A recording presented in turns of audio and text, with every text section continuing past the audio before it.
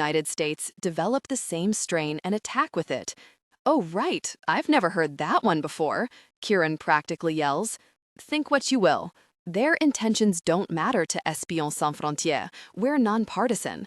Another word for complicit. A couple of weeks back, Mrs. Vanders continues, ignoring this, Giuseppe and Giuseppe had a breakthrough. They discovered something unexpected. I've no idea how. But the fruit of their discovery was pretty much what they'd been directed to develop, a strain of smallpox that's highly contagious long before the carrier can begin to suspect it's smallpox. And then one odd thing and one terrible thing happened. The odd thing is that when they informed their research director at the CIA of their success, that man became afflicted suddenly with a different experimental strain of smallpox, an opposite sort of strain in which the indicative symptoms manifest very quickly. A week or so later, he died, and a smallpox case in New York became headline news. That's the odd thing? Jane says numbly. That's the odd thing? What's the terrible thing? No, wait, says Kieran. I heard about the smallpox guy, of course, but not that it was some sort of experimental strain of smallpox. They said he was a suicidal guy who used to work for the World Health Organization and had broken into the laboratories of the CDC in Atlanta. Which we've all been assured, Kieran says, her voice growing harder, is one of only 2 places in the world where the smallpox virus is kept, the other being a closely monitored lab in Russia. Smallpox, she says, in a voice now verging on shrill, is no longer supposed to be a danger anywhere in the world. Have your little hissy fit, Kieran, says Mrs. Vanders, then return yourself to reason. Your brother wears rose-colored glasses, but you've never been naive. How did that guy get smallpox? Kieran demands. We don't know, says Mrs. Vanders. He certainly never broke into any lab in Atlanta. The Ponzavecchias believe he was infected with a strain they kept in their lab in New York, which means that someone got access to a part of that lab no one but they and a few particular people with CIA connections should have had access to, which suggests a traitor. Okay, says Kieran, why did the guy get smallpox? We don't know that either, says Mrs. Vanders, but we think it's likely he was infected as a message to the United States from some other state. What's the message? Kieran asks. We know what you're doing, says Mrs. Vanders. We can get in anywhere. We're one step ahead of you. You can't protect yourself. And, by the way, thanks for inventing all this nifty smallpox. Okay, that's terrifying, says Kieran. But why infect the guy with some random strain? Why not the new successful strain? 2 reasons, says Mrs. Vanders. 1, the strain they chose was one unlikely to create an epidemic. It's a message, not an act of war, you understand?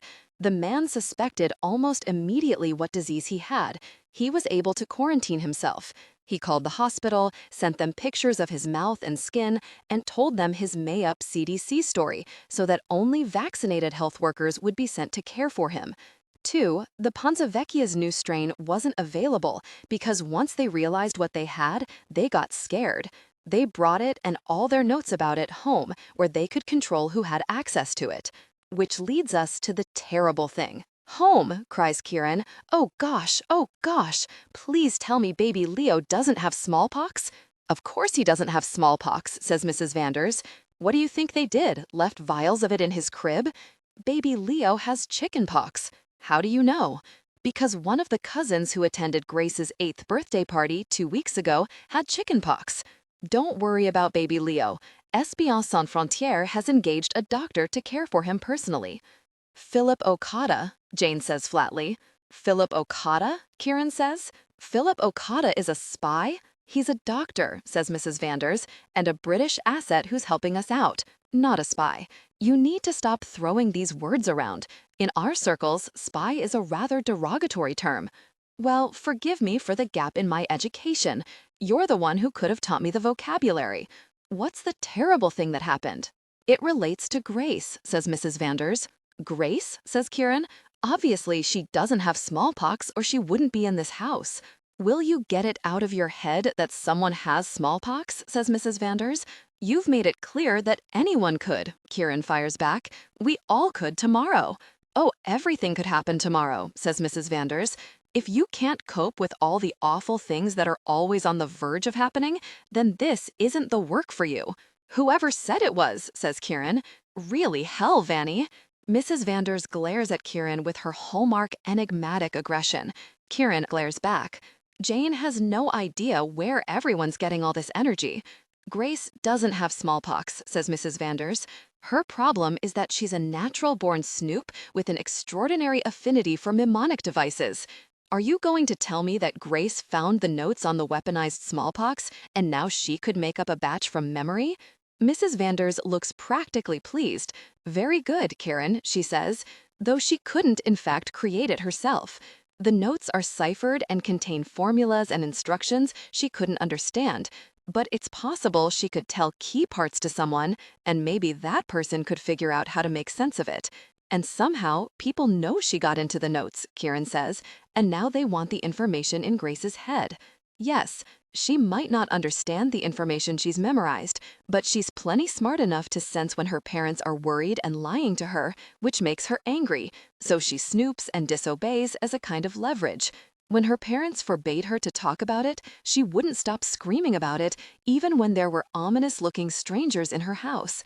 And by this point, the research director was infected, and Victoria and Giuseppe were terrified. They began withholding the details of their discovery from everyone, even the CIA people who began showing up at their front door. They destroyed their digital notes with Ivy's help, they burned their paper notes, and destroyed the living strain. Love with equal authenticity. Let your protagonist make mistakes, have insecurities. They told the CIA they had no intention of sharing the details of the discovery with anyone, ever, because it was no longer possible to know whom to trust. And now they're blacklisted by the CIA, says Kieran. Considered non-compliant? Rogue assets? Mrs. Vanders is pleased again. Jane is kind of starting to hate her. Where is the pleasure in all of this awfulness? Essentially, says Mrs. Vanders, yes, the CIA is furious. They've decided to force Victoria and Giuseppe to hand over their research and treat them as threats if they don't comply. And in the meantime, other states have also taken an interest in Victoria and Giuseppe and in Grace, Kieran says.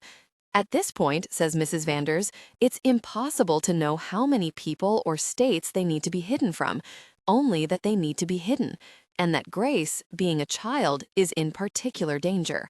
I think the lesson here is that when someone offers you a job creating new and exciting strains of smallpox, say no, says Kieran. Very funny, says Mrs. Vanders. Was I joking? Says Kieran. Why'd they try to rob a bank? So we could plant the mafia story, says Mrs. Vanders. If you take someone with an Italian name, have them break the law, then make them disappear, then add the words Sicilian Mafia, everyone loves to talk about it, but no one digs very deep into where they went or why. It's not fair to Italians, but it's effective. That's ridiculous. The police must dig deeper than that. We have a couple friends in the police, says Mrs. Vanders, and a couple friends in the press. Most importantly, we have a couple friends in the Sicilian Mafia. That's so nice, Kieran says. How I wish Ravi could hear all this. He'd get such a warm, fuzzy feeling about his Vanny. Ravi couldn't handle this, Mrs. Vanders says, as I think you know. He really has no idea, says Kieran. Nor does Octavian. Truly nothing. Not Octavian, not Ravi, not your mother, says Mrs. Vanders. You're the only thrash who's ever had the slightest inkling, Kieran. This is all yours. That's an interesting choice of words. Have you ever had anything that's all yours, Kieran? Kieran considers Mrs. Vanders. Then she flicks her eyes nastily to Patrick. He makes his mouth hard and insolent. Good thing I caught Patrick in the act, Kieran says. That forced our hand, says Mrs. Vanders. But we monitor the dumbwaiter with cameras. We know if the path is clear. I wouldn't have let it happen if I hadn't been willing to risk the consequences. Have you worked out why? Another of those silences sits in the space between Kieran and Mrs. Vanders. Finally, Kieran crosses her arms. What else do you do? A lot of things, says Mrs. Vanders crisply. This house is a neutral meeting place, during galas usually, for opposing sides. We give representation referrals to agents and operatives under prosecution. Also, Mr. Vanders is a psychologist. The man you saw in the dumbwaiter had just completed a session. Spy therapy? Says Kieran incredulously. Stop saying spy, says Mrs. Vanders. Surely you can see that there might be a need. Our clients have very high-pressure jobs. Since when does Mr. Vander speak Arabic? He speaks Arabic, Farsi, German, French, Spanish, Italian, Mandarin, and Korean, says Mrs. Vanders. I don't believe you, says Kieran. Why shouldn't he, says Mrs. Vanders with an affronted air. He's a very popular therapist. Kieran begins to giggle. I'm rather offended that you find that funny, says Mrs. Vanders. Now Kieran is shrieking with laughter. Tears are streaming down her face. I don't, she says. I can totally see it. He's always talking psychobabble and looking at me like he's diagnosed me with something. It's just, she pauses for another gale of laughter. It's funny, she cries. I'm dying here. Mr. Vanders is a secret spy therapist. Oh, lordy, maybe I'm having a shock reaction. Taking a deep breath, Kieran wipes her face. So, she says, are you going to explain why Ivy has been packing up the house, Rembrandt and the famous missing Brancusi? Mrs. Vanders sighs. You're not going to like this part. And the rest has been so delightful. It's about leverage, power, and payment for services rendered, says Mrs. Vanders. Kieran's eyebrows rise to her hairline. Jane knows this part. She doesn't need to listen. Over at Ivy's end of the table, Patrick is now engaged in the alarming activity of helping Ivy strap a gun holster over her black dress. Then he helps her into a long black coat. Where is Ivy going? You steal the family art, Kieran says, over and over again. Oh, if Ravi only knew. We borrow the family art, says Mrs. Vanders, but she doesn't sound as if she expects anyone to believe her. You've lied about your degrees, Kieran says, about the cleaning you do and the restoration. I know you told Ravi you needed that Rembrandt so you could clean it. He told me so. I haven't lied, Mrs. Vanders says. I do care about the art, deeply. I do clean it. I do study it. I have never failed to recover a piece. I take its well-being and its authenticity very seriously, and I'm committed to cultural restitution. Oh, spare me, says Kieran. If you care so much, why did you break the Brancusi in half? Grace did that, says Patrick proudly. Yes, says Mrs. Vanders. That child has fought us at every turn. We've been moving the family piecemeal, you see, and with the help of different parties. First Victoria, then Giuseppe, then Leo the other night with his doctor. Grace, being a natural snoop, figured out that we needed the Brancusi in order to pay for her transportation. And she's smart as a whip, and she's 8, and all she wants in the world is to go home. So she slipped past Cook one night. Cook has been our childminder, in addition to arranging all 4 exchanges. The poor dear is exhausted. Grace stole the sculpture, then hid it. Then, when we reacted with a calm, systematic search rather than the panic she was looking for, she popped the fish off the base, buried the fish in the backyard, waited until poor Cook nodded off again, and stuck the base back in the receiving hall, which certainly accomplished her purpose. I felt like the top of my head was coming off when Ravi showed me that empty base. I dread to think what she would have done next if Ravi weren't such a drama queen. Oh, she would have taken a mallet to it, says Patrick. I'm not so sure, says Mrs. Vanders, studying him keenly. I think she has a well-honed sense of where the line is, and ultimately she wants to be with her family. She's just registering her protest. What about the Vermeer? Jane asks. Yes, what are you doing with the priceless family Vermeer? Kieran says. The Vermeer has actually been stolen, says Mrs. Vanders. Kieran lets out a short laugh. You're kidding. I wish it with all my heart, says Mrs. Vanders. But no, someone in this house has stolen that dear picture and replaced it with an excellent forgery.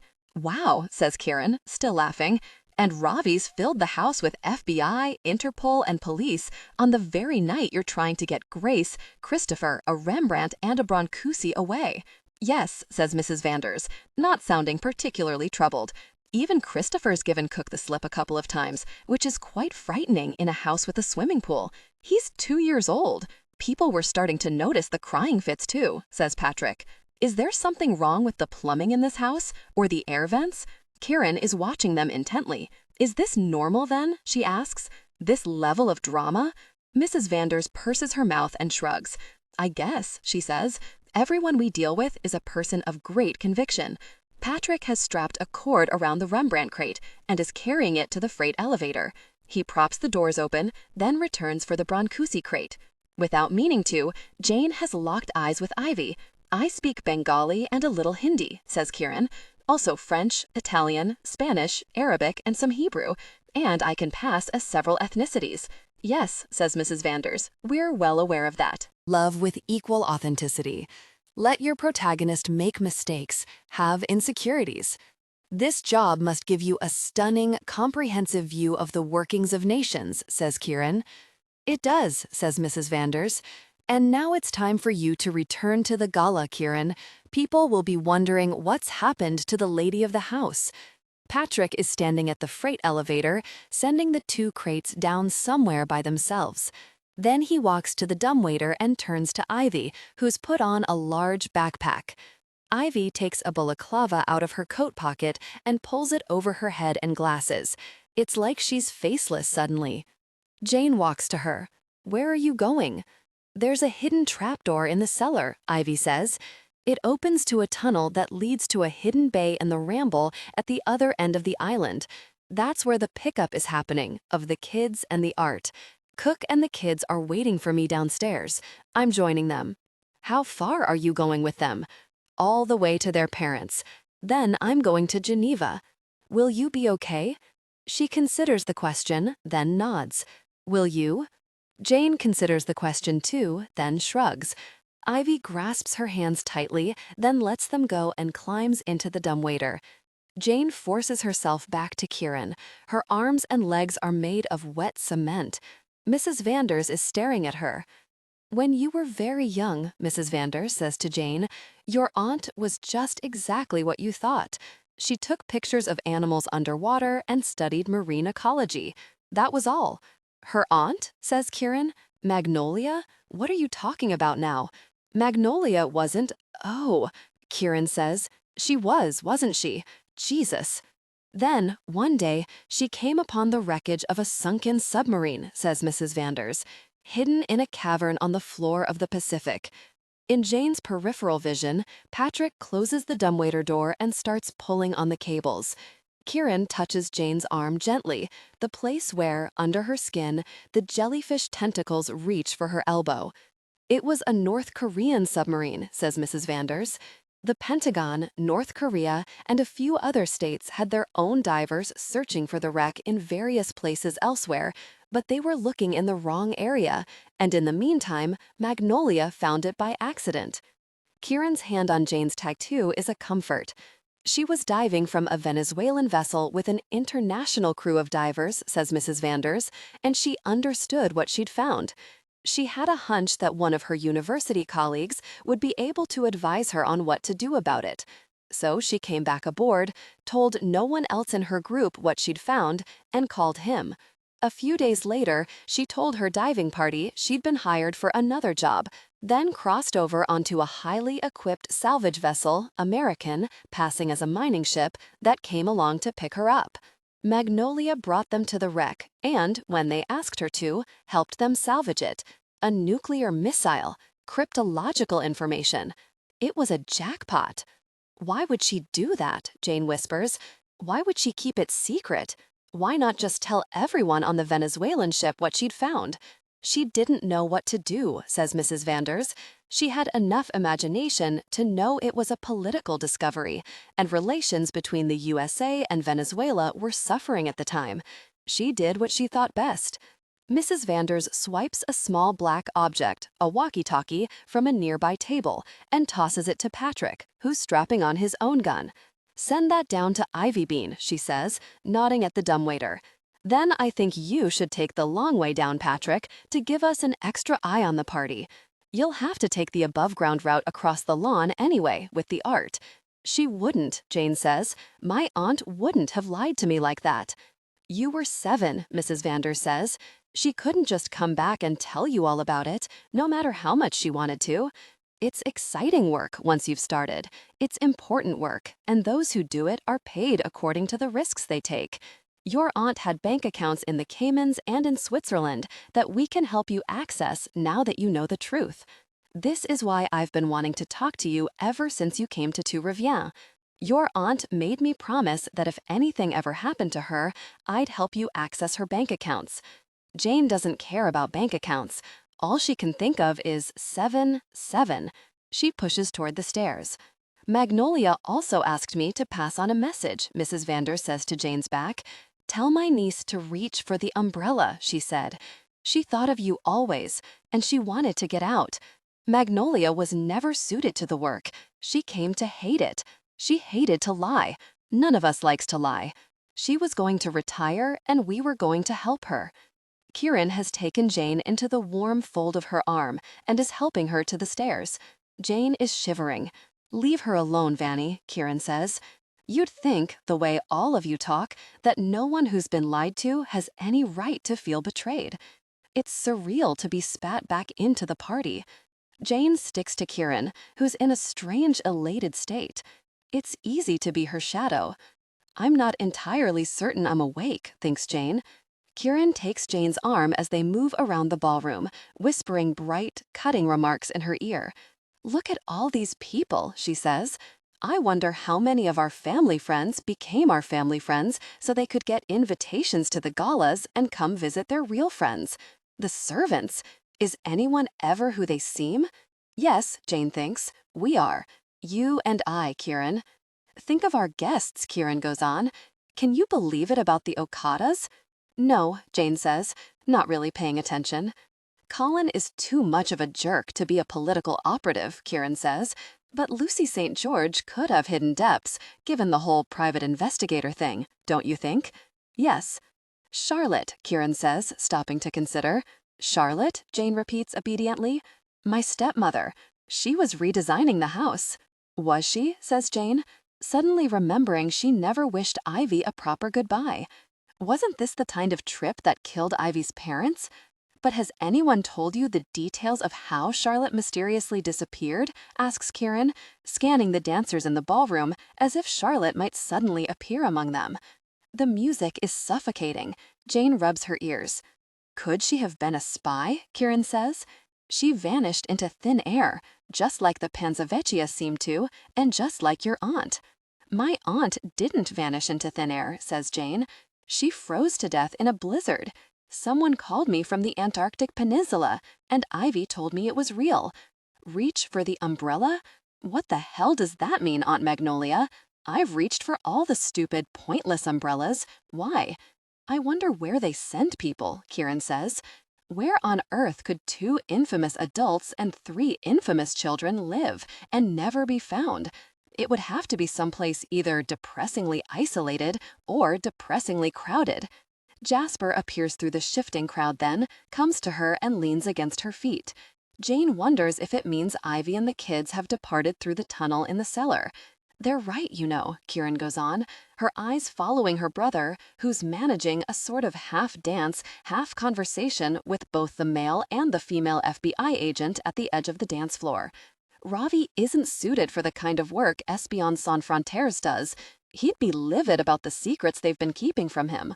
Like the secret trapdoor in the cellar and the underground tunnel to the Ramble. We played hide and seek in that cellar. They were always so hard to find. I wonder how young they were when they were initiated into the secret of the hidden passage. Jane rubs Jasper's side, not responding. He's too honest, says Kieran, then rolls her eyes as Ravi stoops and whispers something into the ear of one of the FBI agents. And he'd blow a fuse about the art. He'd never forgive Vanny. I mean, literally, never. What about you, Kieran? Says Jane. Kieran is capable of an impressive range of unpleasant smiles. Love with equal authenticity. Let your protagonist make mistakes, have insecurities. It depends on whether I can do so without ever having to talk to Patrick. Did you know that this work killed his parents? Kieran is stunned. A wave of something, comprehension, horror, passes across her face before she's able to build her wall back up again. No, she says, I did not know that. Ivy told me. Ravi appears suddenly, pushes between Jane and Kieran and wraps an arm around each of them. Hello, beautiful darlings, he says. Having fun? Not like the fun you're having, Kieran says dryly. I'm going for a walk, Ravi says. You'll have to stay here and be the representative thrash. I don't have to do anything, Kieran says, slurring her words ever so slightly. I'll go with you, if that's what I want to do. You can't boss me around. Where are you going? Bratty twin sister, Ravi says fondly, kissing her on the forehead. To the bay and the Ramble. The lovely FBI special agents have been asking me about alternate places for boats to dock.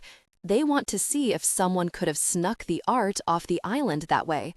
Instantly, Jane's weariness flares to panic. Ivy, Grace, and Christopher, they're waiting for their pickup at that bay. Kieran? She squeaks, but Kieran talks over her. Both of the FBI agents, Ravi, she says. Seriously? Do they know what you're up to? Or do they actually think you guys are going to look for clues in the dark? Do you have a preference between them? Kieran is just barely swaying against her brother's chest. Kieran, Jane realizes, is pretending to be drunk. The answer to all your questions is, I don't know yet, says Ravi, grinning. Not knowing is part of the fun. I'm going with you, says Kieran. Like heck you are, says Ravi. I am, says Kieran. It's fun to ruin your things. Ravi kisses her forehead again, chuckling. No more Pims for you, he says. Then he releases them both and goes off to find his FBI special agents. Kieran wraps her hand over Jane's arm and is walking calmly with her toward the banquet hall before Ravi has even taken 3 steps. You understand that we need to warn someone, she says, right? Of course, Jane says, but how? I know how to get to the bay through the Ramble, Kieran says, pulling Jane past the long table in the banquet hall, so I'll go that way. I'll go after them and try to stall them. You need to find Mrs. Vanders and tell her to warn Ivy and Patrick. She's pulled Jane into the kitchen now. Jane realizes that Kieran intends to send her up to the attics in the dumbwaiter. She's hardly aware of climbing in. She has a vague sense that Kieran has stuffed her into it like a jack-in-the-box. On the floor, Jasper is hopping and yipping, distressed not to be joining her. Good luck, Kieran says, then shuts the door. The dumbwaiter starts ascending, slowly. The sounds, from inside the carriage, are a cavernous underwater music. Too slow, Jane thinks. Move faster. How do the cameras work? Will Mrs. Vanders know who's arriving in the dumbwaiter? As the carriage comes to a halt, Jane calls out, it's me, don't shoot. Someone yanks the door open, and Jane is astonished to find herself staring into the face of Ji-hoon, the South Korean cleaner. All right, says Phoebe's voice, now get back. Ji-hoon backs away with his hands raised. What's going on? Jane squeaks. Don't shoot me. I'm not going to shoot you, Janie, says Phoebe's voice, sounding amused. What the heck do you want? I need to tell Mrs. Vanders something, Jane says, then sticks her head cautiously into the room. Phoebe is holding Ji-hoon at gunpoint. Is Ji-hoon a South Korean spy? Jane asks. Then, with a small shock, is he a North Korean spy? Ji-hoon's as American as you are. He's the Pennsylvania's research director at the CIA, says Phoebe flatly. The new one, obviously, not the dead one. Oh, what are you going to do with him? Nothing at all, says Phoebe. Ji-hoon and I are going to stand like this in friendly meditation until various things happen elsewhere, at which point I'm going to escort him from the island. Okay, Jane says. I need Mrs. Vanders. It's urgent. I believe she's in a meeting in the wine cellars, says Phoebe. Ji-hoon will send you down, won't you, Ji-hoon? Go on, move along, and make sure I can see your hands. Ji-hoon glides carefully to Jane again and reaches for the dumbweighted door. His eyes bore into hers. I'm not the bad guy here, you know, he says. I'm just as committed to protecting those children as any of the rest of you, and without breaking the law. Hurry up, says Phoebe, bored. Ji-hoon shoves the door shut with his elbow, and a moment later Jane is slowly descending through darkness and a smell of metal and dust and cold. The smell changes to something like wet wood that's been lying in a pond for a long time, sweet and sour. Jane recognizes the wine cellars, even though she's never been in a wine cellar before. When the dumbwaiter stops, she fumbles for the door handle and propels the door open. Mr. Vanders is standing 10 feet away, aiming a pistol at her. "Don't shoot me," Jane squeaks again, but he's already returned the gun to the holster at his hip. He comes up to Jane and glares at her. "Why are you here?" he demands. "Ravi is bringing the FBI agents to the bay through the ramble," says Jane. "Someone needs to warn Ivy right away." Says Mr. Vanders, pursing his lips, thinking this over. "Call her," Jane says, frustrated with him for wasting time.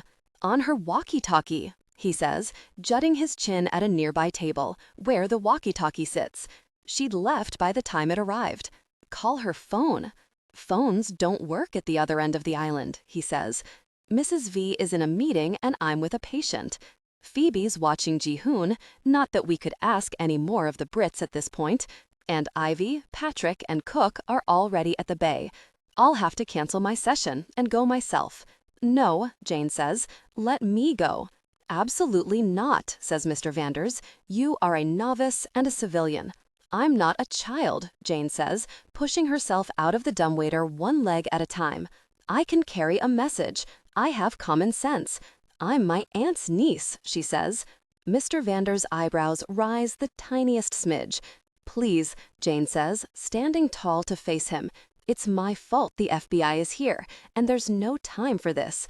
Please, please." Mr. Vanders lets out a sigh that's almost a growl. "Come on," he says, grabbing Jane and pulling her down an aisle of wines so abruptly that she almost falls. He eyes her outfit. "Those look like sensible boots. Can you run in them?" "Yes." He rounds a corner and launches down another aisle, towing Jane with him, shoving a flashlight at her. He's very strong for a man who seems old. The door at the bay looks like a rock, but it's got a leather handle on the left that opens toward you, he says. "Turn off the flashlight before you open the door, and open it slowly and call Ivy's name quietly until you get her attention.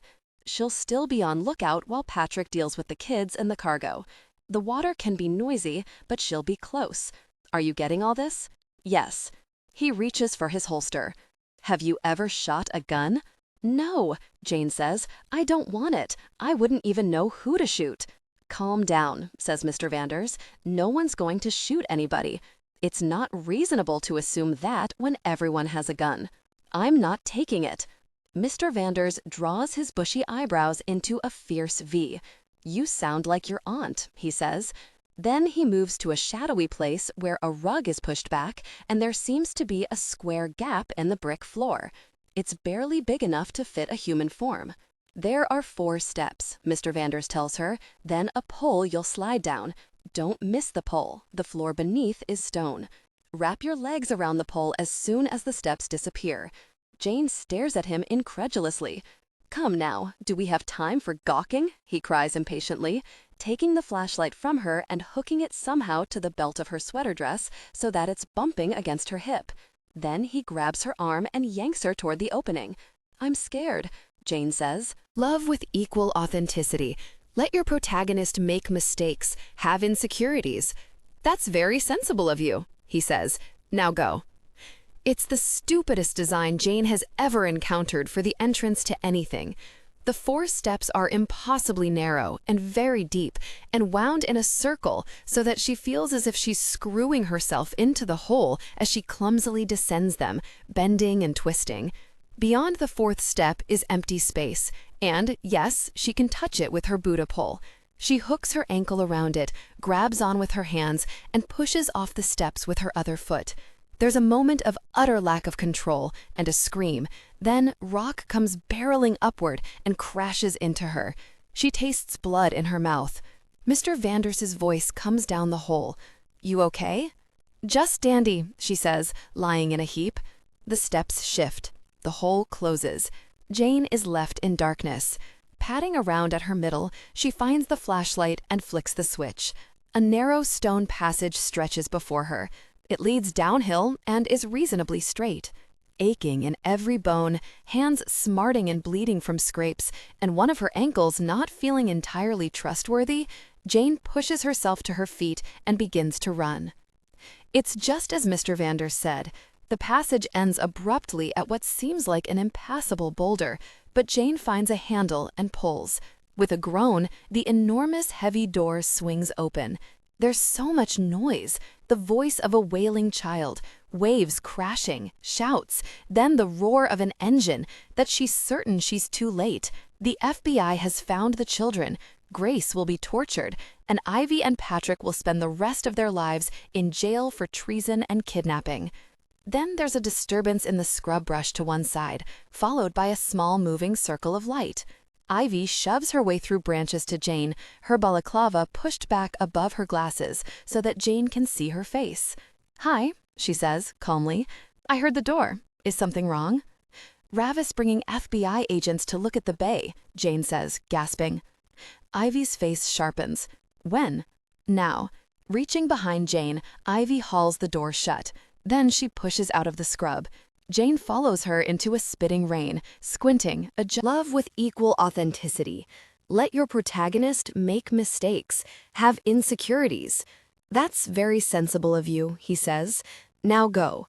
It's the stupidest design Jane has ever encountered for the entrance to anything. The 4 steps are impossibly narrow and very deep and wound in a circle so that she feels as if she's screwing herself into the hole as she clumsily descends them, bending and twisting.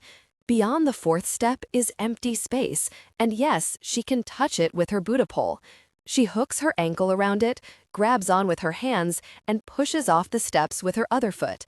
There's a moment of utter lack of control and a scream, then rock comes barreling upward and crashes into her. She tastes blood in her mouth. Mr. Vanders's voice comes down the hole. "You okay?" "Just dandy," she says, lying in a heap. The steps shift, the hole closes. Jane is left in darkness. Patting around at her middle, she finds the flashlight and flicks the switch. A narrow stone passage stretches before her. It leads downhill and is reasonably straight. Aching in every bone, hands smarting and bleeding from scrapes, and one of her ankles not feeling entirely trustworthy, Jane pushes herself to her feet and begins to run. It's just as Mr. Vander said. The passage ends abruptly at what seems like an impassable boulder, but Jane finds a handle and pulls. With a groan, the enormous, heavy door swings open. There's so much noise, the voice of a wailing child, waves crashing, shouts, then the roar of an engine, that she's certain she's too late. The FBI has found the children, Grace will be tortured, and Ivy and Patrick will spend the rest of their lives in jail for treason and kidnapping. Then there's a disturbance in the scrub brush to one side, followed by a small, moving circle of light. Ivy shoves her way through branches to Jane, her balaclava pushed back above her glasses so that Jane can see her face. "Hi," she says calmly. "I heard the door. Is something wrong?" "Ravis bringing FBI agents to look at the bay," Jane says, gasping. Ivy's face sharpens. "When?" "Now." Reaching behind Jane, Ivy hauls the door shut. Then she pushes out of the scrub. Jane follows her into a spitting rain, squinting, adjusting to the dim darkness. They're at the edge of a tiny, crescent-shaped patch of beach. In the water bobs a small wooden boat, attached by a rope to a half-submerged post, its engine running. Patrick stands in the water beside the boat. An adult, presumably Cook, sits in the boat, as does Grace, who's holding Christopher, who's screaming to wake the dead.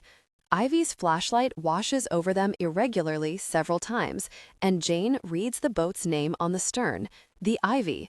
What Ivy's done with the flashlight must be a signal to the people at the boat, because several things happen at once. The boat engine cuts out, Patrick reaches to Christopher, and Christopher stops crying. Grace yells something in outrage, and Patrick yells something back. Then Patrick wades out of the water and begins to run across the sand toward Jane and Ivy.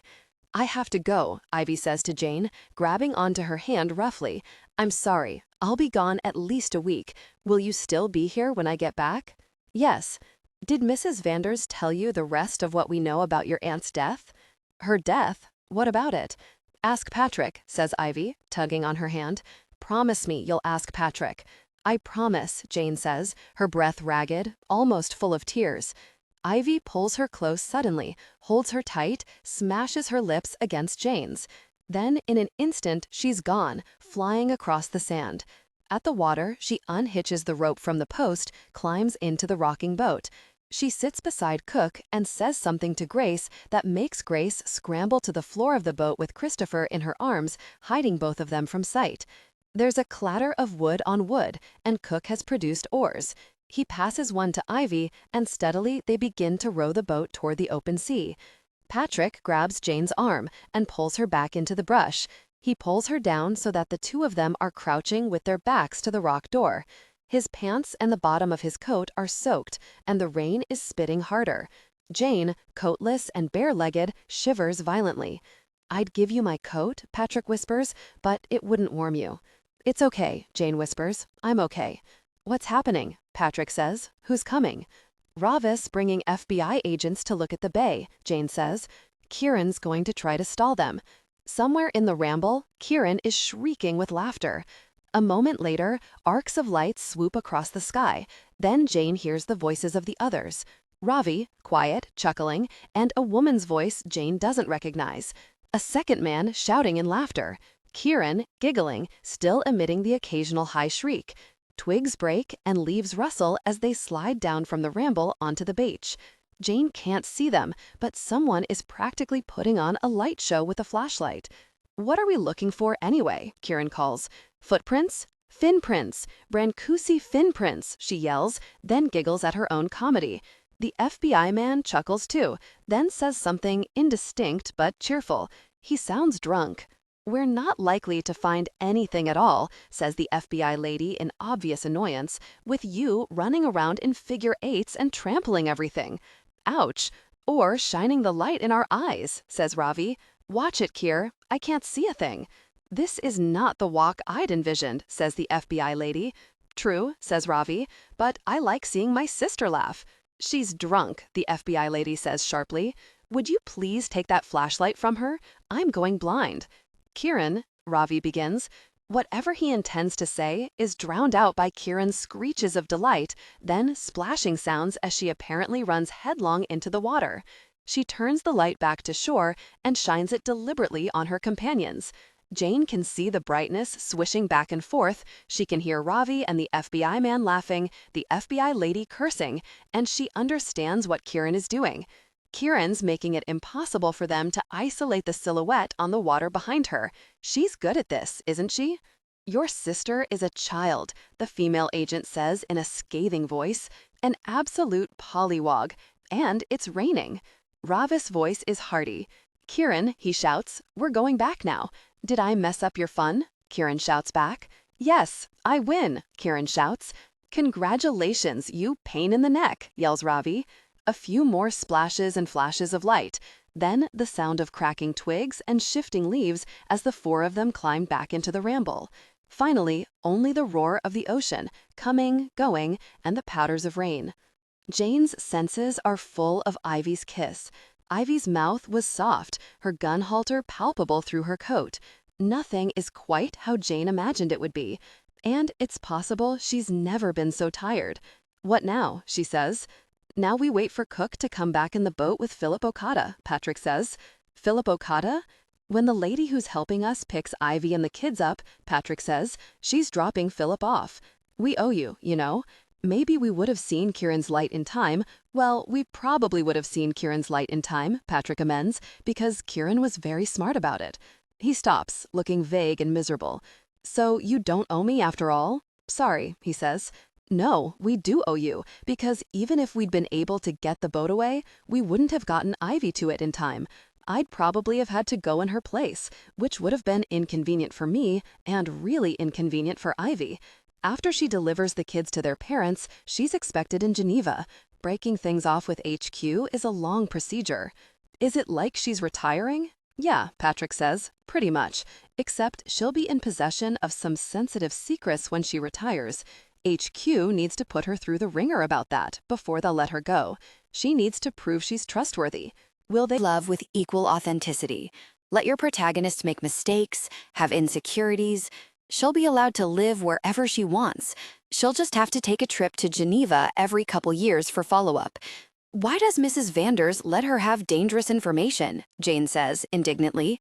Why does Ivy need to know where the Panzavecchia is in Boeing? She doesn't know, says Patrick, and she still won't know when she gets there. I don't know either. Mr. and Mrs. Vanders do a good job of keeping things from us, even from their son, Cook. I bet they do, Jane says, thinking of Aunt Magnolia. Hey, knowing the truth in this business is really dangerous. People die. The words are punching themselves out of his mouth.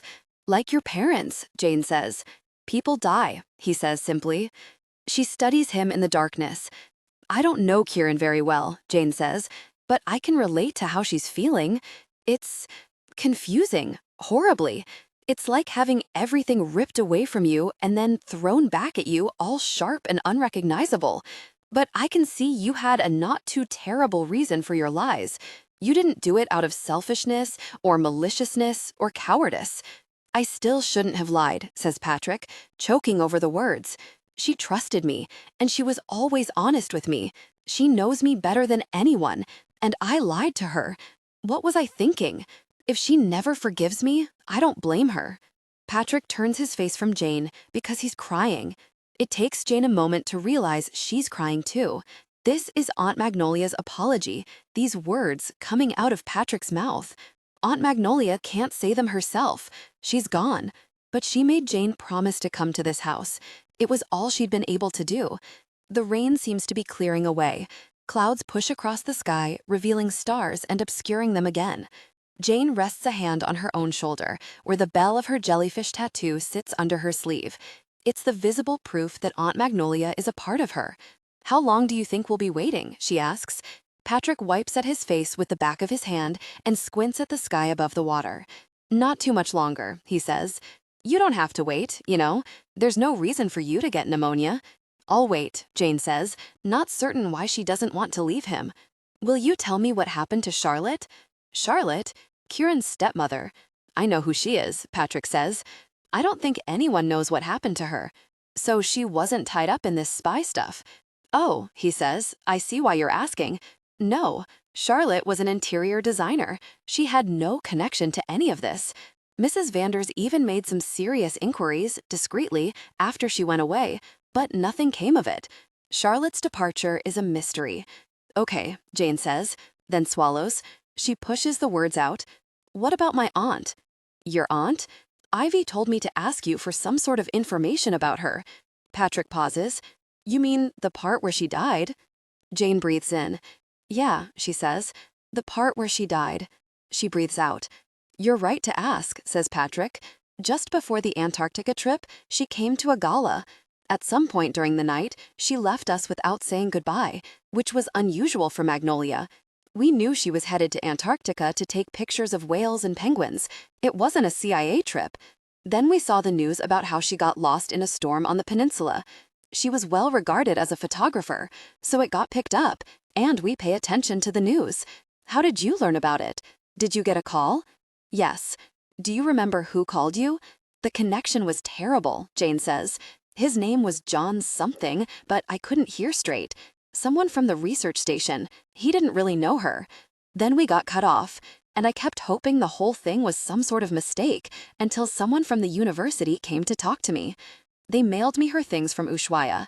They never found her body. Right, says Patrick. Well, whenever an operative dies, we do some digging as a matter of course. When we dug deeper about Magnolia, our sources in Argentina told us she had the flu when her ship crossed the Drake Passage, and she never left her cabin. Our other sources told us that she had the flu in Antarctica at the research station too, and never left her room. Next thing we know, she went out, got caught in the storm, and died. But why would she go out if she had the flu? You're missing my point, says Patrick. What I'm saying is that none of the people we've talked to ever actually laid eyes on her. No one can confirm seeing her on the ship or on the peninsula. She was always in her room. But we haven't been able to figure out who was initiating that story. And we can't find any records of her flying from any American airport to any airport in South America either. You see what I'm saying? We're not convinced Magnolia ever went to Antarctica. The CIA has her categorized as a fallen operative, but we haven't been able to confirm how or where she actually died. Jane's body is an ocean, removed from feeling and from any consciousness of time. She knew, Jane thinks. She had a plan. She left her wool hat behind for me. She made me promise to come to this house. She left me a message. Jane sits up straight and stares at Patrick in the dark. What if? Oh, for the love of God, Patrick says with sudden violence. He's staring out to sea. What is it? That woman is a piece of work, he says, pointing to the sky above the water. Jane turns to see what he's looking at and is met with the vision of an oblong shape barely visible against the night sky. It's like a whale in the sky, with a few flashing lights where she imagines its belly to be. Is that a blimp? It's a freaking Zeppelin, Patrick says. A Zeppelin! She owns a helicopter, this lady, and a seaplane, but she decides to pick up the children, the art, and my sister in her Zeppelin. That means long ropes, and Ivy having to deal with the stress of not dropping Christopher or Grace or a Brancusi or a Rembrandt into the ocean. It's unnecessary, he says. It's surreal, Jane says. It's romantic, Patrick says scornfully, coming to the rescue in a Zeppelin. Poor Philip. He's got to drop out of the Zeppelin, and there's no way he's not going into the drink. I didn't know anyone actually said the drink, Jane says. It seemed like the right term to describe the water under a Zeppelin, Patrick says, still disgusted. Jane snorts, and Patrick snickers despite himself. It's too dark to see what's going on out there. After what feels like a long time, the Zeppelin moves off into the clouds. Patrick pushes to his feet. Stay here, he says, then runs out to the beach with his flashlight and flashes it a few times toward the water in a rhythmic pattern. Before too long, Jane sees the Ivy returning to shore, then hears the purr of its engine. When the boat gets close, someone climbs out, drops into the water, and begins to move toward shore. The boat zips away again, perhaps to be moored on some other part of the island. Patrick returns to the brush with the new person, who turns out to be Philip Okada, soaked through and shivering. Hi, says Philip, running a hand through wet hair, not seeming particularly surprised to see her. He's wearing all black with his orange Chuck Taylors. Did Ivy and the kids make it into the Zeppelin okay? She asks. Yeah. Patrick pushes through branches, reaches for the big stone door, and hauls it open. Philip ducks through. You coming? Says Patrick to Jane. I'll catch up, Jane says. Go ahead, she says. I'll be long. Jane is left alone, to soak in the night. The clouds are drifting fast, and the waves are crashing hard on shore. Her own shivering has calmed. Jane has things rooting her to the earth. She has her anger, she has her grief. She's awake now, and centered in these things. And she's not alone. There's a friend out there in a Zeppelin. There's a dog back in the house. There are people in the house who have resources. There's an umbrella she intends to rebuild. There's a message from Aunt Magnolia. Love with equal authenticity. Let your protagonist make mistakes, have insecurities, and there's the seed of a new question, just the seed, which will grow as Jane feels able to nurture it about whether maybe, just maybe, what was lost could be found. A bell rings somewhere in the depths of the house, sweet and clear, like a wind chime. Mrs. Vanders, the little girl, Kieran, Ravi, or Jasper, Aunt Magnolia, Jane thinks, where should I go? In which someone loses a soul and Charlotte finds one, Jane decides. What if Charlotte's disappearance is the puzzle piece that will make sense of everything else? Okay, Jane says to Kieran, starting down the stairs. I'll walk with you, and you can tell me about Charlotte. But Kieran doesn't respond right away. She's cupping her ear and frowning, as if she's trying to hear something. Did you hear that? I can't hear anything but the world's most anxious dog, says Jane, who's reached Jasper's landing. Jasper's now butting his head against her boots, whimpering. She reaches down and rubs his neck in a spot he can't reach with his short legs. He tries to climb into her lap, which nearly topples her. Come with us, Jane says, disentangling herself. Still whimpering, he follows her down the steps, crowding her feet. Kieran walks Jane through the Venetian courtyard and the East Arcade. These rooms are all relevant to Charlotte's story, she says. We'll end up in the Winter Garden, where we can play chess if we like. Next, she leads Jane into a green room with floral wallpaper, brocaded settees, and a fussy green carpet. May I present the green parlor, Kieran says. Charlotte redesigned it in the style of Regency England. Like Jane Austen, she adds, when Jane crinkles her forehead. Ah, says Jane, understanding. Linked arm in arm with Kieran, taking a turn about the room, she feels like they could be Elizabeth Bennet and Caroline Bingley. If Mr. Darcy were composing a letter at the elegant writing desk, he'd be aghast at her striped jeans and sea dragon top. My favorite parts of the house are the parts where everything seems to fit together, says Jane, like this room, or like the Venetian courtyard with its matching tile and marble. You can imagine a whole story here. In the hallways where nothing matches, I just get kind of confused. Yeah, says Kieran, pulling Jane across the room toward a door. The matching parts, that's all Charlotte's doing. She had weird theories that the house is suffering because it was built from pieces that were torn from other houses. What do you mean, suffering? Oh, you know, Kieran says, from its troubled origin. Charlotte thought houses suffer.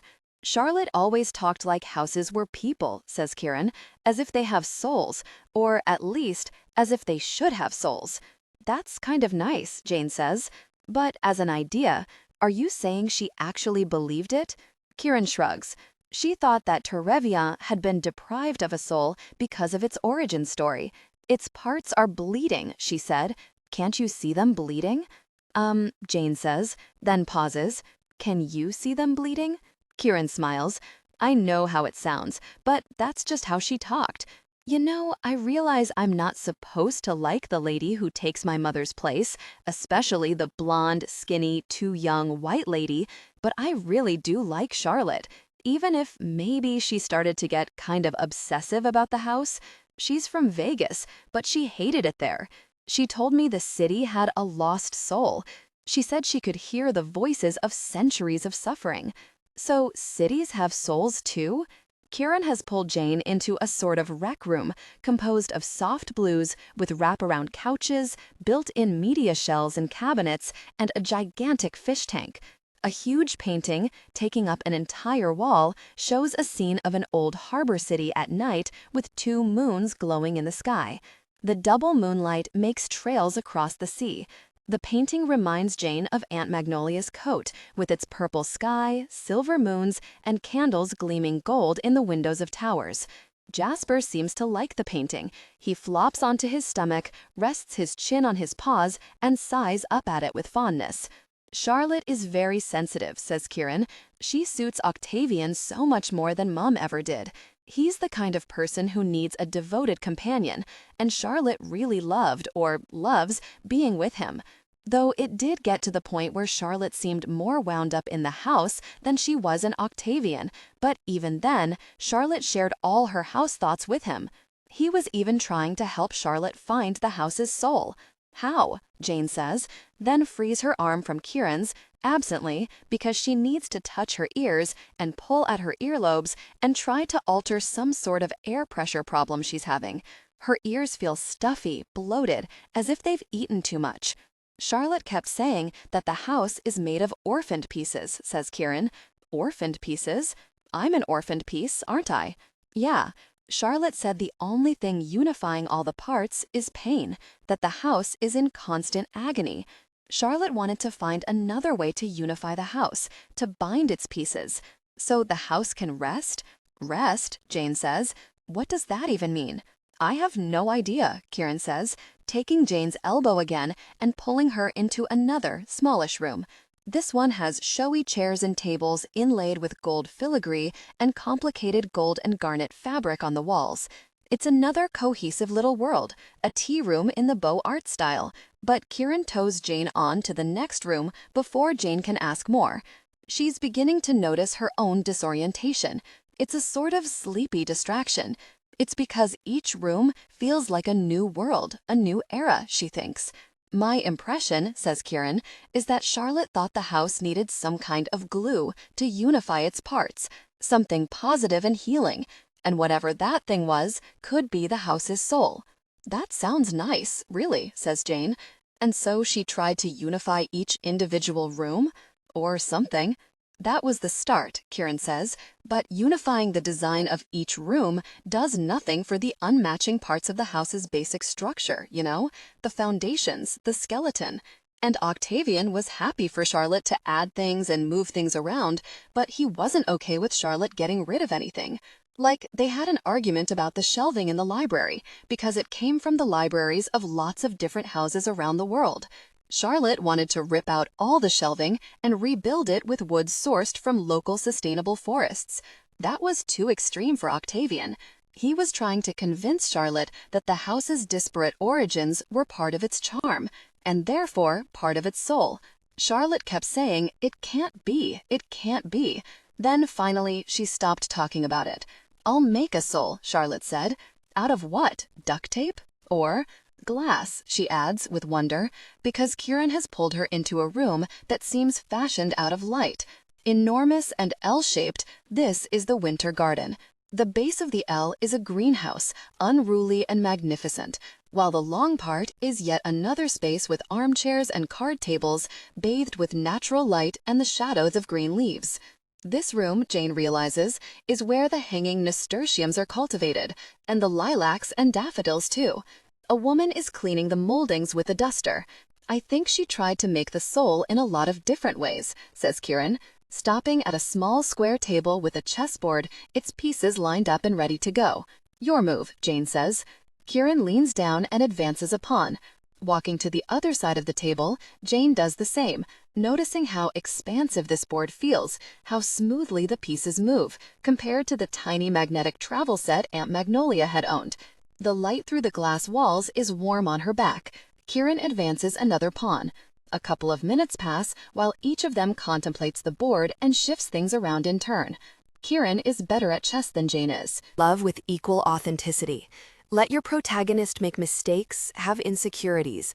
Zugzwang, she thinks suddenly, remembering the word for a situation in which one's obligation to make a move in chess puts one at a serious disadvantage. Ivy will love it. Janelle have to remember to tell her. "I guess we should sit," Karen says, "if we're going to play." There's something about the feeling of the air against Jane's ears that stops her from wanting to sit. It's an inchoate instinct to keep moving and find a more comfortable place. "We could," she says doubtfully, advancing one of her knights. How did Charlotte try to make a soul for the house? Mostly she just got more intense, Karen says. She would talk about listening to each room and letting the room tell her what it wanted to be. She was working so hard, day and night. She was letting it run her ragged. And then she disappeared. Yes, I heard she disappeared.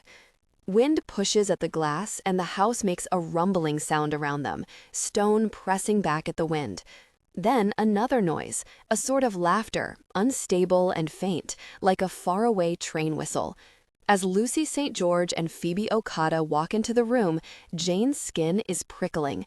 She's starting to wonder if she's getting an ear infection. The pressure in her head seems to be growing. "There," Lucy says, pursing her lips at the walls. "Did you guys hear that?" "Hear what?" says Phoebe. "I didn't hear anything." "The house made a noise," says Lucy. "It sounded like a word. Disappointed." "I heard disappeared," Jane responds. "The two of you are being weird," says Kieran, walloping one of Jane's bishops with her queen. "I said disappeared, and then you said it back to me, Janie." Charlotte disappeared one night, about a month ago. She just left. Octavian was the last to see her. She was sleeping on the divan in the library. As far as he could judge, she didn't take anything with her. No change of clothes, not even her diary. She left a note behind that said, "Darling, there's something I need to try. Please don't worry. If it works, I'll come back for you." "What does that mean?" says Jane. "What did she need to try?" No clue. "If it works, I'll come back for you," Jane repeats. How did she leave, seeing as it's an island? Someone must have come and picked her up, Kieran says, because no boats were missing. She must have arranged it beforehand, which I think really hurt Octavian, that she trusted someone else with her plan, but not him. "People were talking about it at breakfast," says Jane. "Colin told me Octavian hired investigators and everything." "Yeah," says Karen, "they were real muckrakers. They dug some stuff up about Charlotte's family, like that her mom had a criminal record, but Octavian said he already knew about that, and it was irrelevant.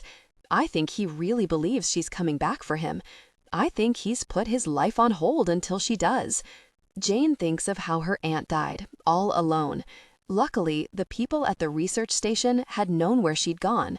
Because people do disappear sometimes, and if there's no one around to witness it, how can the people left behind, waiting, ever know? At the time she went away, she'd remodeled this entire wing, Kieran says, sweeping a hand out. Green parlor, blue sitting room, tea room, this room, the bowling alley, the swimming pool, the gun room, and she was almost done with the library. Octavian was definitely worried, but he had no idea she was planning to take off. She wouldn't talk about anything but the cataloging system. The cataloging system? Charlotte decided to catalog the library books by color, Kieran says.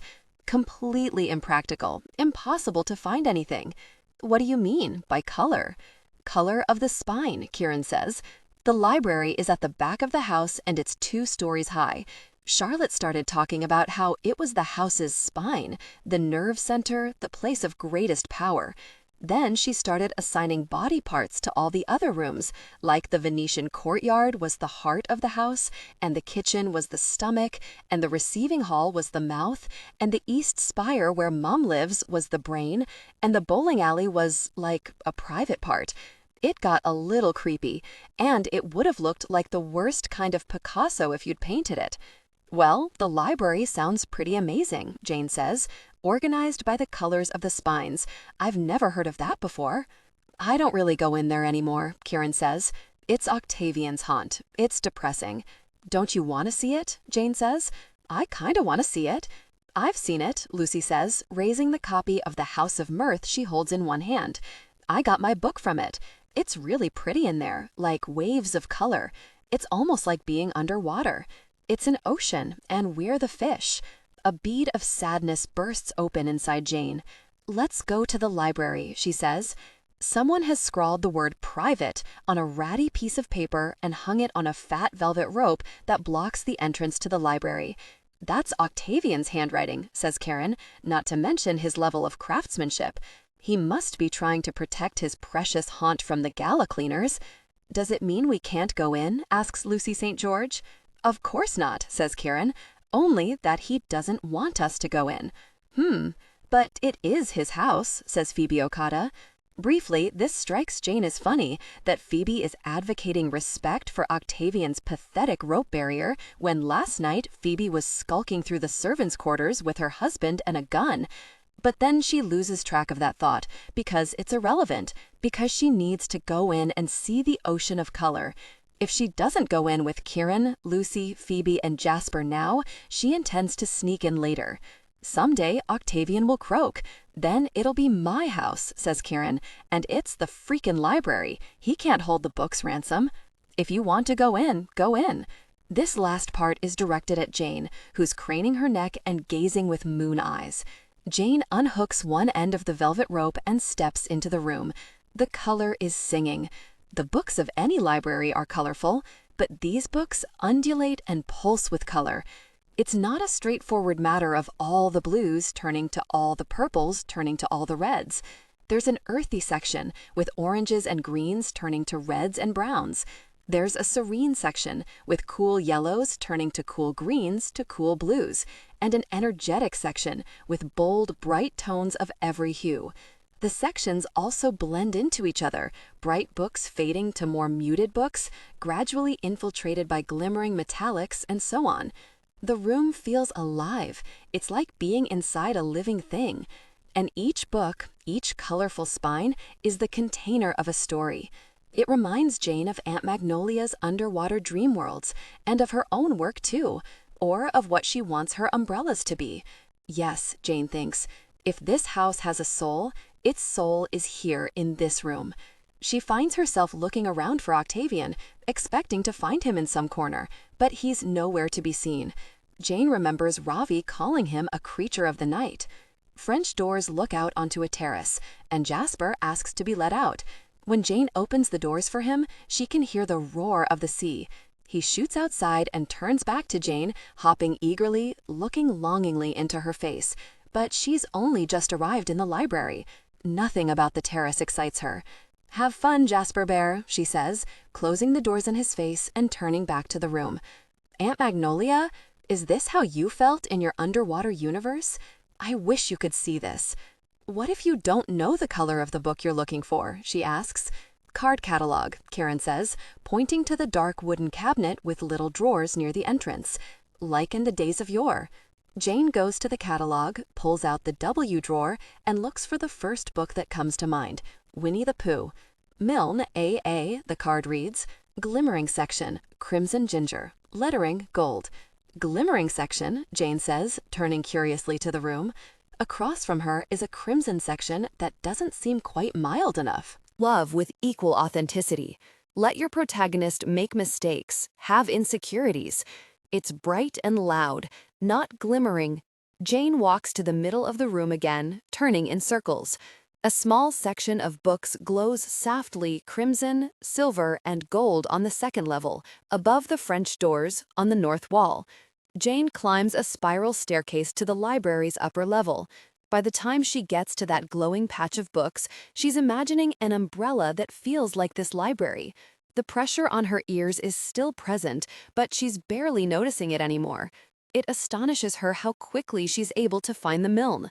"Well done, Charlotte," she says, reaching out to it. The book settles into her hand with a pleasurable shiver, like a satisfied cat arching its back against her palm. Once in her hands, it falls open to the story in which Pooh goes visiting and gets into a tight place. Pooh visits Rabbit, then eats so much honey that he can't fit through the round doorway. He gets stuck, like a plug, and can't leave. On the outdoor side, Christopher Robin sits with Pooh's head and reads him stories. On the indoor side, Rabbit makes the best of it, hanging his washing on Pooh's stubby legs. Something is strange, though, about this copy of the book. Jane knows, or she thought she knew, how this story is supposed to end. It's one of her favorites, one she read repeatedly, wedged into the armchair with Aunt Magnolia. Pooh stops eating, Pooh grows thinner, and after a week has gone by, Christopher Robin, Rabbit, and Rabbit's friends and relations take hold of him and pop him from the hole. In this version, something different seems to be happening. As the week goes on, Pooh's body starts to meld with the edge of the dirt hole.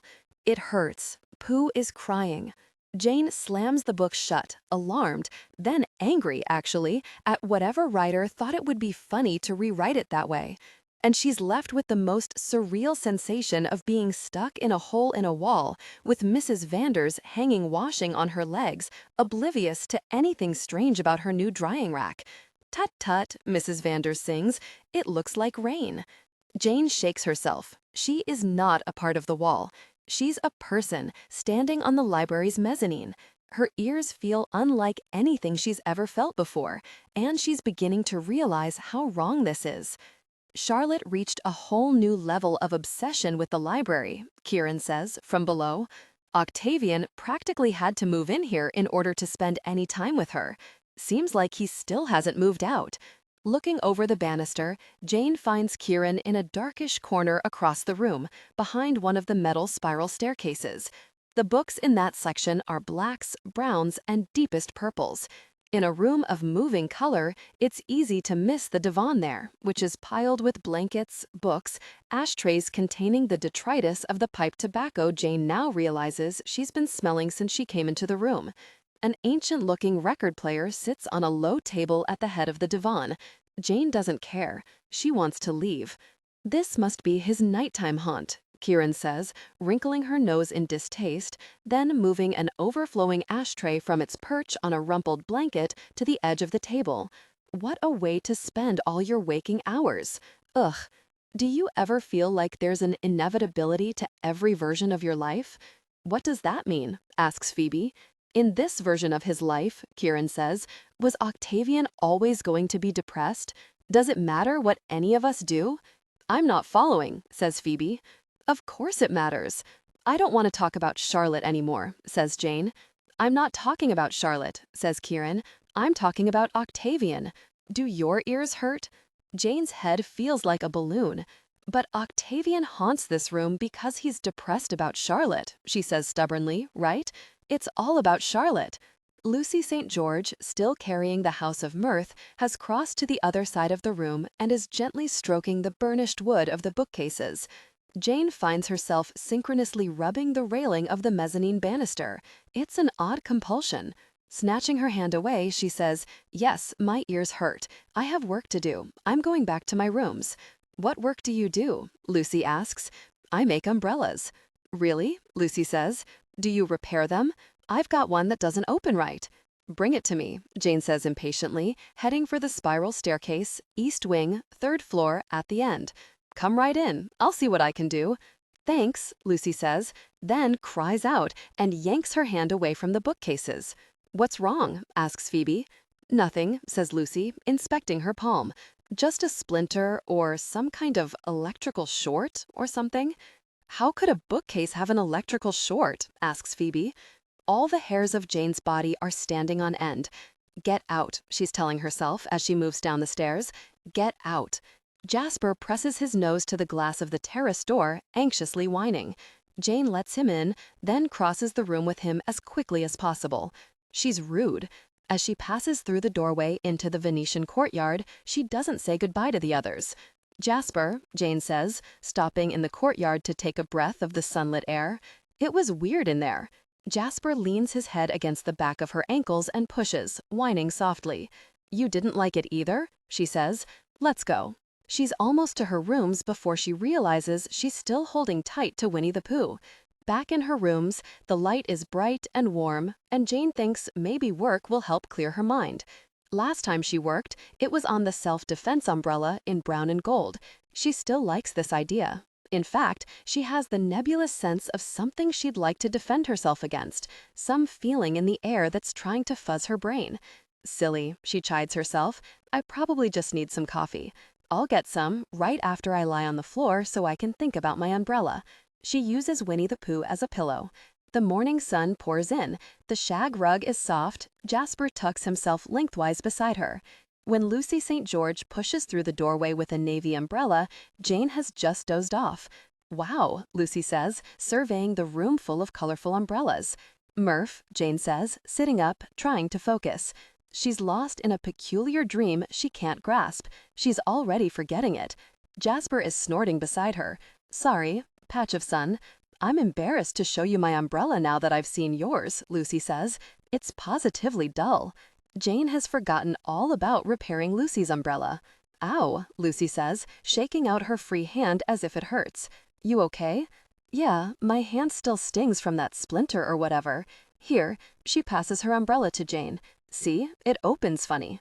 Lucy's umbrella does indeed open funny, but Jane can see that it's just because a metal rib is bent and needs reshaping and reinforcing.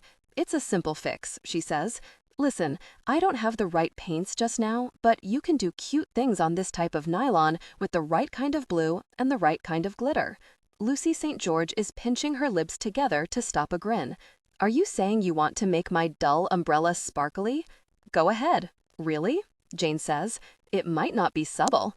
"Do your worst," Lucy says. "I'm curious." "Hey," Jane says, surprised and smiling. "Thanks." "Do you think this house has moods?" Lucy says. "Huh?" "Moods," Lucy says. "You know, does it have emotions and intentions?" "The house?" "Yes." Jane says. "Isn't that a little bit fantastical?" "So that's a no?" Lucy says with a weak smile. "Yes, it's a no," Jane says, surprised by her own passion. "I mean, I think that's what Charlotte thought, but it sounds like she was kind of an oddball. Have you been talking to Kieran about Charlotte?" "No, it's just a feeling I get," says Lucy. "Tell me if you change your mind. It's a lonely point of view." As Lucy leaves, Jane sees the self-defense umbrella, suddenly, that she needs to make.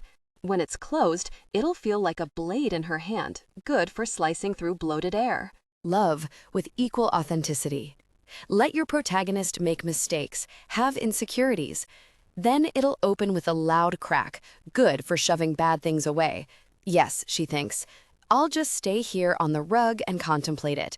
But when she lies back, her mind keeps picturing Octavian's sad little corner in the library. What kind of umbrella would that make?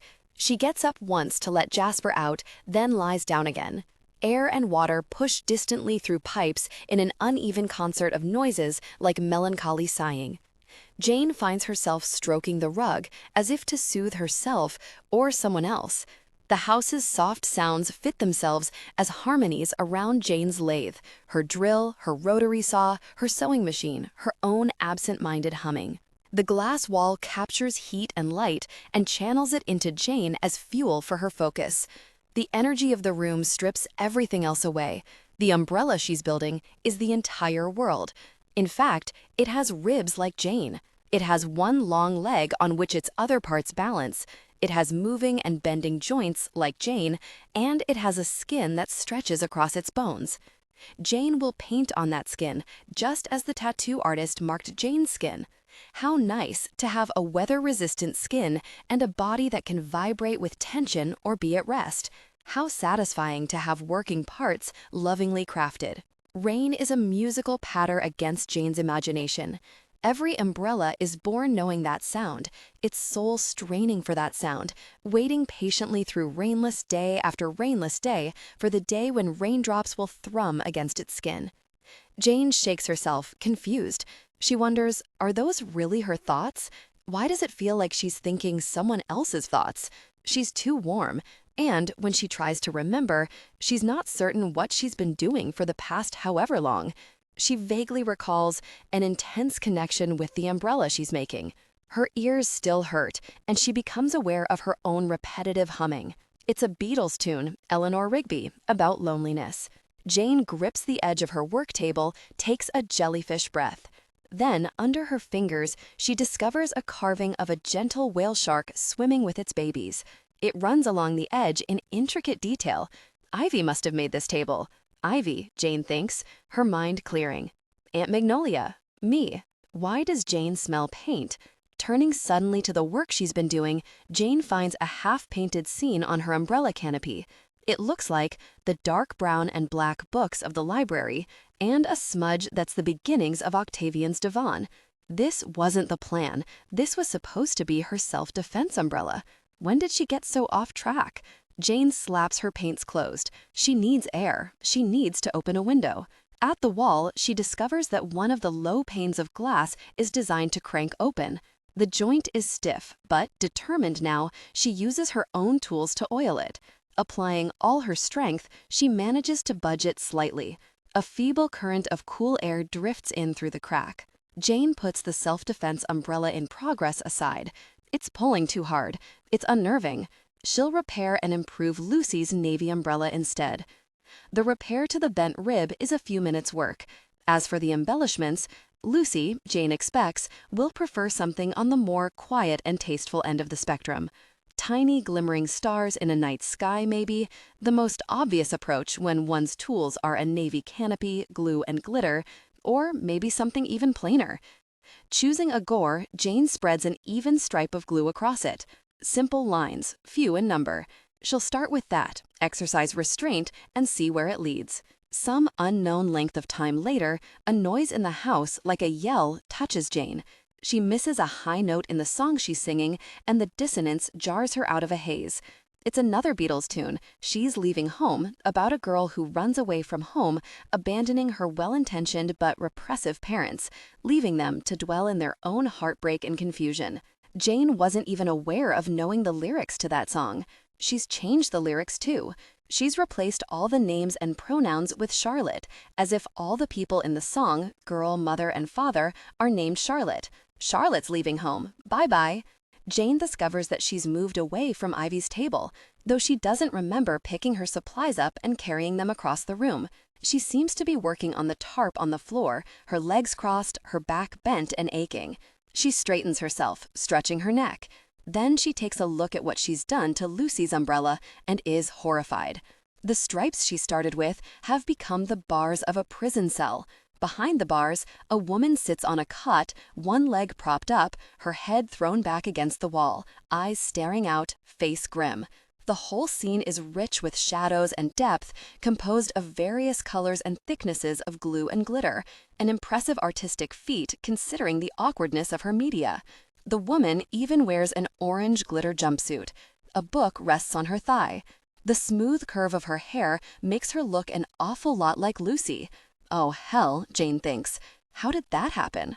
Someone somewhere in the house is shouting, the sharp fury of a male voice somewhere near. Another male voice responds with a roar, and Jane recognizes the tone of this argument. She's heard these voices raised against each other before. Ravi and Octavian are at it again. Still holding Lucy's jailbird umbrella open, Jane stumbles into her bedroom, becoming aware that Jasper is whimpering on the other side of the door, scratching to get in.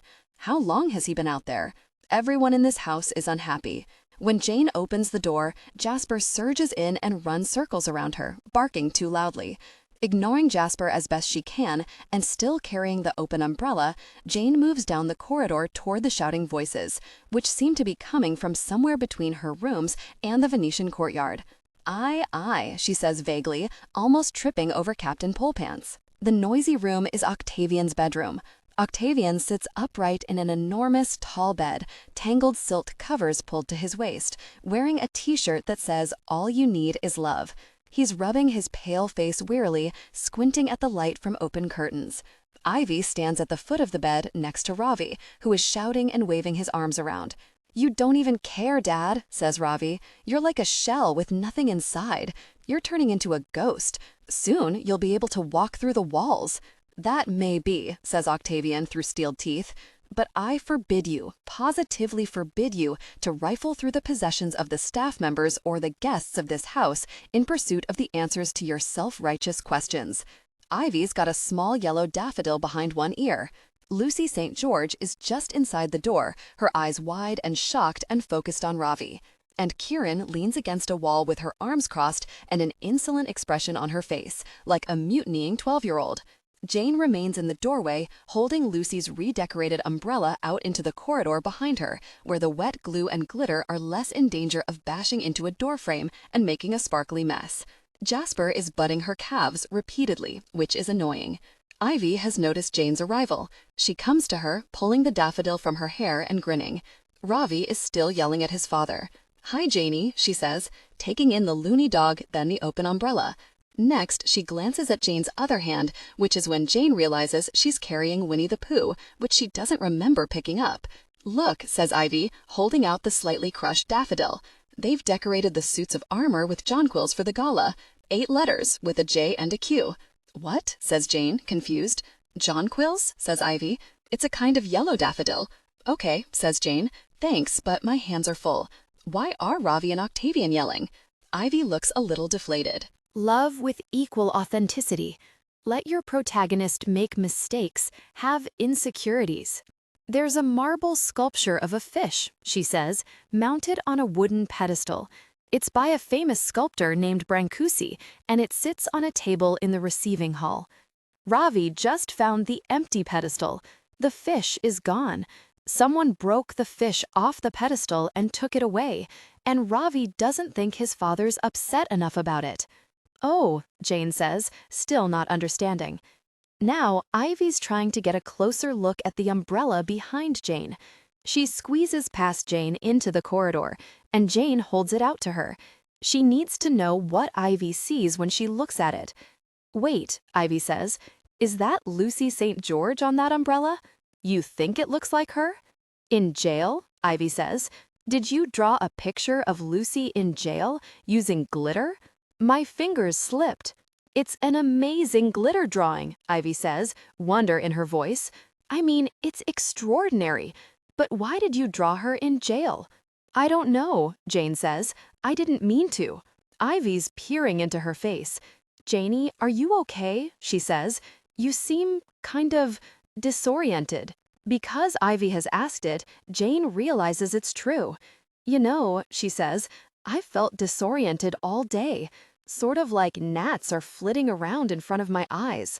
Ivy reaches out and wraps a hand around Jane's upper arm, on the jellyfish tentacles there. At Ivy's touch, the corridor comes into sharp focus, and the endless pressure in Jane's ears drops away. Ivy smells like chlorine. Her hand is warm, her smile soft. "Oh," Jane says, wondering how strange it would be to give Ivy a full-on hug. "Thank you. Jonquils, I get it. I'm sorry. This has been a really weird day." Not letting go of her arm, Ivy tucks the daffodil behind Jane's ear. It tickles. Jane flushes. "Do you think maybe you're working too hard?" Ivy says. "I don't know," Jane says. There's something in the air today. Well, be careful. Lucy's in there, Ivy says. You don't want her to see that umbrella. No, Jane says, certain. I didn't mean it to turn out this way. I'm going to have to erase it somehow. Oh man, do you have to? Ivy says, because it's an amazing umbrella. It's just kind of, maybe not so nice to Lucy. I mean, do you think of her as a criminal? Of course not. Isn't she even a private art investigator? Like, she puts people in jail herself? I feel awful about it, Jane says. Don't. But maybe you should go put it back in your rooms before she sees it. Here, give it to me, Ivy says, reaching for the handle of the umbrella. The moment Ivy lets go of Jane's arm, confusion washes over her again. Lucy's coming, Ivy says quietly. She tugs at the umbrella. Here, give it to me. I'll put it in your morning room. She has to pry the umbrella from Jane's fingers. With one more puzzled glance, she carries the umbrella away, down the corridor toward Jane's rooms. Lucy St. George speaks behind Jane. Excuse me. Sorry, Jane says, moving out of the way. Lucy bumps against Jane as she passes into the corridor, her face blank and panicked. What's wrong? Asks Jane. Nothing, Lucy responds, rushing away. Do you feel weird today? Jane calls to her back. I feel weird today. Lucy halts her mad rush. She turns back to Jane with an expression of great and pale strain. Like Jane, she's clutching her book in one hand. Did you ever love someone, Lucy says, and know they love you, and you're attracted to them, and you know they're attracted to you, and so many things are exactly right, but it doesn't matter, because the few things that are wrong are completely, totally messed up? Are you talking about Ravi? Jane says. I've made some unfortunate decisions, Lucy says, then clutches her temples. My head feels like it's splitting open. Does yours? What do you mean, unfortunate decisions? Like Ravi? Oh, Lucy says, like 100 things. Ravi is impossible. I can't believe I'm talking to you about it. Never mind. Have you made criminal decisions? Jane says, thinking about the umbrella. Lucy's eyes widen. Why on earth would you ask me that? Sorry, Jane says, confused. I don't know where that came from. I just feel really weird today. At that moment, Ravi pushes out of Octavian's bedroom, putting a hot hand on either side of Jane's waist and shifting her out of his way, not gently. He strides on down the hall toward his rooms at the corridor's end, his face wet with tears. He doesn't even glance at Lucy, who watches him go, folding the hard angles of herself up inside a disappointment she can't hide. Lucy's phone starts ringing, but she doesn't react. She's still staring after Ravi. Your phone is ringing, Jane says. What? Oh, Lucy says, patting her front pockets, her back pockets, then producing a phone. She walks away toward the house's center, saying, Yeah, what is it, Dad? Jane is left alone in Octavian's doorway with the world's most agitated dog. He's gone back to headbutting Jane as if he's trying to knock himself unconscious against her shin. Inside the bedroom, Octavian and Kieran are having a stare down. Is this what it takes for you to visit your old dad? Says Octavian, passing a weary hand across his eyes. Someone steals a sculpture. You haven't exactly come looking for me either, Dad, says Kieran. You know I've been home. Why would I push myself on you when I'm unwanted? If Charlotte came home after all this time away, Kieran says, you wouldn't sit back waiting for her to come to you. That's different, says Octavian. Charlotte left without any warning. I have no idea where she went or why. If I leave without any warning, says Kieran, you'd accuse me of being selfish and immature. When Charlotte does it, you mope and smoke too much and stop taking showers and oversleep. You knew I was coming yesterday and you didn't even stay awake. Kieran, says Octavian, are you suggesting that I love my wife more than I love my daughter? That I wouldn't be distraught with worry if you disappeared? Do you really believe that? I'm saying you need to snap out of it, says Kieran. Since when do you sleep all day or not care if a major piece of art is missing? So, says Octavian, his voice rising too, you're mad at me because I'm depressed? Should I be mad at you because you're depressed? Yes, Kieran cries. You should. You should be subjecting me to long, boring talks about how I need a job and how you think I've chosen the wrong man and I'm ruining my life. You have chosen the wrong man, says Octavian. You are ruining your life.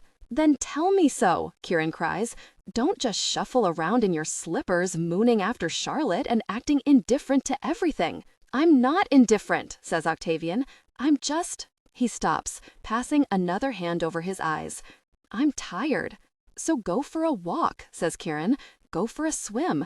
Go to New York and buy a painting. Of course you're tired. You never do anything. I haven't been able to think clearly, Octavian says, not since Charlotte left. I understand you're hurt, Dad. No, says Octavian. No, it's not just that. It's like she took some part of my brain with her when she left. I get confused, and I only want to be in the library. I get sleepy, and I lose track of time.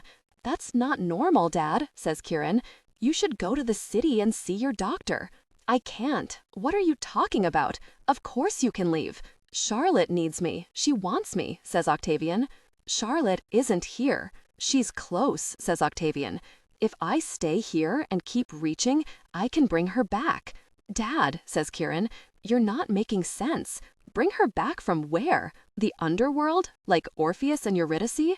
Charlotte left. She went away. She talks to me, says Octavian. She sings. She wants me to join her. Okay, says Kieran sharply. That's it. You're delusional. After the gala, Ravi and I are putting you on a boat and taking you to the doctor, and you don't get to have an opinion about it. Jane is noticing something about the room. About the way the air seems buzzy and strange, as if there's an extra energy to it. The buzziness is focused on Octavian. If the thing I'm sensing were visible, Jane thinks, Octavian would be blurry, as if he were existing partly in some other dimension. Love with equal authenticity. Let your protagonist make mistakes, have insecurities. I bet you almost disappear when you're in the library, Jane says out loud to Octavian Kieran, and Octavian both turn to stare at Jane, startled by her interruption. Below, Jasper nips Jane. Then he opens his mouth, clamps it around her calf, and bites, hard. Ow! Cries Jane. The room comes sharply into focus again, and the buzzing drops away. Jasper, you sadist! He's punctured a hole in her black and white striped jeans. She wants suddenly to go outside and get some air. She needs some air. It's a desperate, pressing need. I'm going for a walk, Jane says to Kieran and Octavian. Bye. Jasper turns and sprints into the corridor, hopping in anxious excitement. Jane follows him. Jasper leads Jane down the stairs. For once, he doesn't try to trip her. In the receiving hall, he herds her around a woman who's picking pieces of lilac and glass from the floor. Jane doesn't even notice the woman at first, which upsets her that she's so out of it, she almost steps on another human being. Aunt Magnolia, she finds herself repeating. Aunt Magnolia, Aunt Magnolia. A framed photo on a side table catches her eye. It's a portrait of a youngish blonde woman with some other people, and when Jane tries to go to it, Jasper herds her away with enthusiasm. The woman has a maniacal smile on her face. Jane knows it's Charlotte. She cranes her neck to keep looking at it while Jasper shuffles her out the front door. The moment she passes into the outside world, she begins to come awake again. She feels the straining sunlight on her skin and hears the pounding sea. Love with equal authenticity. Let your protagonist make mistakes, have insecurities. I bet you almost disappear when you're in the library, Jane says out loud to Octavian Kieran, and Octavian both turn to stare at Jane, startled by her interruption. Below, Jasper nips Jane. Then he opens his mouth, clamps it around her calf, and bites hard. Ow! Cries Jane. The room comes sharply into focus again, and the buzzing drops away. Jasper, you sadist! He's punctured a hole in her black and white striped jeans. She wants suddenly to go outside and get some air. She needs some air. It's a desperate, pressing need. I'm going for a walk, Jane says to Kieran and Octavian. Bye. Jasper turns and sprints into the corridor, hopping in anxious excitement. Jane follows him. Jasper leads Jane down the stairs. For once, he doesn't try to trip her. In the receiving hall, he herds her around a woman who's picking pieces of lilac and glass from the floor. Jane doesn't even notice the woman at first, which upsets her, that she's so out of it, she almost steps on another human being. Aunt Magnolia, she finds herself repeating. Aunt Magnolia, Aunt Magnolia. A framed photo on a side table catches her eye. It's a portrait of a youngish blonde woman with some other people, and when Jane tries to go to it, Jasper herds her away with enthusiasm. The woman has a maniacal smile on her face. Jane knows it's Charlotte. She cranes her neck to keep looking at it while Jasper shuffles her out the front door. The moment she passes into the outside world, she begins to come awake again. She feels the straining sunlight on her skin and hears the pounding sea, the pushing wind. The sounds are normal, natural. There's no strange pressure on her ears. Standing in the front yard, buffeted by wind and light, she takes a deep, jellyfish breath. Aunt Magnolia, Jane thinks, suddenly of the way her aunt died. Aunt Magnolia froze to death in a blizzard, hypothermia. Jane has learned since then from her doctor some of the details of what it would have been like. Aunt Magnolia would have struggled with a mental fog like the one Jane has been experiencing today, an inability to remember things, to feel coherent and whole. She would have fought for clarity, but found it impossible and finally given in to the fog. She would have had no choice. Aunt Magnolia? Why did you send me to this strange, strange house? Did you know it would make me feel this way? She looks up. Tu Reviens stretches before her, huge and cold, pockmarked with windows and unmatching stones. It makes her think of an old dragon with missing scales and multiple beady glass eyes, protecting its treasure. It feels lonely, she thinks, and hungry. An instinct tells her that in future, it might be wise to stay out of the library. Jasper's forging a path across the front yard, through grass up to his neck, aiming for the east side of the house, where Jane can just make out the edges of the garden. Jane follows, pushing herself through the soggy grass, taking slow breaths. Rounding the house's corner to the garden, she's bombarded by the smell of fresh, cold dirt and the sight of tulips and daffodils, jonquils, she thinks, touching the one at her ear, and a magnolia tree that looks like it's ready to explode into flower. Near the edge of the east lawn, Mr. Vanders sits on a funny, crooked bench that looks more like it's made for meditation than for gardening, or maybe it's just the slow, contemplative manner in which he's digging. The garden and yard are covered with uneven, random holes and piles of dirt. "Hello there," Jane says, not wanting to interrupt, but wanting him to know he's not alone. He attempts to speak, but instead begins sneezing. "Bless you," says Jane. "Thank you," he says, pulling a handkerchief from his pocket. "Forgive me, I'm allergic to spring. Going for a walk, are you?" "I needed to clear my mind," Jane says, gesturing with her book hand. "I've been feeling muddled-headed, so I came outside for some air. Should you be gardening if you have allergies?" "We mustn't neglect the gardening," says Mr. Vanders. He sneezes again, explosively, then sighs, stretching his back. The damp chill is doing wonders for Jane's mental clarity. Jasper sniffs happily at the holes Mr. Vanders has made, then starts digging one of his own. Jane feels an urge to go for a jog across the yard and toss her book like a javelin. Mr. Vanders closes his watering eyes and turns his dark face to the sun. Jane can see every fine line crisscrossing his skin and wonders if the day will come when sudden little details will stop being about Aunt Magnolia, when the lines in the face of an old person won't make her think Aunt Magnolia will never be that old. She remembers, with a start, that Mr. Vanders knew Aunt Magnolia. Before she started feeling so foggy, she meant to investigate. "I haven't managed to talk to Mrs. Vanders yet," she says, "about my aunt." "Mm-hmm," says Mr. Vanders, not opening his eyes. "Maybe after the gala. She'll find you once it's all over with." The gala, Jane remembers. The gala is tomorrow. The details of this day are trickling back. She takes one great big breath and decides that never again will she go into the library. Apparently something happened with a Brancusi sculpture, she says, of a fish. Mr. Vanders opens his eyes, blows his nose. Apparently. We're lucky Lucy St. George is visiting, since she's an art investigator, Jane says, with a sudden flash of the jailbird umbrella. It's scary, actually, isn't it? She says, if someone in the house stole a piece of art.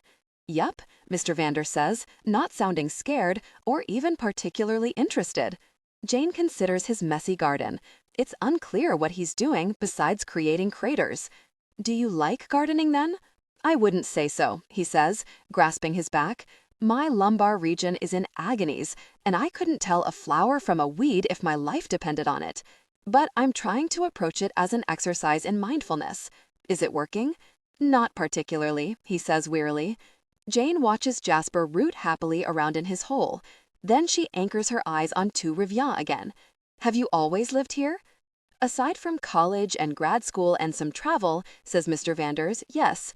My parents worked for the Thrashes. I grew up here and have watched Octavian, then my own son, then Kieran and Ravi and Patrick and Ivy grow up in this odd, wonderful house. Jane considers the winter garden. Even the glass of that wall is a patchwork, she says, indicating the panels. Just part of the house's lopsided charm, says Mr. Vanders. Is it? Kieran says that Charlotte thought the house was suffering from its origins. Well, says Mr. Vanders, we all suffer from our origins in one way or another, don't you think? Jane thinks of her own story. Her father had been a high school science teacher. Her mother had been near the end of her dissertation on a new meteorological explanation for why it rains frogs. She'd been invited to speak at a weekend conference on frog-inspired architecture in Barcelona, and Jane's parents, in love with their 18-month-old baby but exhausted, had decided to make a thing of it. They'd left Jane with her mother's younger sister, Magnolia. This had been difficult for them, and for Jane's mother in particular, who'd just weaned Jane. She'd almost canceled the trip at the last moment. She'd almost contrived to take Jane along. But Magnolia had told them, no, go, see the churches, eat paella, get some sun, spend some time alone. The plane, hit by lightning, had lost an engine, then crashed. Jane didn't remember them. She only remembered Aunt Magnolia, who had used to cry sometimes when it rained frogs.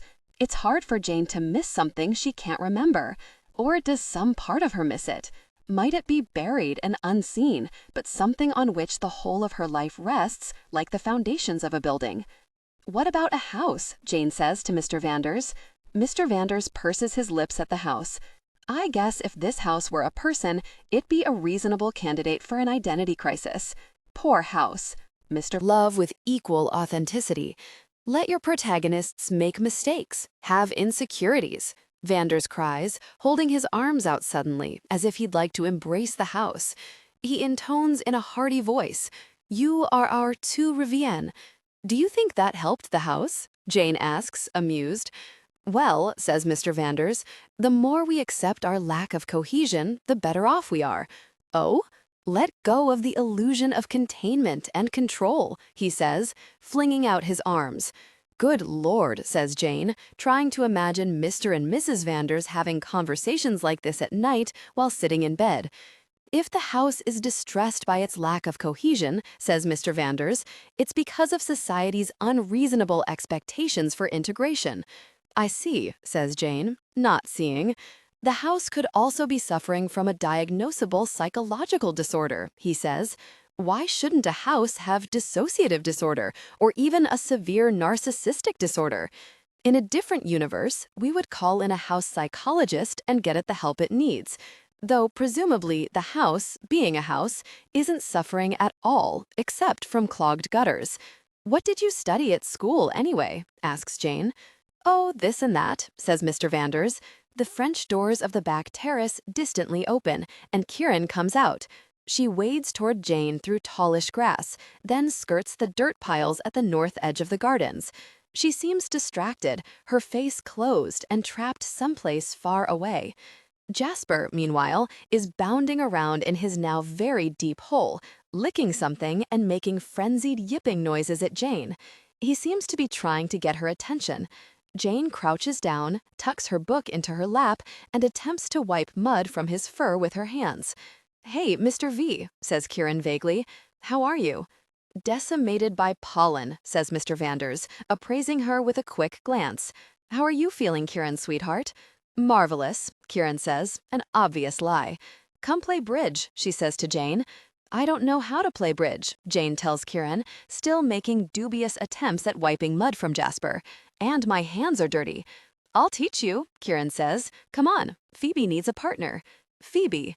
Jane saw Phoebe in the servants' wing last night with Patrick and Philip and a gun. She keeps forgetting about that. Should she tell someone? What if Phoebe stole the fish sculpture? Jasper shoots out of his hole and rolls around in the grass, barking. He pops up again, shaking himself out, surprisingly clean. All right, Jane says, wiping her hands on the damp grass. I'll try bridge. She grasps Winnie the Pooh carefully between her wet thumb and forefinger and pushes herself to her feet. Maybe spending some time with Phoebe will clarify things. Glancing into Jasper's hole as she passes it, Jane notices something long, pale, and opalescent inside. Nice talking to you, Mr. Vanders, she says. By the way, Jasper seems to have unearthed an interesting long white rock. Mr. Vanders' eyebrows rise slowly to his hairline. He watches Kieran, Jane, and Jasper as they pick their way across the gardens to the house. Kieran leads Jane to a small door in the house's back wall, through a dark corridor, then into a space flooded with moving light. Jane's never seen this room before. It's the indoor swimming pool, with gold tile floors and massive glass walls, one of which is an enormous fish tank. A lime green eel stares straight through the glass at Jane with an almost human leer stretched across its face. Shark Tank, says Kieran, in a bored voice, then heads along the edge of the pool toward a couple of doors at the room's far end. One of Charlotte's design choices. Sharks, Jane says, then barely suppresses a gasp as a gigantic bull shark swims by. Bull sharks are predators. Jane used to have nightmares of Aunt Magnolia being eaten by one. The shark reaches the end of the tank, turns, and swims back the other way. The eel is still leering at Jane like some sort of terrible, crazed clown, but the shark neither knows nor cares that Jane exists. Jasper nudges Jane's leg to get her moving. As she follows Kieran, she's certain the eel has its eyes on her back. It reminds her of the woman in the photo in the receiving hall. Its expression is the same. Charlotte. Jane decides she's not going to talk or think about Charlotte anymore. It makes the air feel charged. Kieran rounds the pool, chooses a door in the narrow wall at the pool's end, and leads Jane through a small teak-paneled changing room that glows with the quality of its varnished wood. Teak is not cheap. Jane has made only one umbrella with a teak rod. Of course, maybe the first Octavian thrash stole the teak from a monastery in Burma, which would have made it quite economical. Another door brings Jane, without warning, into the library. At the library's west end, Jane sits at a card table facing her partner, the mysterious Phoebe Okada. Jasper's tucked against Jane's feet. Kieran and Colin make up the other team, and Lucy St. George has curled herself up in a nearby armchair. Jane has lost her daffodil somewhere. It's not behind her ear. I can't stay long, she says, because she's promised herself not to spend time in the library. The problem is that the waves of color soothe her anxieties. When she entered, the blues and greens and golds swept her gently across the room. If the room is like being underwater, surely it can't be the wrong place for Jane to be. Phoebe, to her surprise, is an intuitive teacher.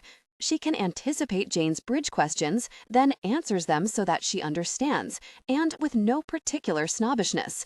It's an elegant game once you get into the rhythm. Good, she says, as Jane trumps the ace of spades with the three of hearts. You're catching on. At the other end of the room, a toddler bolts through a doorway suddenly, then disappears through the door to the changing room. Jane can't see the child's face or skin, only a mop of dark hair and fast, sturdy little legs. A middle-aged, light-skinned black man bolts after the child, slowing only to look over his shoulder and assess the occupants of the library. He catches eyes, briefly, with Phoebe Okada, exchanging a significant, mysterious expression. He's wearing a chef's hat and checkered pants. Then he's gone. Does your cook have a child? Jane asks Kieran. Come on, Phoebe says to Jane with some impatience. Focus on the game. What? Says Kieran. Cook? My head hurts. Does your head hurt? Your cook, Jane says. That's the guy who wears checkered pants and a chef's hat, right? Cook dresses like that sometimes, Kieran says, though I always get the feeling he's doing it to be ironic. Ironic? Jane says. What do you mean? How should I know? Kieran says. Then sighs. What does it matter? It's like his name. His name is Cook. That's why we call him Cook. Corcoran, actually, but he's always gone by Cook, and I think he does in fact like to cook, but I don't think he ever cooks. He's always busy doing God knows what instead. Playing his very saxophone, caring for his parents. Cook is Mr. and Mrs. V's son. Patrick does most of the cooking. Everyone in the world has fulfilling work but me. This is such a striking thing for a bored millionaires to say, especially about her own servants, that Jane is momentarily stunned into silence. Kieran, says Colin gently, not taking his eyes from his cards, you speak half a dozen languages fluently and have as keen a political mind as anyone I've ever known. You'll find a job when the time is right. Don't rush yourself. There's a particular quality to Kieran's silence. Jane is beginning to recognize it, a kind of irritable resentment at the expectation of her gratitude, as if his niceness is oily and self-serving. Nearby in her armchair, Lucy St. George sighs over The House of Mirth. I thought I remembered the plot of this book, she says, but I guess I don't. Jane glances at Lucy uneasily. Lucy's wrapped her hand in a bandage, which seems extreme for a splinter. There's a bruised look to her skin around her eyes, a fragility she sees in her own mirror after nights when she's not slept well. What do you mean? She asks. Love with equal authenticity. Let your protagonist make mistakes, have insecurities. Is the plot different from what you remember? Everyone is playing more bridge than I remember, says Lucy Lily Bart. Lily Bart is sitting in an armchair in a library, reading a book and watching her friends play bridge. Endlessly, which I don't remember. Didn't she usually play bridge herself? Isn't that what got her into financial trouble? And wasn't she always having clever conversations with gentlemen? I don't remember the plot either, Jane says. I just remember thinking there wasn't much mirth. Is your hand okay?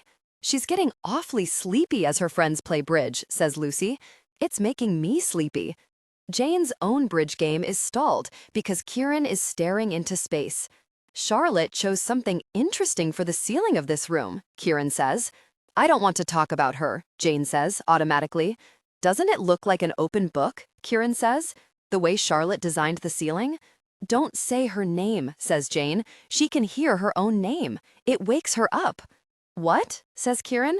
What are you talking about, Janie? Just look at it, Jane cranes her neck. The ceiling has two halves, painted white, that ever so slightly vaulted, meet in the middle. The effect is accentuated by what seem to be small images, like miniature ceiling frescoes, arranged in neat lines across each page. Jane finds it difficult to decipher the images. This difficulty contributes to the ease of imagining them as letters or words. Yet they're regularly shaped, aren't they? Not letters of the alphabet, but rows of rectangles and squares. Little windows or doors painted on the ceiling? Little book covers? Lucy, now dozing in her armchair, makes a loud snorting noise through her nose. It sends a shock through Jane's body, like the sound of a gunshot would, and Jane sucks in air. Lucy, she cries, we should wake up. We should have a clever conversation. Huh? Lucy says, half asleep. Lily Bart is sleeping. You're not Lily Bart. Propelled by a sudden sense of urgency, she doesn't know where it comes from, and even Jasper is startled by it. Jane gets up and grabs onto Lucy's arm, hard, shaking her. Wake up! I want to know more about Charlotte and the ceiling, Lucy says blearily. No, Jane says. We don't want to talk any more about Jane means to end with the word that. Her mouth forms the shape of the word that. Then, somehow, the word Charlotte, awkward and full of spit, shapes itself around her intentions and pushes itself out of her mouth. Charlotte, Jane says. Frightened, she tries again, but again her mouth won't take the form she wants it to take. Her lips purse forward and her breath pushes through. Char, she says, struggling against it. Char. Shark, cries Phoebe, who holds her cards in tight hands and stares at Jane, eyes wide and frightened. Shark, Phoebe says again, with some triumph. Try it. You can turn it into the word shark. Jane thinks of the bull shark in the fish tank. She imagines the creature pulling the word shark out of her mouth as it swims back and forth. Charlotte, Jane says, almost weeping with frustration. Shark, says Phoebe, try harder. Jane reaches for something more powerful, the gentle whale shark Ivy carved into the edge of her work table. Jane holds her hand up and imagines touching it. Jane is underwater, touching the underbelly of a benevolent shark. It glides above her and moves on. Everything is quiet and slow. Jane is herself. Shark, she says, feeling the compulsion sink away, down into the darkness. Shark! Oh, I've never been more happy to say the word shark. That was strange, says Phoebe. Wasn't it? What's wrong with you guys? Asks Colin, squinting at each of them in turn. You're being really weird. You're making the strangest faces, too. And what's wrong with the dog, he adds, for Jasper is tugging on Jane's bootlaces with his teeth. I don't know, Jane says, but I want to leave. You're all acting funny, says Colin. A phone bursts into song. Lucy's phone. My phone, Lucy cries, then begins patting her body until she finds it. Hello, she cries. Dad, she cries. No, not yet. Don't worry, it's safe. It's behind Lucy, says Colin, interrupting hastily. No one wants to hear you yelling at Uncle Buckley. Never mind. Lucy cries into the phone. I'm not telling you where I'm keeping it. I'm not telling Colin either. All right, says Colin, shuffling Lucy toward the doorway urgently, shushing her like she's a child or a dog. Well, says Phoebe, we can't play without Colin, and I have things I could be doing. She stands slowly, as if she's not entirely sure her limbs are going to behave as usual. But then she crosses the room and strides out. Jane is left alone with Kieran. Kieran's not staring at the library ceiling anymore, which is a vast relief, because Jane has no intention of looking at the ceiling again. She wants to pretend there is no ceiling, which is difficult because she can feel it above her, pressing down. It's humming some note that makes her own nerves jangle discordantly, and she feels that if she looks up, it will sound infinitely worse. Aunt Magnolia? Aunt? What? Kieran, she says. Let's get out of here. Okay, says Kieran, still holding her cards but not really looking at them. Lucy has left the House of Mirth behind. It's sitting, face down, on the seat of her armchair. With a sudden, certain compulsion, Jane grabs the House of Mirth, carries it to the French doors overlooking the terrace, opens the doors, and flings it as far as she can into the yard. When she returns to Kieran, Kieran raises quizzical eyebrows at her. That was weird, Kieran says. What do you have against Lucy? I don't have anything against Lucy, Jane says firmly. Quite the opposite. I'm trying to help Lucy. That book felt bad to me. You're an oddball, Kieran says. Did you know that? The dog is whimpering softly at Jane's feet. Yeah, Jane says. I know. Let's go, okay? Okay. She's thrown Lucy's book into the great outdoors, but without a second thought, she picks up her own book and carries it back to her rooms. Ivy has kindly returned the jailbird umbrella to Jane's work table. When Jane walks into her morning room, Glitter Lucy catches the hot light in a pleasant, humming sort of way. The umbrella wants Jane to go to it. It's singing to her. She feels this, and she wants this too. She goes and presses her palm flat over Glitter Lucy's image. Song shoots up her arm to the top of her spine. The glue is dry, but when Jane looks into her palm, small particles of glitter stick to her skin like jewels. She lifts the umbrella by its handle and carries it to the sofa where Ravi slept only this morning.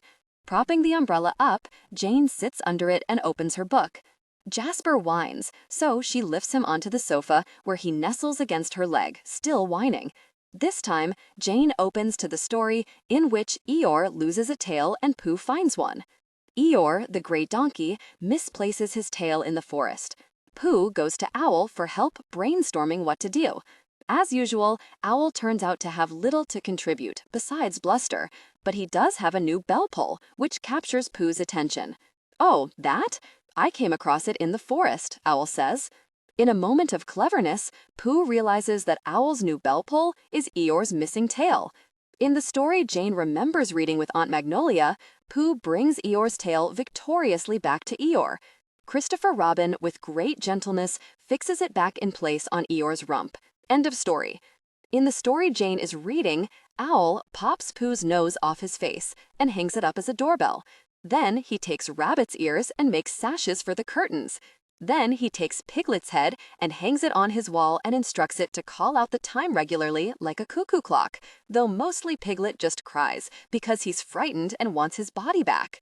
This story fascinates Jane, but Jasper keeps trying to climb into her lap and knock the book out of her hands or knock the umbrella out from behind her. "What?" says Kieran. "What are you talking about, Janie?" "Just look at it," Jane cranes her neck. The ceiling has two halves, painted white, that ever so slightly vaulted, meet in the middle. The effect is accentuated by what seem to be small images, like miniature ceiling frescoes, arranged in neat lines across each page. Jane finds it difficult to decipher the images. This difficulty contributes to the ease of imagining them as letters or words. Yet they're regularly shaped, aren't they? Not letters of the alphabet, but rows of rectangles and squares. Little windows or doors painted on the ceiling? Little book covers? Lucy, now dozing in her armchair, makes a loud snorting noise through her nose. It sends a shock through Jane's body, like the sound of a gunshot would, and Jane sucks in air. "Lucy," she cries, "we should wake up. We should have a clever conversation." "Huh?" Lucy says, half asleep. "Lily Bart is sleeping. You're not Lily Bart." Propelled by a sudden sense of urgency, she doesn't know where it comes from, and even Jasper is startled by it. Jane gets up and grabs onto Lucy's arm, hard, shaking her. "Wake up. I want to know more about Charlotte and the ceiling," Lucy says blearily. "No," Jane says, "we don't want to talk any more about—" Jane means to end with the word that. Her mouth forms the shape of the word that. Then, somehow, the word Charlotte, awkward and full of spit, shapes itself around her intentions and pushes itself out of her mouth. "Charlotte," Jane says. Frightened, she tries again, but again her mouth won't take the form she wants it to take. Her lips purse forward and her breath pushes through. "Char," she says, struggling against it. "Shark." "Shark," cries Phoebe, who holds her cards in tight hands and stares at Jane, eyes wide and frightened. "Shark," Phoebe says again, with some triumph. "Try it. You can turn it into the word shark." Jane thinks of the bull shark in the fish tank. She imagines the creature pulling the word shark out of her mouth as it swims back and forth. "Charlotte," Jane says, almost Love with equal authenticity. Let your protagonist make mistakes, have insecurities. He's flailing around like a basset hound who's drowning, actually. And when he starts trying to close his teeth around Jane's arm, she shouts his name. "Jasper, if you make any more holes in me, I'm going to lock you in the closet." Jasper keeps his mouth wrapped around Jane's arm, but doesn't bite. He stares up at her with reproachful eyes. Then, with an expression of tremulous hurt, he plunks down, goes into the bedroom, and finds some corner in which to whimper in solitude. Something about this pricks Jane. She's just spoken cruelly to the dog. Shame, she thinks. Pushing to her feet, she sways, unbalanced. She can hear the dog crying. My goodness, how sleepy she is. She manages to make it to her bed, still clutching her book. Patches of the pale red paint on the wall behind the headboard are peeling, the wall beneath it purple and wounded-looking. "Gross," says Jane. Jasper comes out of his corner and dances around her feet, wanting to be picked up. She reaches down, scoops the dog up, and deposits him on the blankets. "I'm sorry I said that thing about the closet, Fuzzball," she says. Then her head touches the pillows and she's asleep. She's dreaming of a house with an internal gash, like a circus performer who's swallowed a sword and punctured his own stomach. The gash is an opening to another world. Whenever anyone passes through, stretching the opening, tearing its edges, the house screams in agony. The screams of the house wake her. There are words to the screams, but she's sweating and shaking and too trapped in the space between sleeping and waking to make them out. She kicks Jasper by accident. He's under the covers at her feet. He grumbles and crawls up to where she can hold him. "Jasper," she whispers, having a moment of pure clarity. "I don't like this house." Well, she's awake now. The clock reads 5:08 a.m., but there's no point trying to fall back to sleep. Lying in bed shivering until the sun rises doesn't strike her as an appealing alternative. Because the house is laughing all around her. Someone, somewhere, is laughing in the walls, and something needs to be done. I hate this house, Jane tells Jasper, steel in her voice. Very Aunt Magnolia and the promise she'd exacted from Jane to come to this house. Why would she do that, Jane wonders. Very Aunt Magnolia for her easy courage, for the things that had never scared her. Not bull sharks, not poisonous squids, not giant clams. Not the weight of the ocean's water pressing down on her, not the numbing cold. Very Aunt Magnolia for going out into the cold, for not knowing, for not being more scared. Who in their right mind ever goes to Antarctica? Jane scrabbles around in the bed for Aunt Magnolia's scratchy wool hat and holds it to her face, willing herself not to cry. Her knee touches the awful book. She pushes it over the edge so it thuds to the floor. After a number of deep, jellyfish breaths, Jane pulls Aunt Magnolia's hat onto her own head. "Jasper," she says, "come for a walk?" Jane steps into the cold corridor, wearing a hoodie over her Doctor Who pajamas, happy for her slippers and Aunt Magnolia's hat. She clutches its long tassels for security. The tiny lights on the walls that illuminate each painting flash on and off again as she walks, throwing Jasper and her into grotesque, shifting shadow. Of course, she forgets Captain Polepants and almost breaks her neck. She wishes the house would stop making breathy noises. Then she questions her logic and wishes it were easier to tell where the breathy noises are coming from. She expects they're coming from herself. Jasper gives Jane anxious, exhausted looks, but she doesn't notice. Her feet take her down to the second story, then around the atrium, and through an entrance that leads straight onto the library's second-story level. Jane is startled to hear the quiet voices of Octavian and Ravi just below. She can't see them because they're under the balcony she's on, but she can tell from their easy tone that they've stopped arguing. She breathes the smell of Octavian's pipe. A strange, scratchy noise is hard to place until Jane realizes it's the record player, which has finished its record and been left to turn, endlessly playing nothing. "I think the books change color while I'm not looking," Octavian is saying. "I think you need to get out of this house once a day and take a walk in the sun while breathing fresh air," Ravi says, trying to sound amused but only sounding tired, Jane thinks. "Remember when you used to travel, Dad? You loved to travel." "I'll ask Ivy Bean to take pictures of the books from hour to hour," says Octavian. "I'll show you. You'll see. The shapes on the ceiling change too." "Yeah, okay," says Ravi. I never thought I'd hear myself saying this, but right now I feel like Mum is the only member of the family with a grip on reality. Shall we listen to it again? Are you trying to kill me? "I'm trying to bring Charlotte back," says Octavian. "Explain to me how playing her favorite music will bring her back." "I can't explain it," says Octavian. "Haven't you ever felt something in your gut?" "Karen's friend Janie makes me feel something in my gut." "That's not your gut," Octavian says sharply, "and don't be crude, boy." "Gosh, Dad," says Ravi, sighing, "you always were a sanctimonious jerk." "Language? Sanctimonious." The scratchy noise stops. A moment later, Jane hears the guitar intro to the Beatles song, "You've Got to Hide Your Love Away." Soundlessly, Phoebe Okada appears at Jane's side. Jane's body flies into a panic. She spends 30 seconds gripping the banister and trying to catch her breath. "Did I scare you?" Phoebe whispers. "Sorry."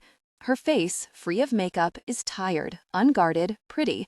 She's wearing a silk robe tied tightly at the middle and is barefoot. Her toenails are turquoise and cute. "Why are you here?" Jane whispers back. "I heard the music," Phoebe whispers. "Charlotte's music?" Jane whispers. "You heard Charlotte's music all the way from your room?" "Charlotte's music," Phoebe says. "I was walking and I heard Charlotte's music. I sleep badly when my husband's away. I worry about him." Jane remembers that one night, a long time ago, no, it was only last night, which seems amazing, Jane saw Phoebe and her husband, Philip, who's a doctor, sneaking around with Patrick and a gun. Then Philip left the house.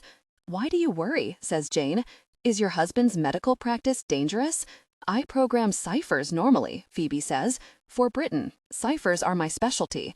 I'm a bit of a genius. God save the Queen." Jane is pretty sure she hasn't asked Phoebe anything about her profession, her level of intelligence, or the Queen, but she can't really remember. After You've Got to Hide Your Love Away, Octavian switches records and plays I'm Looking Through You, then Norwegian Wood. Then he mutters something about Charlotte and Abbey Road, and Jane hears the opening strains of Come Together. Jane pulls on the tassels of her hat. I think I was meaning to go back to bed, but I can't remember, she whispers to Phoebe. Phoebe also seems to be thinking hard. My husband and I are British, but we're helping keep the missing children safe. Remember? The little kid with Cook, she says, then looks confused. I mean, no, never mind. What are you talking about? Before Phoebe can go on, Octavian speaks again. His voice comes rough and raspy through the music. Charlotte was reading Frankenstein when she left, says Octavian. I'm keeping it here, still marking her place. I know, says Ravi. I've read Charlotte's journals back to front, Octavian says. I can't find any explanation for where she went. I know, Dad, says Ravi gently. You've told me. Charlotte wrote here that the house, with the unmatching origins of its parts, is a microcosm of the world.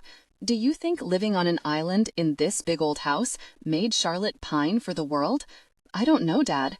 Could we talk about Kieran? She's here. We can do something about her. She seems depressed. I'm worried. I'd never have held Charlotte here if she wanted to travel, Octavian says. Love with equal authenticity. Let your protagonist make mistakes, have insecurities. We could have traveled anywhere. Their voices go silent again. A good many songs go by. Jane thinks about the house being a microcosm of the world. She turns it over and over in her mind. She flips it back and forth because it reminds her of something. It takes her a long time to place the memory. My aunt used to say, she whispers to Phoebe, that my body was a microcosm of the sea. My massage therapist always says, Phoebe whispers back, that my body is a microcosm of the universe. Or the multiverse, whispers Lucy St. George, appearing beside them and causing Jane to jump a foot in the air. Sorry, she whispers, did I scare you? I was out walking. When I came in, I heard the music. Charlotte's music, Jane whispers. Charlotte. Oh, really? She whispers, rubbing her ears hard, because now she notices that it's happening again, that weird compulsion to say Charlotte's name. Lucy St. George is dressed all in black, from her black knit hat down to her black sneakers, and smells like the cold. She's tight and pale and ready as a bullet in the chamber of a gun. Jane can feel it. Jane studies Lucy, trying to focus on Lucy instead of on the choking colors of the library, instead of on Charlotte, trying to process what Lucy said. Jane realizes Lucy has just come in from outside. Lucy is less muddled and bumbling than she because Lucy's been outside the house breathing fresh air. What's a multiverse? Jane asks her. Oh, Lucy whispers, pulling off her hat. Her smooth hair tumbles down around her shoulders. It's this theory Ravi likes to talk about. His mom is a theoretical physicist, you know. His real mom, not Charlotte. Charlotte, whispers Phoebe. Yes, Lucy whispers. Charlotte. Multiverse, Jane whispers, stubbornly not saying Charlotte. It makes her head ache, sharply. The concept of the multiverse, Lucy whispers, comes from the idea that every time something happens, everything else that could have happened in that moment also happens, causing new universes to break off from the old universe and come into being. So there are multiple versions of us, living different lives than the ones we live, across multiple universes, making every decision we could possibly make. There are versions of us we wouldn't even like, and some we barely recognize. This stirs at something in Jane's memory, but she can't place it. Conversations about various realities and versions of lives. Things Kieran has said, and Ravi. It didn't make sense then, and it's very confusing now. Jane feels like her own muddled and overstretched brain could be a microcosm of the multiverse. The ceiling is pressing down. God, I feel all over the place, whispers Phoebe. Like all my parts are spinning away? Yes, Jane says passionately. I'm dying to talk to Mr. Vanders, says Phoebe. He could help. I talked to him today, Jane says, remembering. He says that the more we embrace our lack of cohesion, the better off we are. That sounds like Mr. Vanders, says Phoebe wistfully. But this is different, isn't it? Jane says. This weird feeling? Don't you feel like it's coming from outside us? Like from the walls and the ceiling? Lucy St. George is winding and unwinding the bandage around her hand. "You know," she whispers, "I get the feeling this house doesn't like me." Says Phoebe. "Do you get the feeling it can see everything we do?" Lucy pauses. "If that's true," she says quietly, "I'm in trouble." "Why?" says Phoebe. "Did you do something the house wouldn't like?" Making no answer, Lucy continues to wind and unwind her bandage. Perhaps Octavian has reached the end of his playlist because the next song Jane hears is the first song she heard, "You've Got to Hide Your Love Away." "Listen, Dad," says Ravi, in a voice that's patient but pleading. "I know you love her, and it's awful she left. I get it, and I'm sorry, but I'm done talking about it. I want to talk about finding some way to get through to Kieran, some work she might like that we could hook her up with, maybe." "What about your own problems, son?" says Octavian. "Why aren't you in the bed of your supposed girlfriend right now?" Ravi releases a short sigh. "Lucy broke it off with me again," he says. "And anyway, how I'll ever see my father if I sleep at night. I'm worried about you too, you know.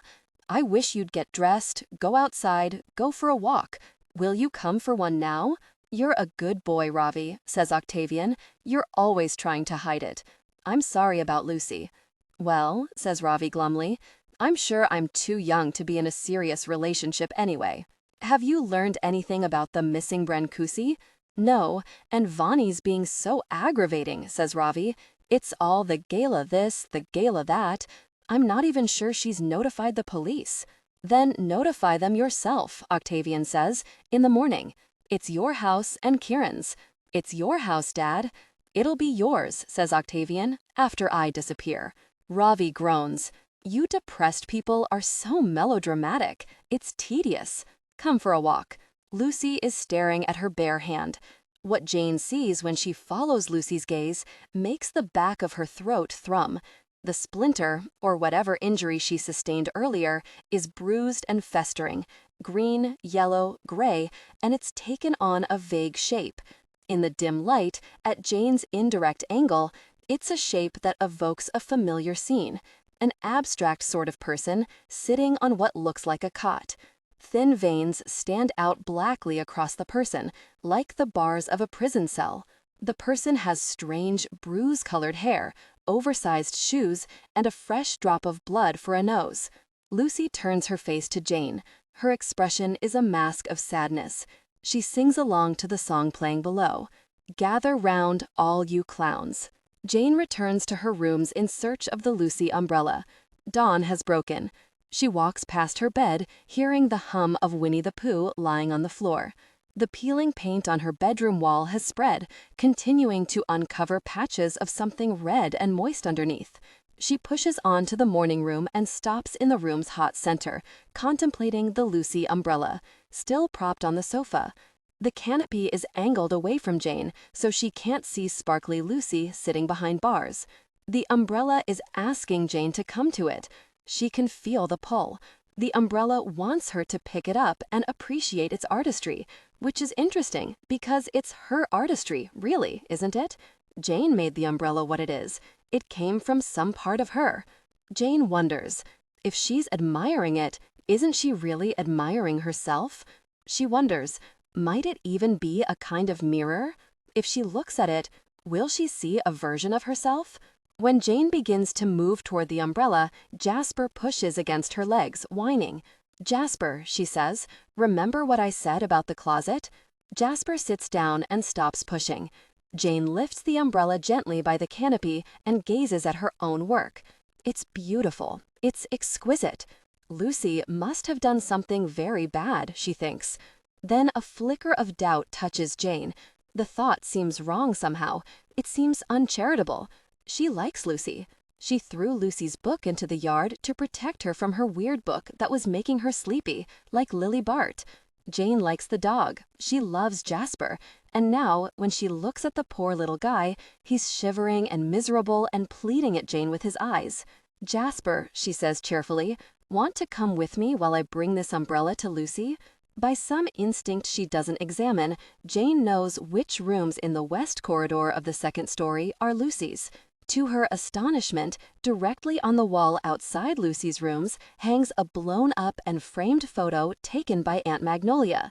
Immediately, the photo raises Jane to a higher state of wakefulness. It isn't just the surprise. It's Jane's pride that Aunt Magnolia's art hangs with the other masterpieces on the walls of this house. A small yellow fish peeks out from inside the open mouth of a huge gray fish. Aunt Magnolia took this photo in Japan. Love with equal authenticity. Let your protagonist make mistakes, have insecurities. It's exactly the impossible sort of photograph Aunt Magnolia was known for taking, because she had an extraordinary patience and a kind of natural serendipity when she was underwater with her camera. She would, very simply, wait for the amazing thing to happen, and it would. Jane backs away to the opposite wall to get a better view, breathing slow and deep, the way a jellyfish moves. Someone has framed this photograph badly, or else there's some other, smaller piece of art in the frame too, behind Aunt Magnolia's print. Jane can see its rectangular outline. She'll have to say something to Mrs. Vanders. It's liable to create creases in Aunt Magnolia's print. Jane's head rests against the wall behind her, and she clasps Lucy's open umbrella at her side.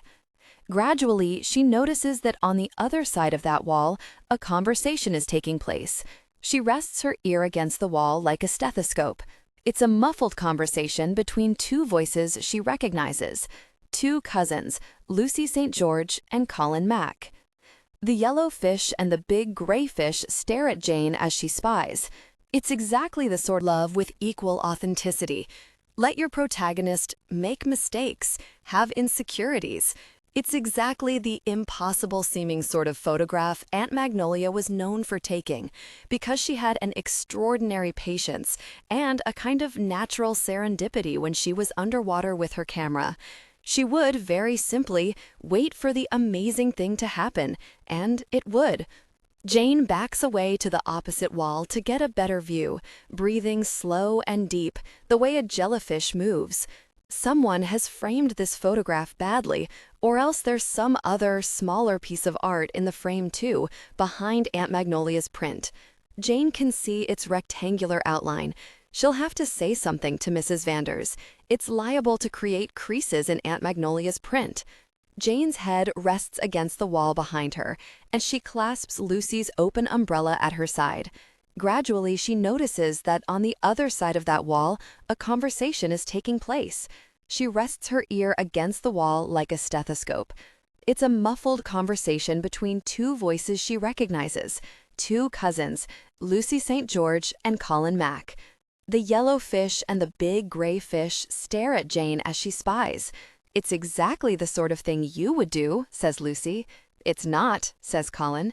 "Then why was the first word out of Dad's mouth when I told him about it, Colin?" "Because you're both jerks," Colin says. "Oh, trust me," says Lucy. "Dad can be an epic jerk, but I, as a jerk, am legendary. I'm sick to death of how hard you make my job. It's over now." "Over?" says Colin.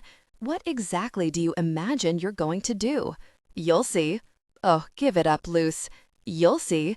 And when you realize I'm not the one who took the very sculpture, will your little rebellion have been worth it?"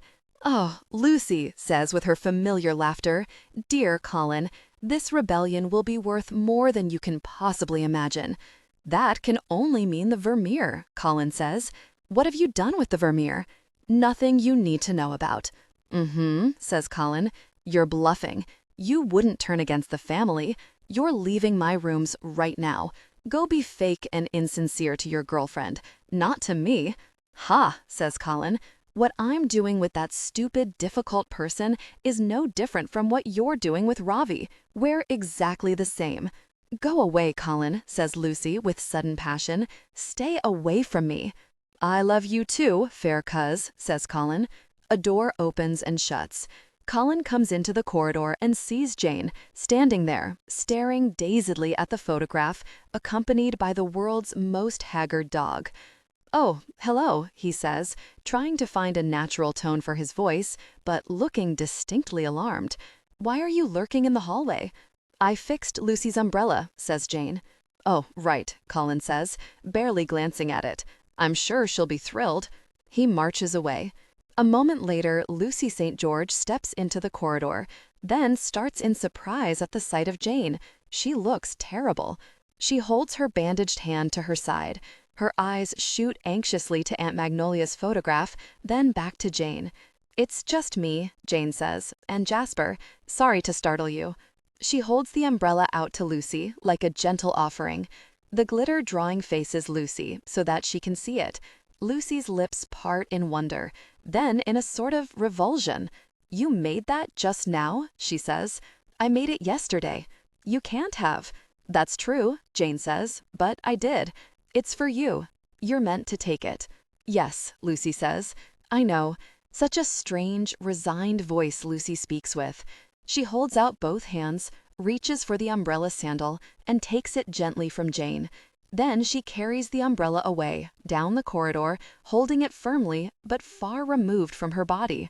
She will fall in. Somewhere, out of Jane's sight, Lucy will fall into the scene in the umbrella, enter that story, and become that umbrella's soul.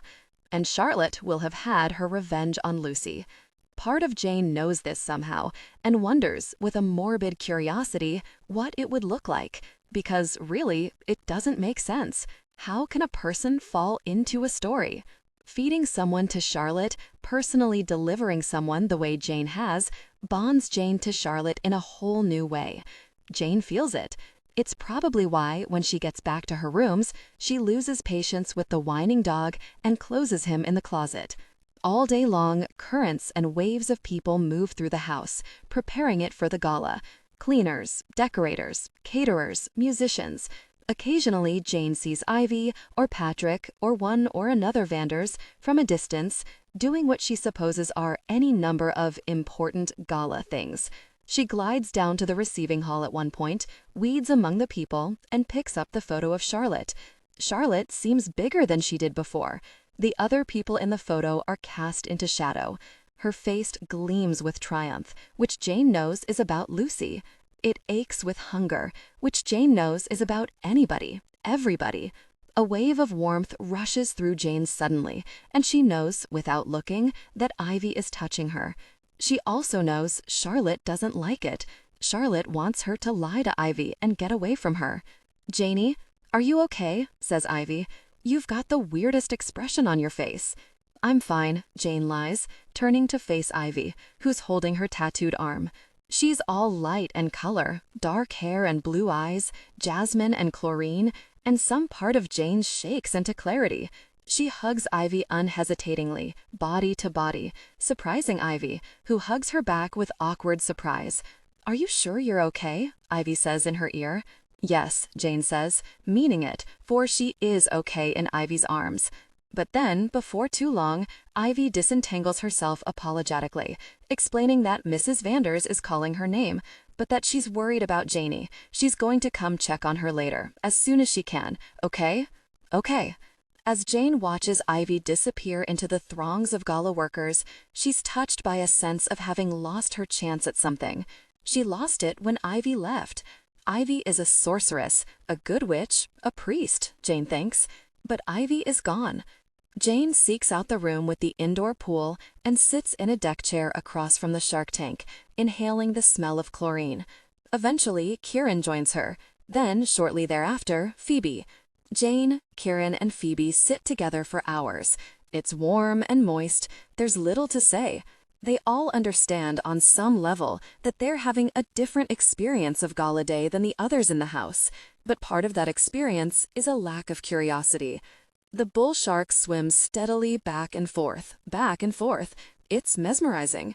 Bull sharks will eat anything they see, so Jane wonders at the other colorful fish darting about. Is that their purpose, to be eaten? The eel, lime green and horrible, leers at Jane, stretched along the tank's bottom, barely moving. Jane understands that Charlotte can embody any part of her house. She can look through that eel's eyes. The eel grins, slightly flicking its tail. Jane's book rests on her knee, unopened, but humming to her pleasantly. "I'm worried about Octavian," says Kieran. "Why?" asks Jane. "He's being so weird and mopey," Kieran says. "I told him he needs to go see his doctor."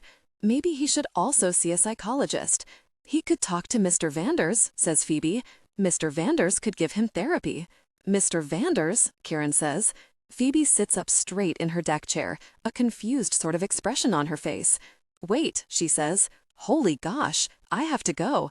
She slides her legs onto the gold tiles and pushes herself to her feet, then runs out of the pool room. Jane and Kieran remain together, silent and sitting. Sometime later, Ravi sticks his head into the room. There you are, he says. Sweetheart, are you paying any attention to the time? Kieran turns her face numbly to him. Huh. The gala started, Ravi says. You need to get ready. Twin, he says, standing before Kieran's deck chair and peering at her, then crouching, scrunching his eyes in concern. He's dressed all in black. As usual, he sweeps and moves like a storm of light. The streaks in his hair shine. Interested, Jane stirs. Love with equal authenticity. Let your protagonist make mistakes, have insecurities. Are you okay? Ravi says. People are asking after you. I'm worried about Octavian, says Kieran. Yeah, says Ravi. Tell me about it. Come on, I'll walk with you up to your rooms. Do you know what you're going to wear? Wait till you meet the hot FBI agents.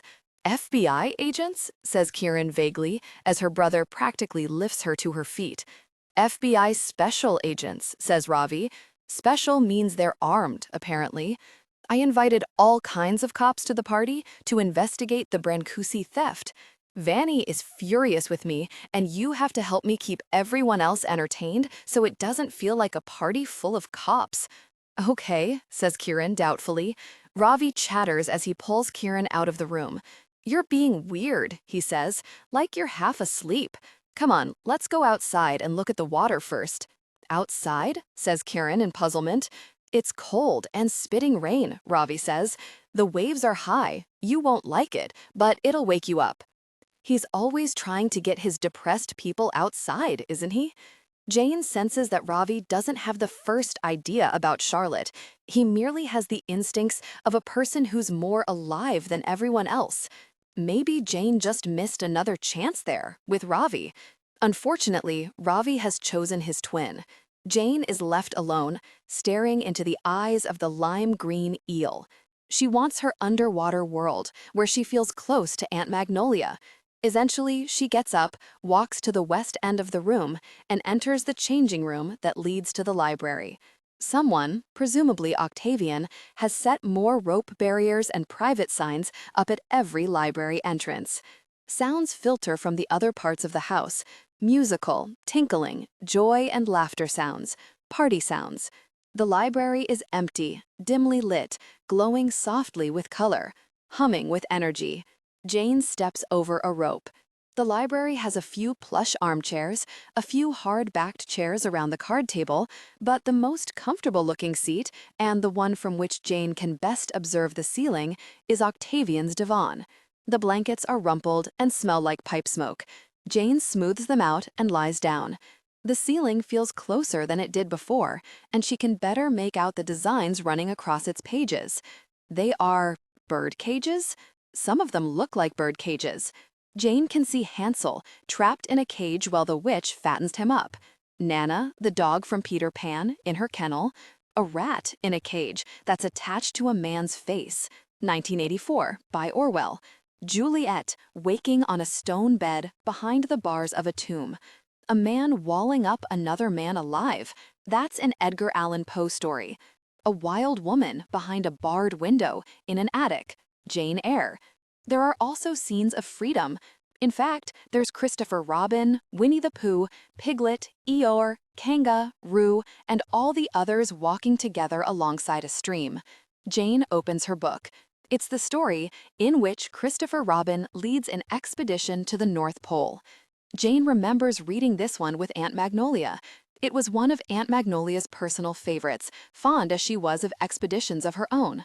In it, the group sets out to discover the North Pole, but then little Roo falls into the stream. Pooh finds a long pole, drapes it across the stream, and rescues Roo. Afterward, Christopher Robin considers Pooh's pole thoughtfully. The expedition is over, he tells Pooh solemnly. You have found the North Pole. By now, Jane knows to expect, of course, that Charlotte is telling the story. The group sets out, walking in a line.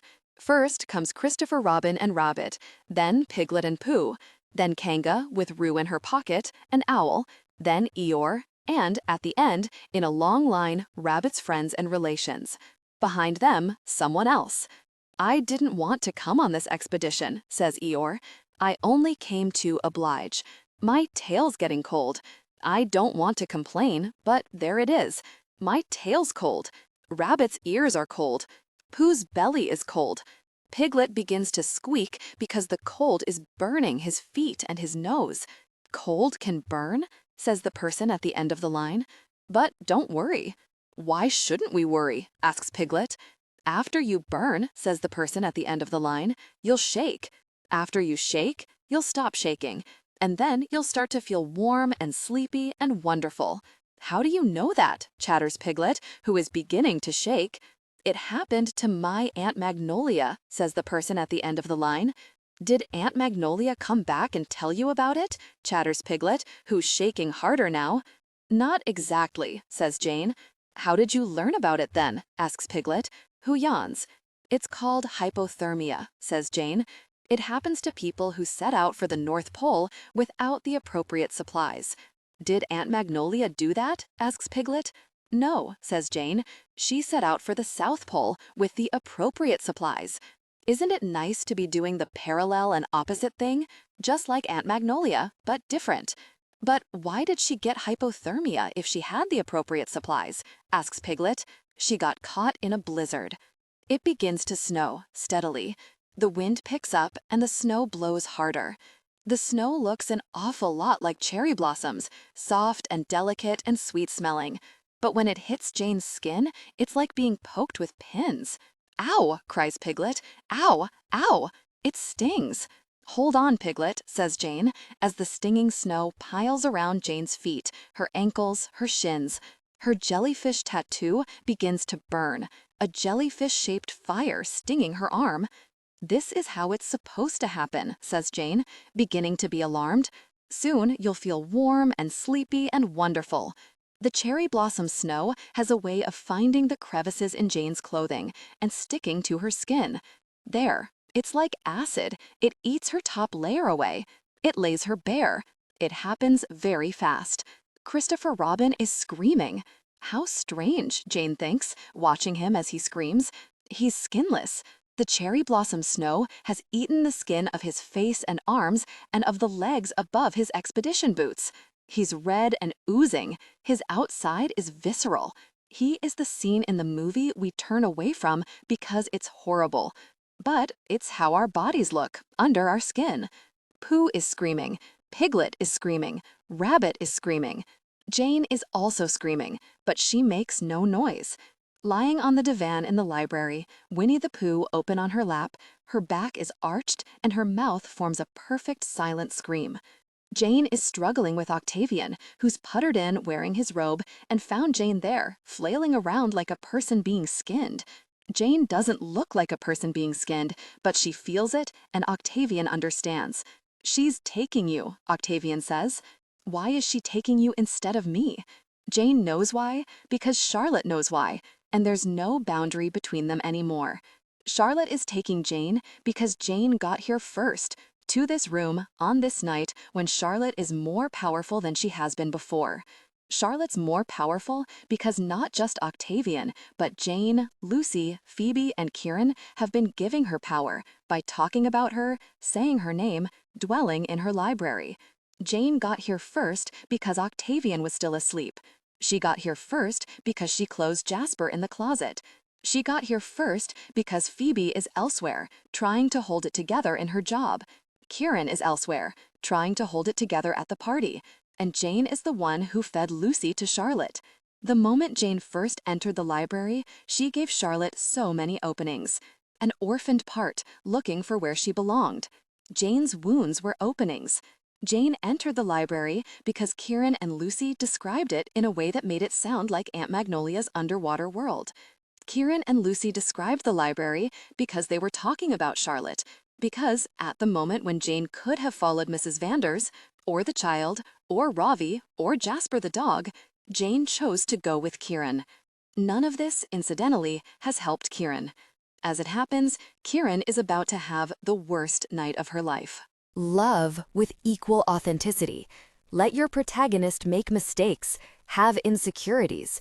Not because of what's happening to Janeth, though this would hurt her too, but because of a scene playing out elsewhere on the island.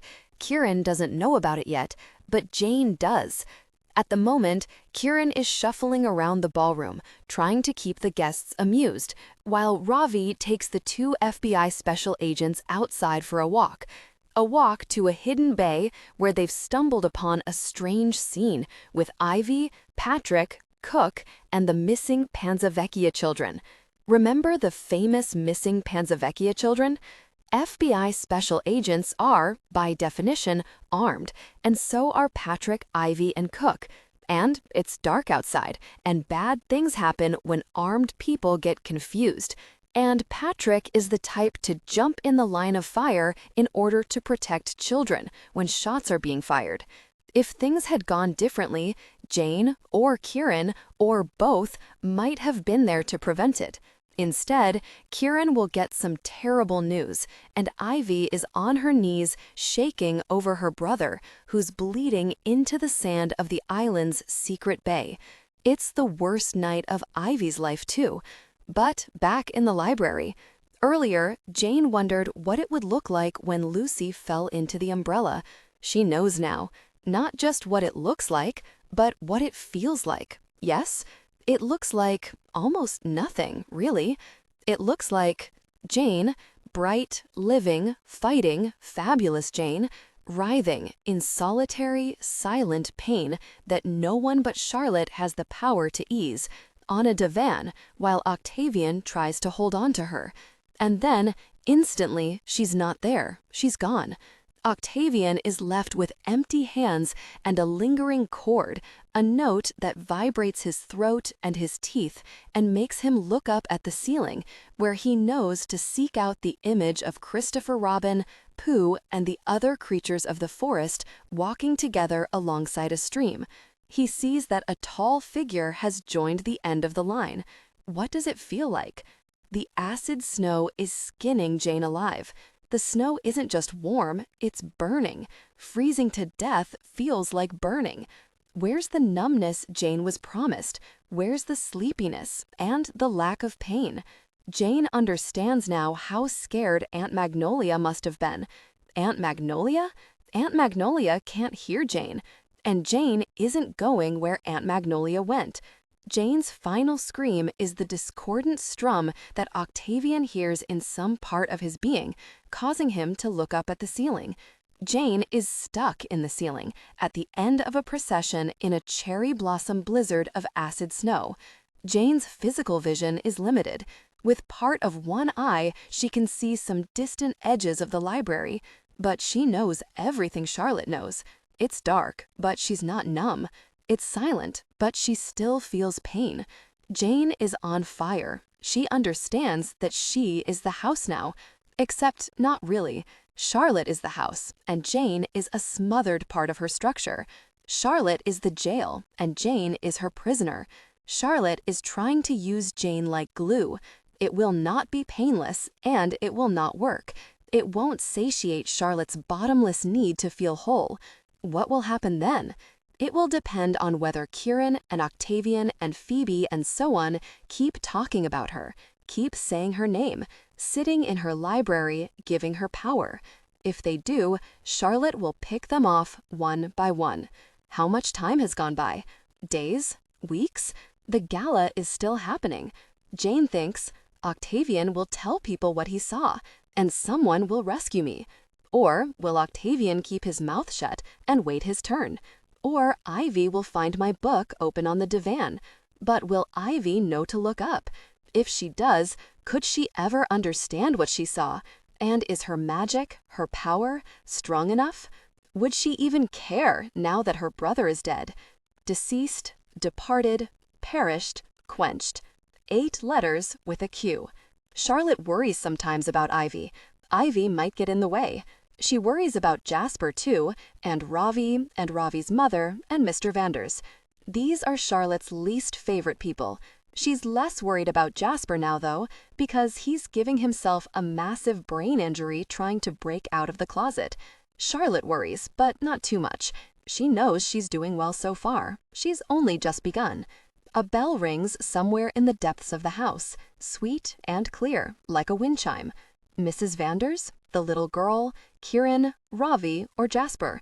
Aunt Magnolia? Jane thinks. Where should I go? Jane, unlimited Jane, decides. Oh gosh, she says. What is it? Says Kieran. The thing that worries Jane most about choosing Ravi is that it feels a little too tempting and distracting from other things in the house that are certainly more important. But there's something I need to check on, she tells Kieran. I'll join up with you later, okay? Kieran shrugs, disappointed. Okay, I'll be in the winter garden. She wanders off. As Jane steps onto the landing, Jasper blocks her path, clambering around her feet as if he thinks they're a portal to his home planet. Fuzzball, she says. Desist. She rushes past him up the stairs, but he's utterly determined to follow her. It's too pathetic. She slows down to let him catch up. Jasper, she says, you're breaking my heart. When she gets to the third-floor east wing, Ravi is standing right there, a little way down the corridor, his back to her. He's bent over his phone, balancing his fruit and toast in one hand. Jane stops and waits, unseen. Ravi pockets his phone, redistributes his food, and starts moving. Then, inexplicably, Jasper sneaks past Ravi, runs farther down the corridor, and begins frolicking and larking about in a way Jane wouldn't have thought possible. Dog of little brain, Ravi tells him fondly. The runner muffles Jane's footsteps as she follows them. When Ravi reaches the door with the doormat that says, "Welcome to my worlds," he unlocks the door with a key from his pocket. Jane hot-foots it forward, sticks her foot in the door before it closes, and applies her eye to the crack. Jasper joins her. She catches a glimpse of Ravi's torso, legs, feet, before he disappears up a squeaky spiral staircase. A woman with a deep voice says something cheerful-sounding in a language Jane doesn't understand. Ravi responds in kind. The woman says something else, at length. "Thanks," Ravi responds in English. "Here, I brought you some fruit, courtesy of Patrick." "Oh, thank you, darling," the woman says, with a British accent that perhaps contains a hint of the Indian subcontinent. "I'd expected to eat in UD-17, but my counterpart there is in no state for hospitality." "You sound worried," says Ravi. "Did something go wrong?" "The UD-17 house is in danger of being boarded by pirates." "Pirates?" says Ravi. "What kind of pirates? Are they after the art?" "Oh, Ravi, you always think everything's about the art. No, they're UD-17 pirates, looking for the portal in the tower. Everyone's very stressed out about it." "Oh," Ravi says. "How do they know about the portal?" "Unclear. The existence of the multiverse is common knowledge in UD-17, but we've kept this particular portal hidden. They have it in their pea-sized brains that they'll be able to use it to travel to alternate dimensions, locate alternate versions of themselves, then bring them back through into UD-17 to bulk up their numbers." At the foot of the steps, Jane is incredulous. "What on earth is UD-17?" she whispers to Jasper. "And how can a house be boarded by pirates? And how can pirates have alternate dimension versions of themselves? And seriously, just what the heck? Why is that a pea-sized idea?" asks Ravi. "Wouldn't that work?" "Of course it would work," the voice exclaims. "That's why I'm so worried. Here, have your stupid UD-17 Monet and stop pestering me with questions." "Oh, come on, Mom," says Ravi. "Don't take it out on me. It's your own fault. You opened those portals. You and all the alternate versions of you. I've never told anyone outside the family about the portals. You can't blame me if alternate dimension versions of me are indiscreet within their own dimensions." Love with equal authenticity. Let your protagonist make mistakes, have insecurities. I am not they. And yet, I have an idea of what most of them are like, says Ravi wearily. "Be respectful," says the first Mrs. Thrash. "We're your mother." There is a pause. "Well," she says, rather aggressively, "how are you?" "I'm fine, Mum," says Ravi, an edge to his voice. "Worried about Kieran.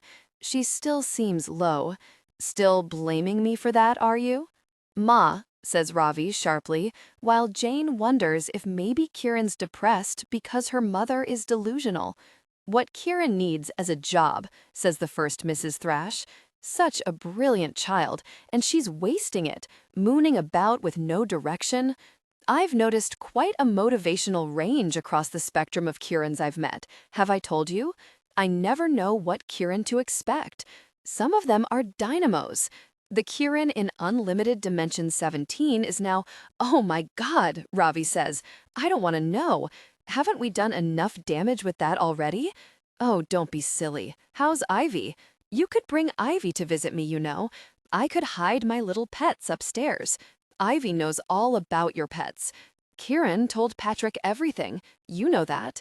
Patrick told the Vanders family. And Ivy. And you criticize me for being indiscreet. It won't go any further if Vanny has anything to say about it, says Ravi. Anyway, she's decided it's a fairy tale. You know how Vanny is. She doesn't understand it, therefore she thinks it's magic, eh? Precisely. What do you tell Vanny when you bring her the paintings from UD17? She makes a point of not asking, Ravi says. Just like you make a point of not asking Vanny why she knows so many out-of-the-way collectors who want to buy your weird art for their personal collections. It's her field. Of course she has contacts. I think there's something fishy going on there. She's mixed up in the art black market or something. Oh, Mum, says Ravi, sighing. Mrs. Vanders is the world's most respectable person. She helps me out of kindness. First, she convinces herself that the pictures are normal, then she passes them on to collectors she met in grad school. It's that simple. Are you going to show me what you brought me? There's another pause. Then the first Mrs. Thrash says, well, is it the sort of picture you hoped for? Better then, says Ravi. You've done well. Buckley's going to love the animatronic frogs on the lily pads. There's a limited dimension I visited, says Mrs. Thrash. LD 387. Their Monet didn't paint frogs on his lily pads at all. In fact, I don't think a single art movement in that world has ever focused on frogs, with the possible exception of their Muppets. Which makes me wonder, where did the Kermit of their world come from? Is he any different? Well, he's not blue, he's pea green. Pea green, and he's in love with Miss Piggy. Oh, just stop it, Ravi says. Would you like a frogless lily pad Monet in your inventory? I'll see what I can do next time I'm there. It's trickier in a limited dimension because, well, we're dealing with smaller-minded versions of ourselves, of course, less imaginative. They may not want to sell. I thought our own dimension was a limited dimension. Well, yes, we've categorized it as one for the moment, but the categorization is an ongoing process. And the more we learn about what's commonplace across dimensions and what isn't, the more our categorizations change. I won't be at all surprised if our dimension is recategorized as unlimited someday. There could be transnormal phenomena here we haven't discovered yet. Huh. You just don't like to imagine yourself as limited, says Ravi dryly. Oh, Pa, she says.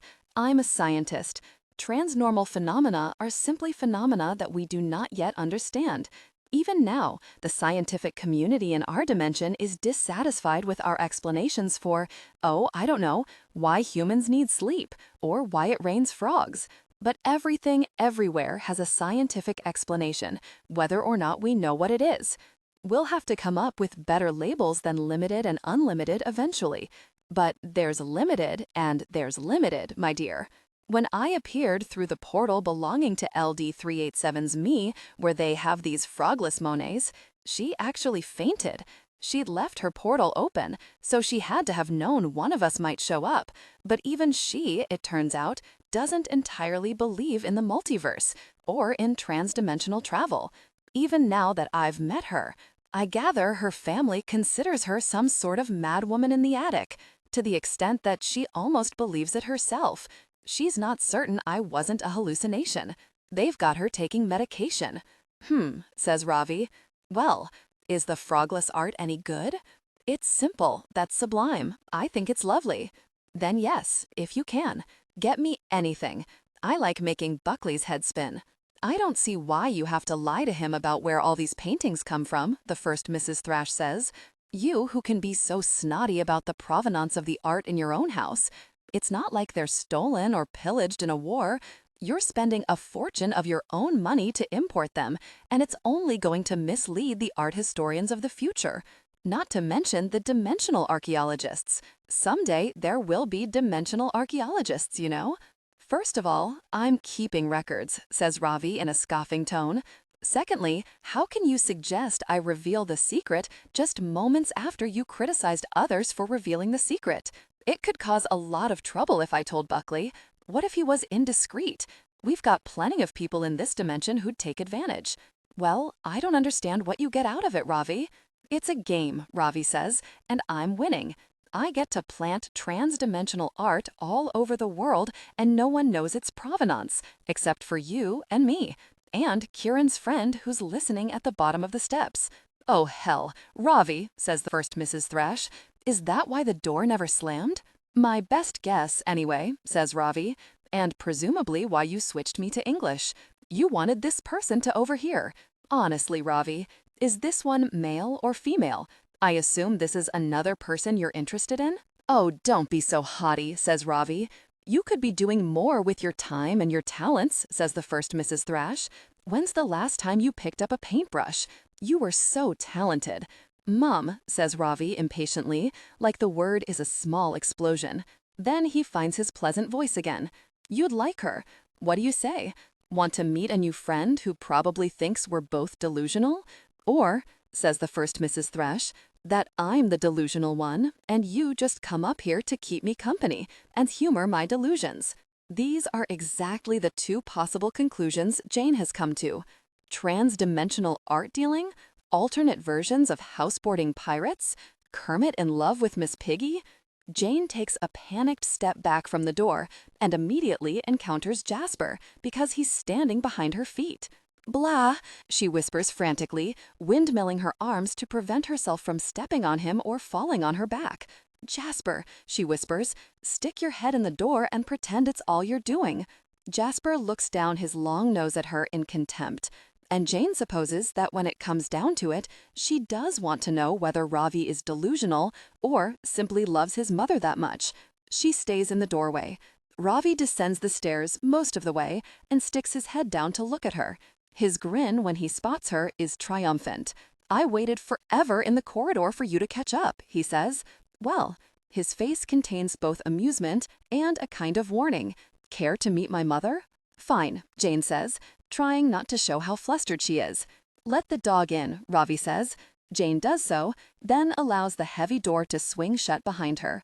Ravi comes the rest of the way down the steps, saying, "Silly old dog." He picks Jasper up and carries him, indignant and squirming, back up the stairs. Jasper is not made for carrying, and he glares at Jane over Ravi's shoulder. Come see your pals, Ravi tells him. Jane follows, trying not to find Ravi attractive. Love with equal authenticity. Let your protagonist make mistakes, have insecurities. It's probably why he picked up the dog in the first place. Ravi is the type to know that his adorable quotient increases steeply when carrying a dog. I know you won't tell anyone what you're about to see, Ravi tells Jane quietly as they climb. Except for Kieran and Octavian, they already know. And Patrick and Ivy and the Vanders family knows some of it too, though Mrs. Vanders wants as little to do with it as possible. She thinks my mother is upsetting the natural balance of the universe. I won't tell anyone.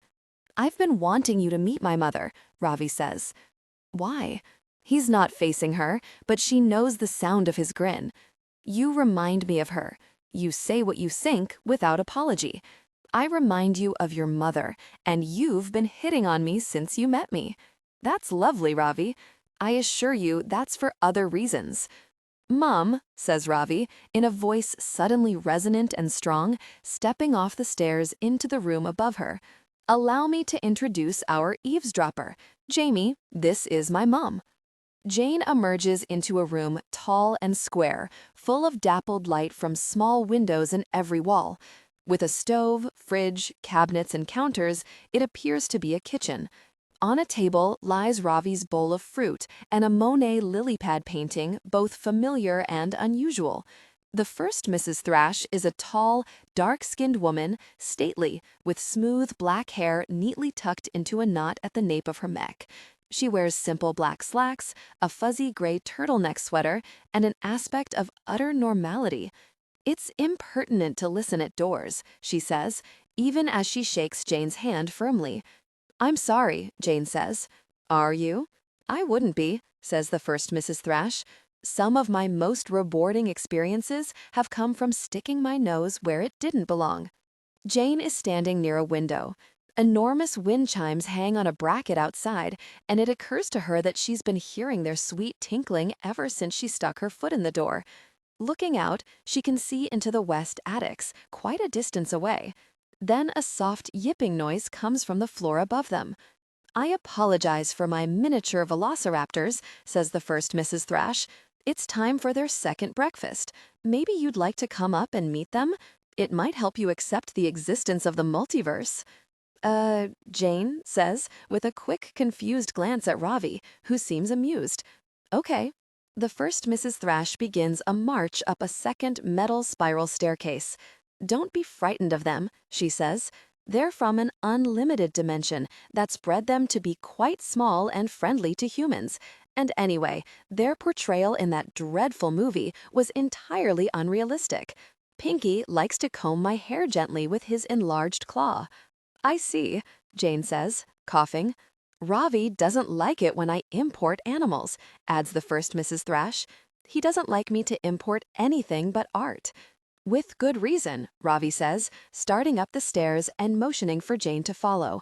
"It's because of the time I tried to bring him and Kieran, two sparkle ponies from a high-level unlimited dimension, and the poor things went mad and exploded.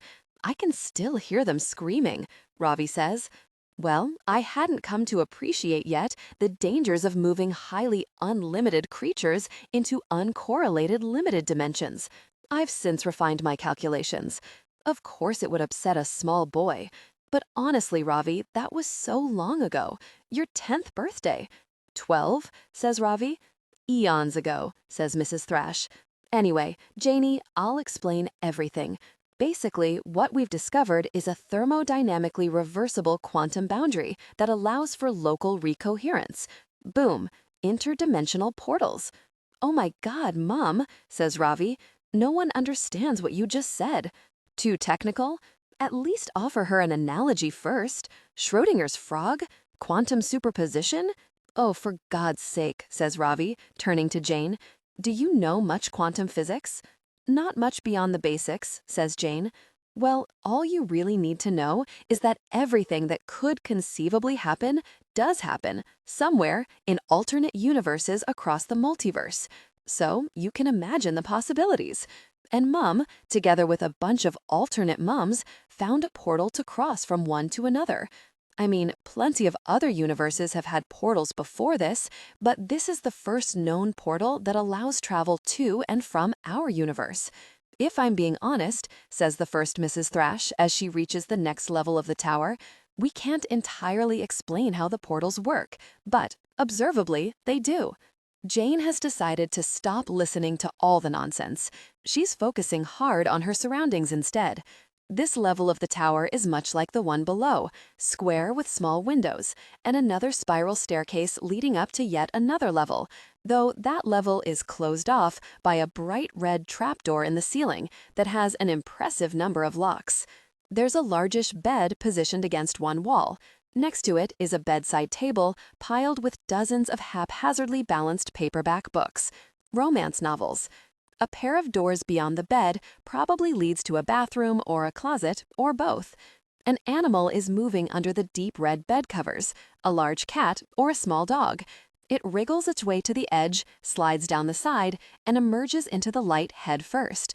It scuttles forward on all fours, then balances itself on its hind legs. It stares at Jane suspiciously, with a canted face and blinking eyes. It's got a lizard head, a tail fully as long as its body, and a coat of fine feathers. Jane has been to the museums, she's seen the TV shows. She understands that she's looking at a miniature velociraptor. Jane wakes to find herself staring at the red door in the ceiling, the one with all the locks. She's lying on the first Mrs. Thrash's bed. She's woozy, but otherwise unhurt. She remembers now. She saw a velociraptor and suddenly had no legs. Ravi and Mrs. Thrash caught her. Fainting, while dramatic in stories, turns out to be deeply unpleasant in real life. There's a warm presence nestled against her left side. It quietly yips as it breathes. Jane has only just woken. She doesn't have the fortitude yet to cope with the fact that she's being snuggled by a velociraptor. "Ravi," she says. His voice rises absently from the armchair in the corner of the room. "Hmm?" He pushes himself up and comes to Jane, eyebrows deeply furrowed. In one hand, he holds an open romance novel. "You're awake," he says. "Feeling okay?" "What the hell, Ravi?" Jane says. "What's going on?" "It's just what we told you. Would it help if you pretend you're inside a Doctor Who episode?" "It'll take a minute, but just go with it," Ravi says. "Listen to this passage. Does this sound realistic to you?" The main character, her name is Delphine, says, "I wouldn't have you if you were the last man in East Riordan." And this man, named Lord Enderby, says, "You are the only woman in East Riordan. My darling, you're the only woman in my world. We were meant for each other, can't you see?" Then Delphine is overcome and starts kissing him and shrieking. "Does she?" Jane says, becoming conscious of another warm, yipping presence resting against her ankles. Also, a larger, warmer, silent presence against one knee. That one is Jasper. "Why does my mother read this stuff?" says Ravi. "You're reading it." "Critically," Ravi says. "Maybe she reads it critically too.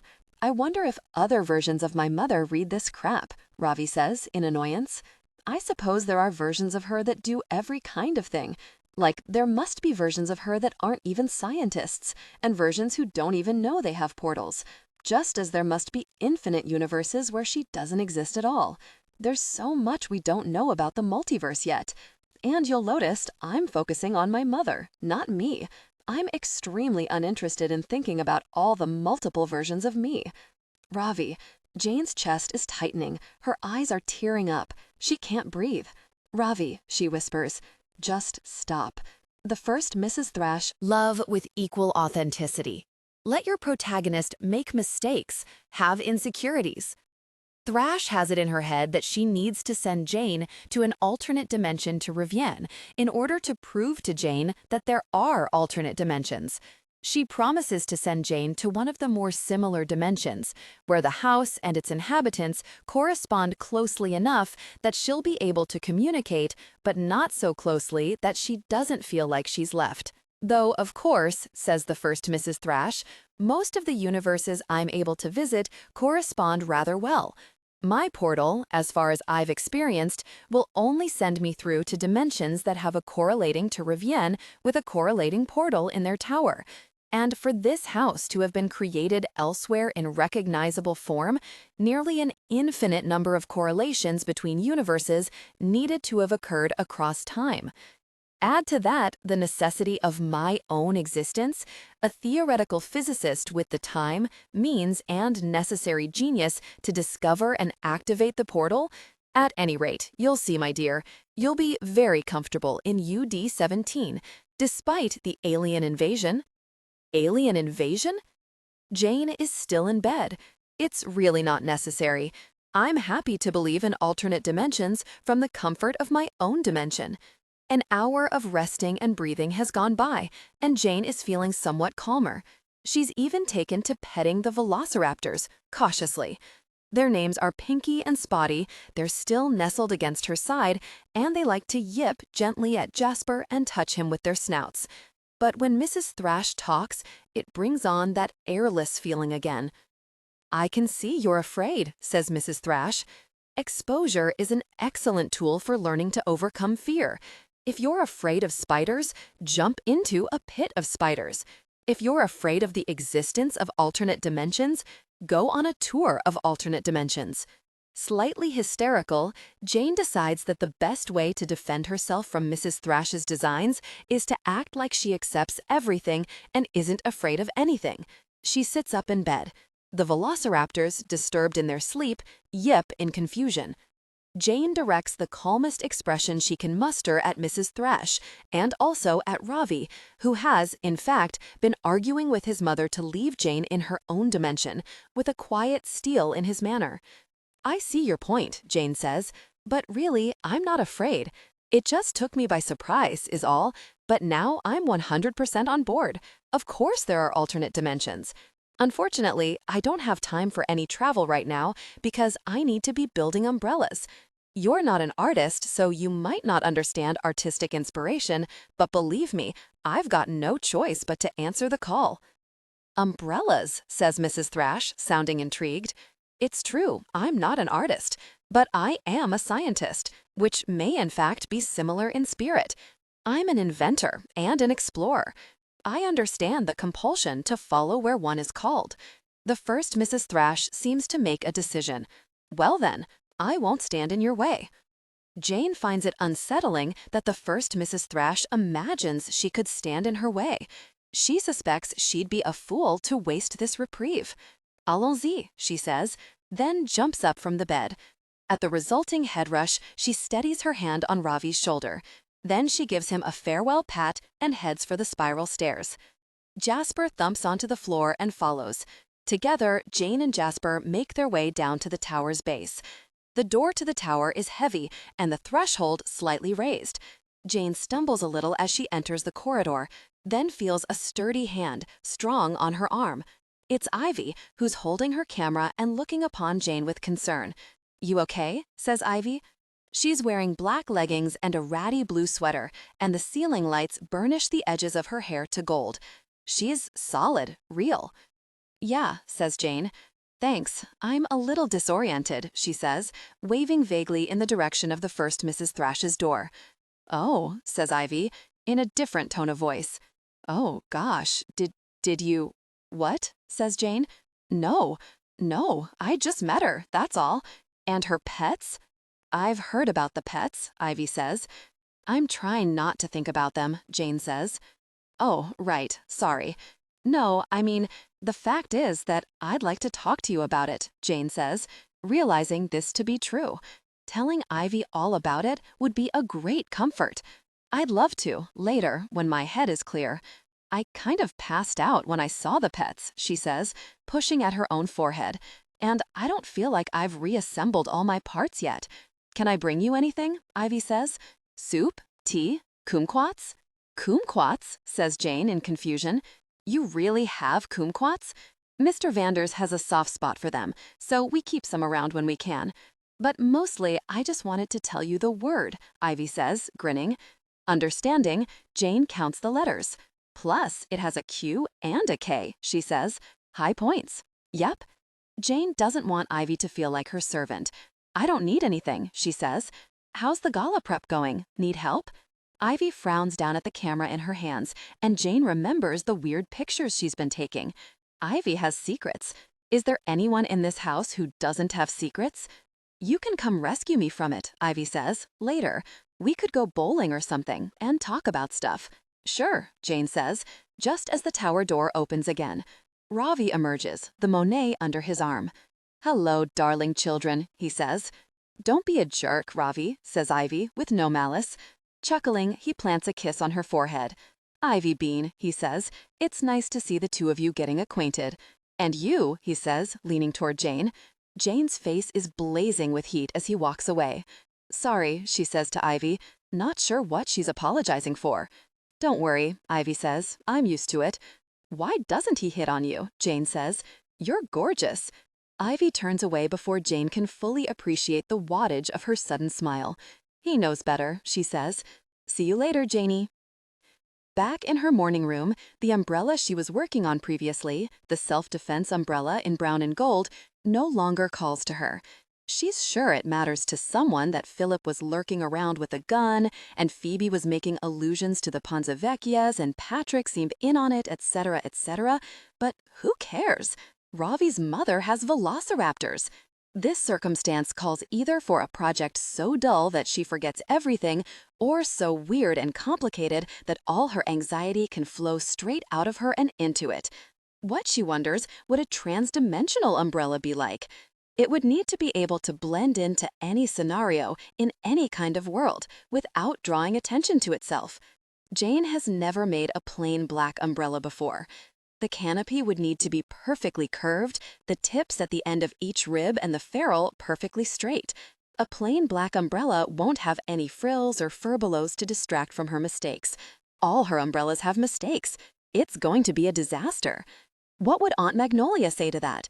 It might, but you'll learn something from it, sweetheart. Why not try? All right then. As Jane trims the shaft with her lathe, the world starts to make sense again. Explanations offer themselves. Pinky and Spotty are obviously not velociraptors. After all, since when is Jane familiar with every species of animal currently living on Earth? Why shouldn't there be a small lizard-like sort of animal that the first Mrs. Thrash, being delusional, found in the Sahara or the Amazon or the Great Desert of Rajasthan, then convinced herself are trans-dimensional velociraptors? Earth lizards, yes, with feathers. And what had she said? Something about the house in the other dimension being in danger of being boarded by pirates? Ridiculous. Pirates attack ships, Jane thinks, not houses. And houses aren't things to be boarded like ships. Anyway, pirates are something out of a bad fantasy story. The pirates offer the most solid proof that the first Mrs. Thrash is making everything up. Someone should help that woman, Jane mutters to herself. Love with equal authenticity. Let your protagonist make mistakes, have insecurities. It's funny the way crazy people can cause you to start losing your own grasp on reality.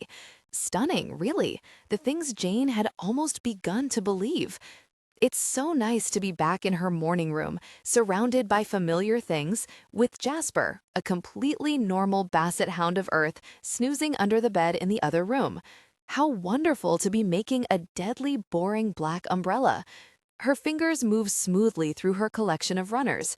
Tu Reviens is making noises around her, pulling her out of herself. Is someone shouting? Jane says aloud, because it's hard to distinguish the house's moans, watery hums, and breaths of heat from other kinds of noises, and she thinks she might hear someone shouting. When the shouting gets closer and resolves itself into Ravi's voice, raised in anger, Jane goes to her gold-tiled bathroom, rifles through her toiletries, and unearths a pair of earplugs. In her new underwater sort of silence, Jane chooses a runner for the umbrella shaft. She threads ribs onto tying wire, she slices and sews gores together. It's slow, focused work. It should be meditative work, but Jane's mind keeps spinning off. Had Aunt Magnolia ever stood in a boat, looking down at a deep, cold, unexplored stretch of ocean and been terrified? Had she ever stood there, wrestling with herself over whether to stay in the boat or drop herself in? As far as Jane knows, Aunt Magnolia had always eventually dropped herself in, face what scared her, and open herself to whatever she might learn. Why not try, Janie? Gosh, Jane thinks to herself, dropping her unfinished umbrella on the work table. She covers her face with her hands and thinks to herself repeatedly, gosh. She grips the table. When her fingertips find a rough patch, she opens her eyes to the discovery of a carving, a blue whale and its calf. Next, along the top edge of the table, she finds a carving of a peaceful whale shark and its babies. Ivy must have made this strong, beautiful table. Jane takes a jellyfish breath. Aunt Magnolia? Is this why you wanted me to come to this house? Is this what you wanted me to try? Removing her earplugs and choosing 2 umbrellas, Jane leaves her rooms. Ravi is in the corridor, headed in her direction. His face is stormy. Where are you going? He asks in an accusatory tone. I haven't decided, Jane says, which is true. Really? Says Ravi, his voice milder. He stops before her, too close again. Jane felt her back against the wall as Ravi moved closer. She looked up at him, alarmed. Ravi, Jane said, what are you doing? He attempted to kiss her, but Jane, feeling a surge of discomfort and knowing this was not right, quickly created distance between them with her umbrellas and pushed him away. He backs away, unprotesting. He tilts his head, studying her face. Okay, he says. Are you angry at me? No, she says, but please don't do it again. All right, he says, I won't. He's speaking plainly, sincerely. But if he's the kind of person who understands so easily, then is she so sure she doesn't want him to kiss her again? A feeling touches Jane, a feather touch. What is it? Resentment? No, envy. Jane wishes she could be that casual about kissing, about intimacy. She thinks it must be nice to have kissed so much that it's no big deal. As she continues down the hall, she hears his door shutting. It strikes her as funny what she's just said no to, considering what she's willingly walking toward. Then Jane sees the figure up ahead, standing at the top of the corridor near the courtyard, watching her. It's Ivy. Ivy is standing there in her ratty blue sweater, a daffodil behind her ear, tall and still, as if she's been standing there watching for some time. Ivy saw the kiss. What had it looked like to her? Ivy pushes her glasses higher on her face, then raises a hand in greeting. It's a friendly gesture. It tips Jane's panic into immediate relief, then, just as quickly, into despair. Doesn't Ivy care that Jane was just kissing Ravi? Is it completely irrelevant to her? Jane's own hands are again behaving intelligently, one hand passing its umbrella to the other, then raising itself in response. Jane hopes Ivy can't read her face because she has no idea what expression she's wearing. When Ivy turns and walks out of sight, Jane stands there for a moment, wondering how a tiny, earthbound thing, like the question of whom to kiss, can possibly be as confusing as transdimensional velociraptors. The first Mrs. Thrash responds to the bell pull so quickly that Jane wonders if she's been waiting for her inside the door. Mrs. Thrash peeks surreptitiously up and down the hall, then says, "Come up, Janie dear, come up." Jane's black umbrella is still uncompleted, the canopy unfixed to the ribs, flapping around like the robes of an absent-minded professor in a high wind. It's missing its finishings too, like the curved handle and the metal tips. Nonetheless, the first Mrs. Thrash is appreciative. "The elegance radiates," she says. "I can see that it will be as graceful as a clean transdimensional jump." Jane grunts a skeptical thanks to this. She's brought the brown copper rose satin too, the one she used yesterday on the yacht to make herself feel better, the heroic journey umbrella, just to keep from feeling misrepresented by her own work. "I don't usually make plain black umbrellas," she says, "but you inspired me to try something that'd be appropriate in multiple dimensions." She adds cautiously, metaphorically speaking, of course, because while it's true that she's brought herself here, it doesn't mean she's decided anything. "An honorable objective," says the first Mrs. Thrash. "Come up and visit the velociraptors. They're very fond of you." As Jane climbs the stairs to the next level, she thinks of Jasper longingly.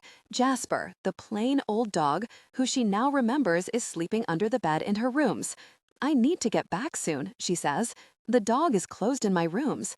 "I understand," says the first Mrs. Thrash. The red trapdoor in the ceiling is ajar. Its many locks line the edges of the opening like teeth in the square mouth of a living house. Of course, the first Mrs. Thrash adds, there's no rain in UD-17. "What?" Jane says. "Rain? They don't have umbrellas," she says. "But every invention is likely to find some use there, especially anything that might be classed as historical costume. Imagination and fashion are both valued in UD-17. "No kidding," Jane says, wishing someone, anyone, were here to share incredulous glances with. "Why is there no rain?" "Because there's no planet," says the first Mrs. Thrash. "After the UD-17 Earthlings lost their Earth, they fled to the edges of their solar system and built a huge number of ships and space stations arranged in a sphere to mimic Earth's surface, but much smaller, of course. It's like an empty eggshell or a beach ball, nothing in the middle.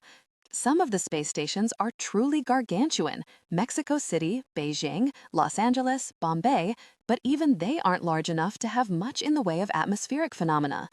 Anyway, water reclamation is far too important for them to indulge in the whimsy of letting it rain." "Lost their Earth?" Jane says. "How did that happen?"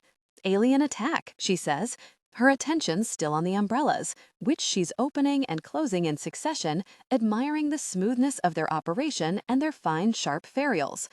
"The planet was blown apart. Hadn't I mentioned the alien invasion?" "Sure," Jane says. Consequently, she says, when you cross through the portal into my counterpart's tower on the Tu Reviens of UD-17, you find yourself aboard a cleverly representational spaceship castle on its own island dock. Uh-huh. Then Jane understands. The house is a ship in danger of being boarded by pirates. The first Mrs. Thrash's face grows grim. So very worrisome, she says. We simply cannot have criminals doing what they like with the portals. What sort of havoc will ensue? Then she peers at Jane with an intent expression that makes Jane nervous. Love with equal authenticity. Let your protagonist make mistakes, have insecurities. I don't suppose you have any experience with pirates. None whatsoever, Jane says firmly. You might distract them, she says, handing the umbrellas back abruptly. You're young, but you're rather intriguing, with your umbrella making and all. Funny, I haven't run across your counterpart in any other Tu Reviens, isn't it? We could use you to create a distraction somehow, while UD-17 Ravi and UD-17I rough the pirates up a bit. This is patently absurd, even for a delusion. And how is UD-17U at roughing people up? You're right, of course, says the first Mrs. Thrash with an enormous, gloomy sigh. It's an appalling plan. I'm no good at fisticuffs. I like an antagonist I can verbally manipulate or trick into performing my will, or, as a final resort, jab with a bit of live electrical wire. Here, come up and see the portal. It'll help you stop presuming I'm crazy. I don't presume you're crazy, Jane protests with rising panic as the first Mrs. Thrash herds her toward the staircase to the level above. It's like the woman can shove people along with the force of her will. Jane is halfway up before she realizes she's acquiesced. It's very sweet of you to say so, Janie dear, says the first Mrs. Thrash. The pirates fly these tiny little ships, you see. They're much stealthier than the chappies in Treasure Island. They can dock themselves on the roofs and walls of the house. If they're determined enough, and if the house is in a mild enough mood, the pirates will board. I see, Jane says as she passes through the red trapdoor in the ceiling. The house has moods, does it? The room beyond is empty of furnishings and decoration. There's not even a rug or a folding chair. Jane steps in cautiously, then sidles toward the wall. For some reason, the emptiness of the room makes her jumpy. Wouldn't a delusional woman with an imaginary transdimensional portal have something set up in this room? Some sort of silver capsule with seats and a steering wheel and a sign on it that says, "Caution, transdimensional portal"? Good heavens, my dear, don't go that way, says the first Mrs. Thrash in alarm, hastily grabbing Jane's arm and swinging her toward the center of the room. You'll step right through the portal. Oh, thank you, Jane begins to say, then loses her voice and her grip on the umbrellas. Jane loses her hands. She loses her breath, her need to breathe, her vision, and her memory, the feeling of being in her body. Jane loses her everything, except for a frozen and stunningly focused sense of just exactly who she is. When it all comes back again, Jane sees that the first Mrs. Thrash has changed her clothing, and her hair, and the decor, and the lighting. She is standing before Jane in a very odd hat, wearing an indignant expression. "Who in the dazzle dance are you?" she says, "and where did you come from?" Oh, hell! Her green leafy hat, part scarf and part necklace, is wrapped all around her upper half. With her brown shirt and pants, she looks like a tree. The room is familiarly shaped, but made of metal, not stone. Jane searches for the words her own first Mrs. Thrash would use. "Your counterpart sent me through her portal," she says. "I'm Jane, Janie." "Which counterpart?" says this first Mrs. Thrash. "You do realize I could have as many as infinitely many." "Oh, God," Jane says. "I feel sick." "Aha," she says, "a God-worshipping dimension. Likely a limited dimension, then. And you're carrying, what are those artifacts? Are those what are known as umbrellas?" "Yes," Jane says, holding her stomach. "She tricked me. I can't believe it. Is this UD-17? Yes, says UD17 First Mrs. Thrash. Remind me, what is an umbrella for? Self-defense? It's for shielding yourself from the rain. Here, Jane says, handing her the unfinished one, opening the other numbly as a demonstration. Some people think it's bad luck to open one inside. Superstition. A severely limited dimension, then, says UD17 First Mrs. Thrash. And rain. An atmospheric Earth with sufficient surface water. What has my counterpart from your world been visiting me for? Art, I think. Ah, she says, now we're getting somewhere. Did she recently buy a froggy bank I got in UD33 for her android daughter? No. A Dali of melting clocks from LD107 for her son Rudolfo? No. A Monet of speculative lily pads and frogs for her son Ravi? Yes, Jane says, that's the one. Yes, she repeats, that's our own painting. My own Ravi hasn't let me hear the end of it. Never said a word to me about that Monet until I made an intelligent business decision. Now suddenly it's his favorite painting in the house, and all I hear is the foulest bile. My children! I need to go back, Jane says, trying to breathe. I need to go home. Why did she send you? I have no idea. She tricked me. Well then, says UD17 First Thrash, scrutinizing Jane with an aspect that makes Jane nervous, in quite a familiar way. She must have had a reason. I think she just wanted to prove to me that she wasn't out of her mind. Doubtful. I have not met many counterparts of myself who care if other people think they're out of their minds, she says with convincing finality. It's impressive that she can be so convincing in that silly hat. The leaves bounce around as she talks, as if she's a maple tree on a pogo stick. She sent you here for some purpose. I wonder. You're young, and the young are inspiring. Do you approach life with above-average gusto? I don't know, Jane says. Probably my gusto is about average. Did she mean you as a friend and influence for my Karen? Or as a lover? Oh, forgive me, you'll know her as Kieran. She hasn't said much about Kieran, Jane says in confusion. I mean, her own Kieran. She hasn't mentioned anything about anyone named Karen, I don't think. My Karen is a brilliant girl who should be engaged in a brilliant career, but lacks gusto. She says, peering at Jane closely. Do you have any experience with pirates? No, Jane exclaims. Why does everyone think I have experience with pirates? Aha, she says. So she did send you through about the pirates. How thoughtful of her.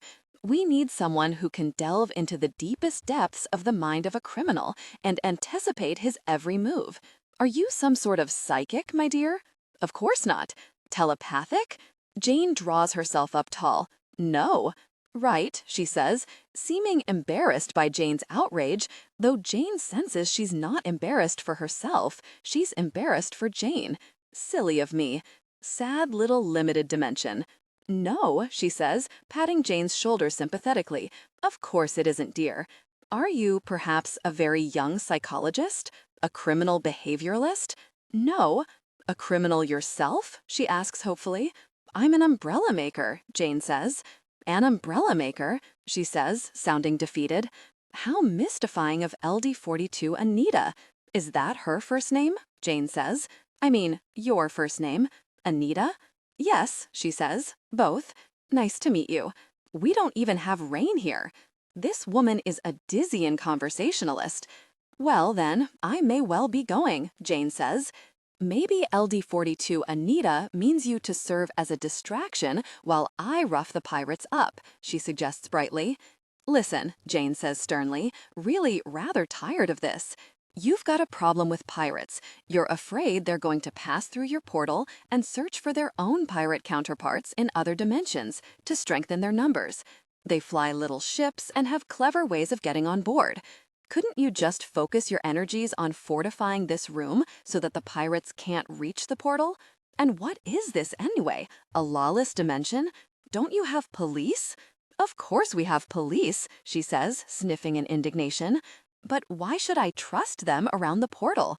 If you don't trust anyone, Jane exclaims, all the more reason to fortify the portal. What are your security measures? Jane begins to march to one of the window portholes, then remembers the purpose of this room. Where's the portal, exactly? She asks, not wanting to step into it by accident and transport herself God knows where. UD-17 First Mrs. Thrash. Love with equal authenticity. Let your protagonist make mistakes, have insecurities.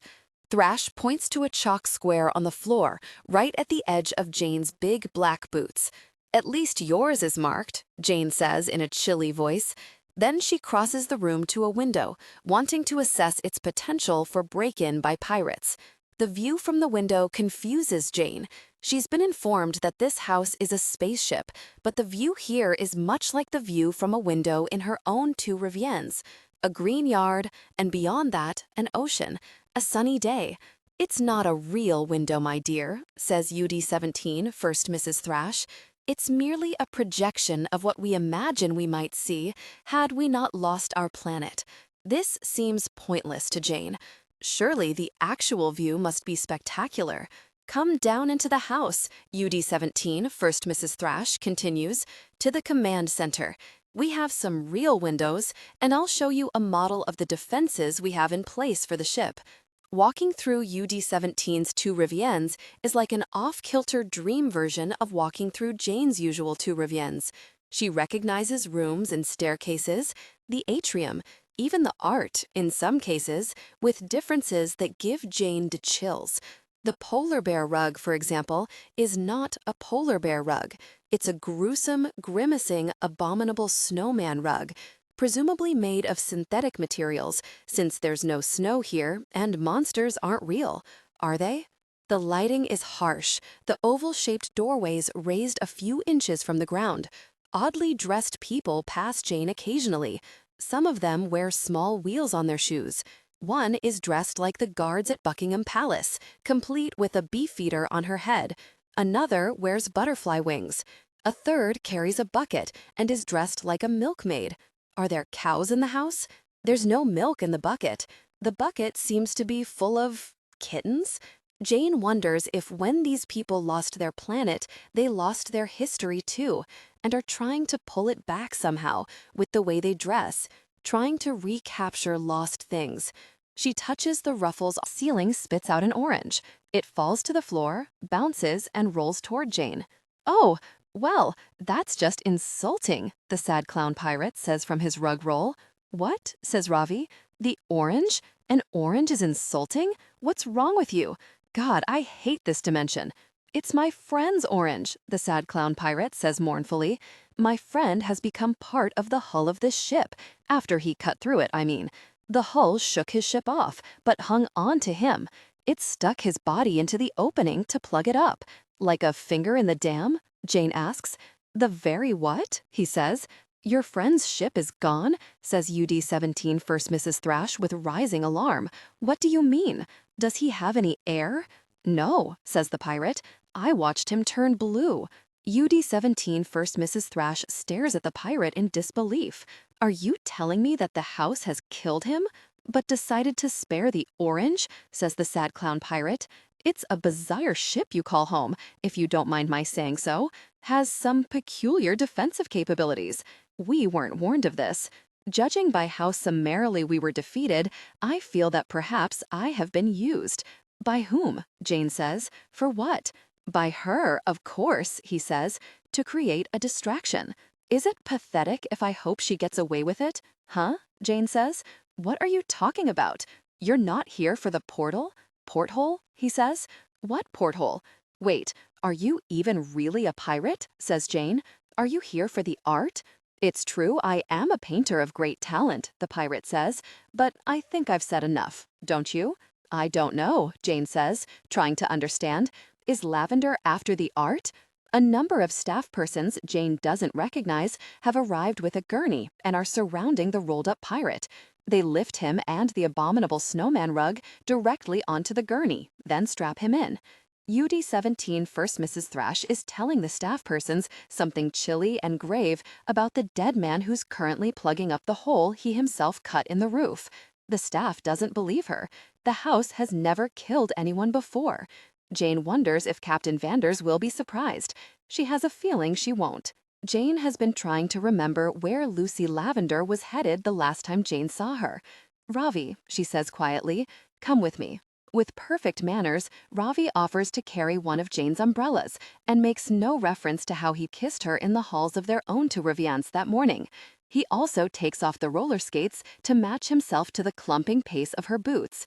Jane finds him easy company, really, when he's not flirting all the time. It's strange that her relief is mixed with wistfulness. Where are we going? He asks, the skates dangling from his hand by the laces. When Jane was little, Aunt Magnolia used to walk with her to the park, then sit on a bench and wait for her, offering words of encouragement while she skated. On the way there and back, Jane would tie her laces together and carry her skates the way Ravi is carrying his. Well, says Ravi. Huh? Oh, second story east wing, Jane says. Or O1 level port side, I think they say here. I have a theory. What is it? I'm not ready to say yet, but I don't think those guys were pirates after the portal. Great, he says. Another mystery. Ravi is not comfortable walking the corridors of this Tu Reviens. Jane can tell from his voice and from the way he keeps glancing over his shoulders. The lights in the second story east wing are flickering wildly. They hold steady as Ravi and Jane arrive, as if they've been trying to get someone's attention, and these two people will do. Jane supposes she's not entirely surprised to find Lucy Lavender alone in the corridor.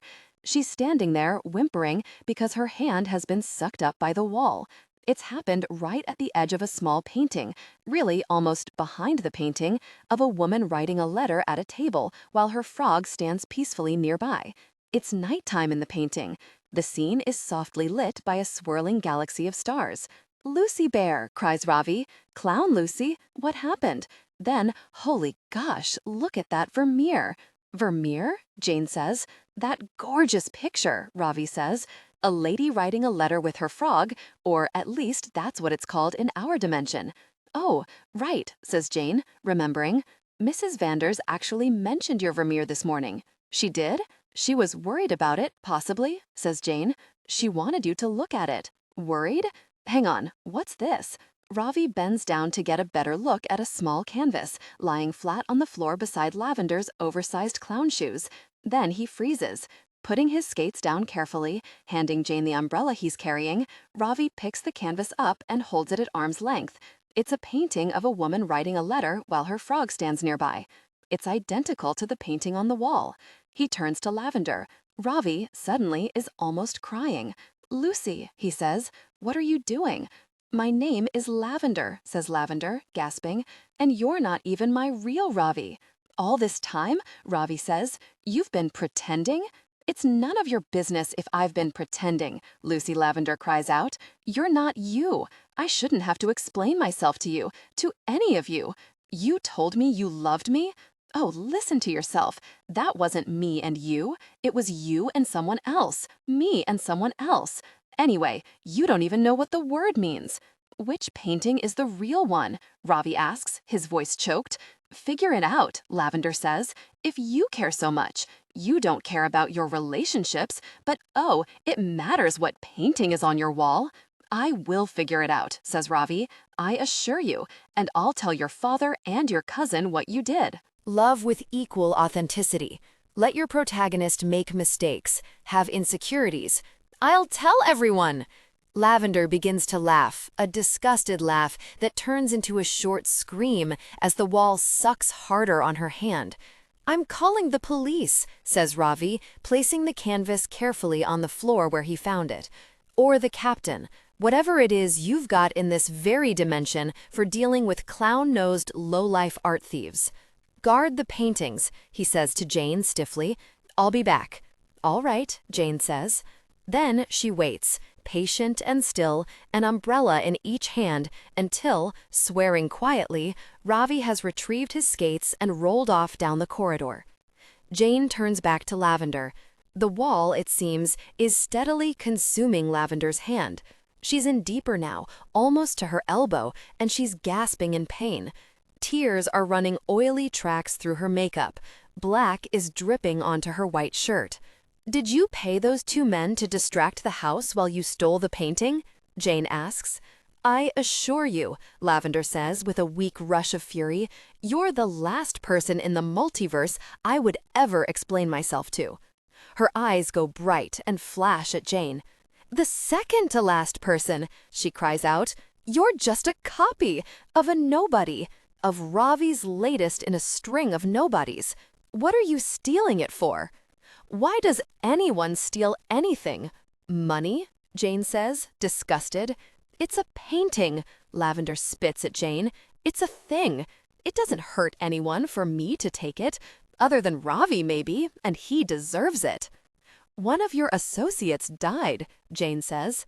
The house killed him, Lavender cries out as the wall slurps her arm in past the elbow. She's lost the strength of her legs and is hanging from her trapped arm like a sad clown rag doll. Jane tries not to think about the state of her hand, her forearm, inside that wall. Jane tries not to wonder how far the wall is going to take this punishment. Is there anywhere you can run? Jane asks her. What? Lavender gasps, confused. Do you have an exit plan? Lavender swings her head up to look at Jane briefly, exhausted, her eyes glazed with pain. I wasn't supposed to get caught, she says, but yes, there are places I could go. Jane has the feeling that deliberation will only convince her of the impossibility of her plan. So, without deliberation, she jams her unfinished, flapping black umbrella into the wall, right at the edge of the spot where Lavender's arm is being eaten. The wall shudders, growls, and squeezes. Lavender screams. Jane grips her brown rose copper umbrella hard and jams it into the wall on the other side of Lavender's arm. It's hard to know what's happening exactly as the wall shrieks and bulks and drips a strange, glutinous, snotty substance around Jane's stabbing places. But instinct causes her to use the umbrellas as crowbars to pry open the hole that's sucking Lavender in. The wall roars, then screams. Lavender pulls. Lavender screams. Then her arm, bloody, mangled, and limp, slips out of the wall like some sluggish creature being born. Lavender falls. Run! Jane yells. Run! Lavender staggers, then, bent over her arm, runs. Alone in the corridor, Jane yanks the umbrellas out of the wall and jams them back in, stab, stab, stab, trying to keep the house distracted while Lavender runs. The wall buckles, it forms fingers that grab at the umbrellas. Jane stabs, keeps stabbing. But then the floor beneath her boots begins to rumble and shift, and she decides she's risked enough. She lets go of the umbrellas, leaving them stuck in the wall. Nice house, she says. Wonderful house. I would never hurt this dear, lovely house. Jane breathes jellyfish deep through her very sincere intention not to do a single thing to cross this horrifying house. Lavender, when she ran, left behind both paintings. Jane leaves them where they are too, and backs away. The wall still seems to be having a bit of a tussle with the umbrellas, which jerk back and forth, but the floor is calming itself. I want to go home, Jane says. Please, God, let me go home. It's funny to find herself speaking words that sound like prayer. She's never been religious. She doesn't know what she believes, and she doesn't really know what she means by home either. She does, however, give herself a second to mourn the brown rose copper umbrella with the brass handle. Her heroic journey umbrella. She realizes she's going to have to leave it behind. As she leaves the second-story east wing, she understands that there's one more thing she needs to do before she departs this dimension. When she reaches the third-story east corridor, Jane finds that the mess has been cleaned up. No pirates, no paramedics. Even the abominable snowman rug is back in place. Judging by the thunks from above, it sounds like a team of people on the roof, or the hull, is retrieving the dead man and repairing the breach. Jane wonders if the house is giving the man's body up willingly. At the sound of skates, she turns to find Ravi gliding toward her from the direction of the atrium, looking like a storm cloud. We got to the painting and Lucy was gone, he says testily. You let her go, Jane says. That wall was going to kill her, Jane says, and her name is Lavender. The wall wasn't going to kill her. You didn't see what it did to her arm, Jane says. Ravi swallows. He looks uncomfortable. What did it do to her arm? Maybe it's better you don't ask. Well, he says, anxious now, will she be okay? I have no idea, but you know as well as I do that this house kills people. Ravi is fighting with some thought inside his head. Okay, he says. Well, there's nothing we can do about it at this point, and given what we saw, I'd like to get back home now. I need to have a chat with my Lucy about a Brancusi. Maybe also take a closer look at our Vermeer. One more stop first, Jane says. When Ravi raises questioning eyebrows, Jane holds out her hand. He takes it, puzzled, and Jane pulls him down the corridor. No, Ravi says, when he sees where they're going. No way. Oh, come on. No, he insists, breaking out of Jane's grip. I'll meet you at the portal. What are you afraid of? Jane snaps at him. The truth? No, he snaps back, finally, thoroughly losing his temper. I'm afraid of exactly the opposite, of believing things of myself that aren't true. You don't get it, do you? UD17, Ravi is a jerk. I know, I've met him. He's like me, but without any. Ravi waves his hands around in frustration, reaching for the words. He's cold. He has no compunctions. And he's so much like me. It screws with my head.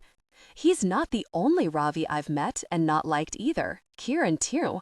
You know when Kieran started moping around all depressed and pushing Patrick away?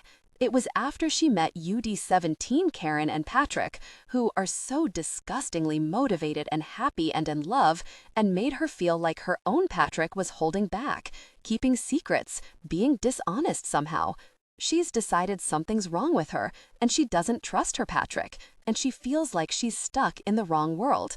This place will screw you up. UD17 Ravi isn't you, Jane says. Don't you know who you are? Yeah, he says, and I intend to keep it that way. Then he turns and leaves her. He has not left her alone. UD17 Ivy is walking calmly down the corridor toward Jane. Hi, she says. Her grin is so much like the Ivy Jane knows that Jane flushes, remembering that other Ivy, real Ivy, saw her kissing Ravi earlier today. Though this Ivy, Jane realizes, doesn't wear glasses. Her eyes are less brightly blue, too. Captain Vanders sent me to do a last check of this passageway, UD17, Ivy says. Is she your boss? Yes, one of my bosses. Wait, Jane says, if she's a captain, does that mean you're some kind of soldier? It's not a military ship, she says, but as it happens, I've been getting some pressure to train as a military officer. Really? My brother is one, she says. He's in intelligence. Kieran's thinking about it too, after she weans the babies. Now Jane is trying to imagine the Ivy of her world as a military officer, involved in intelligence.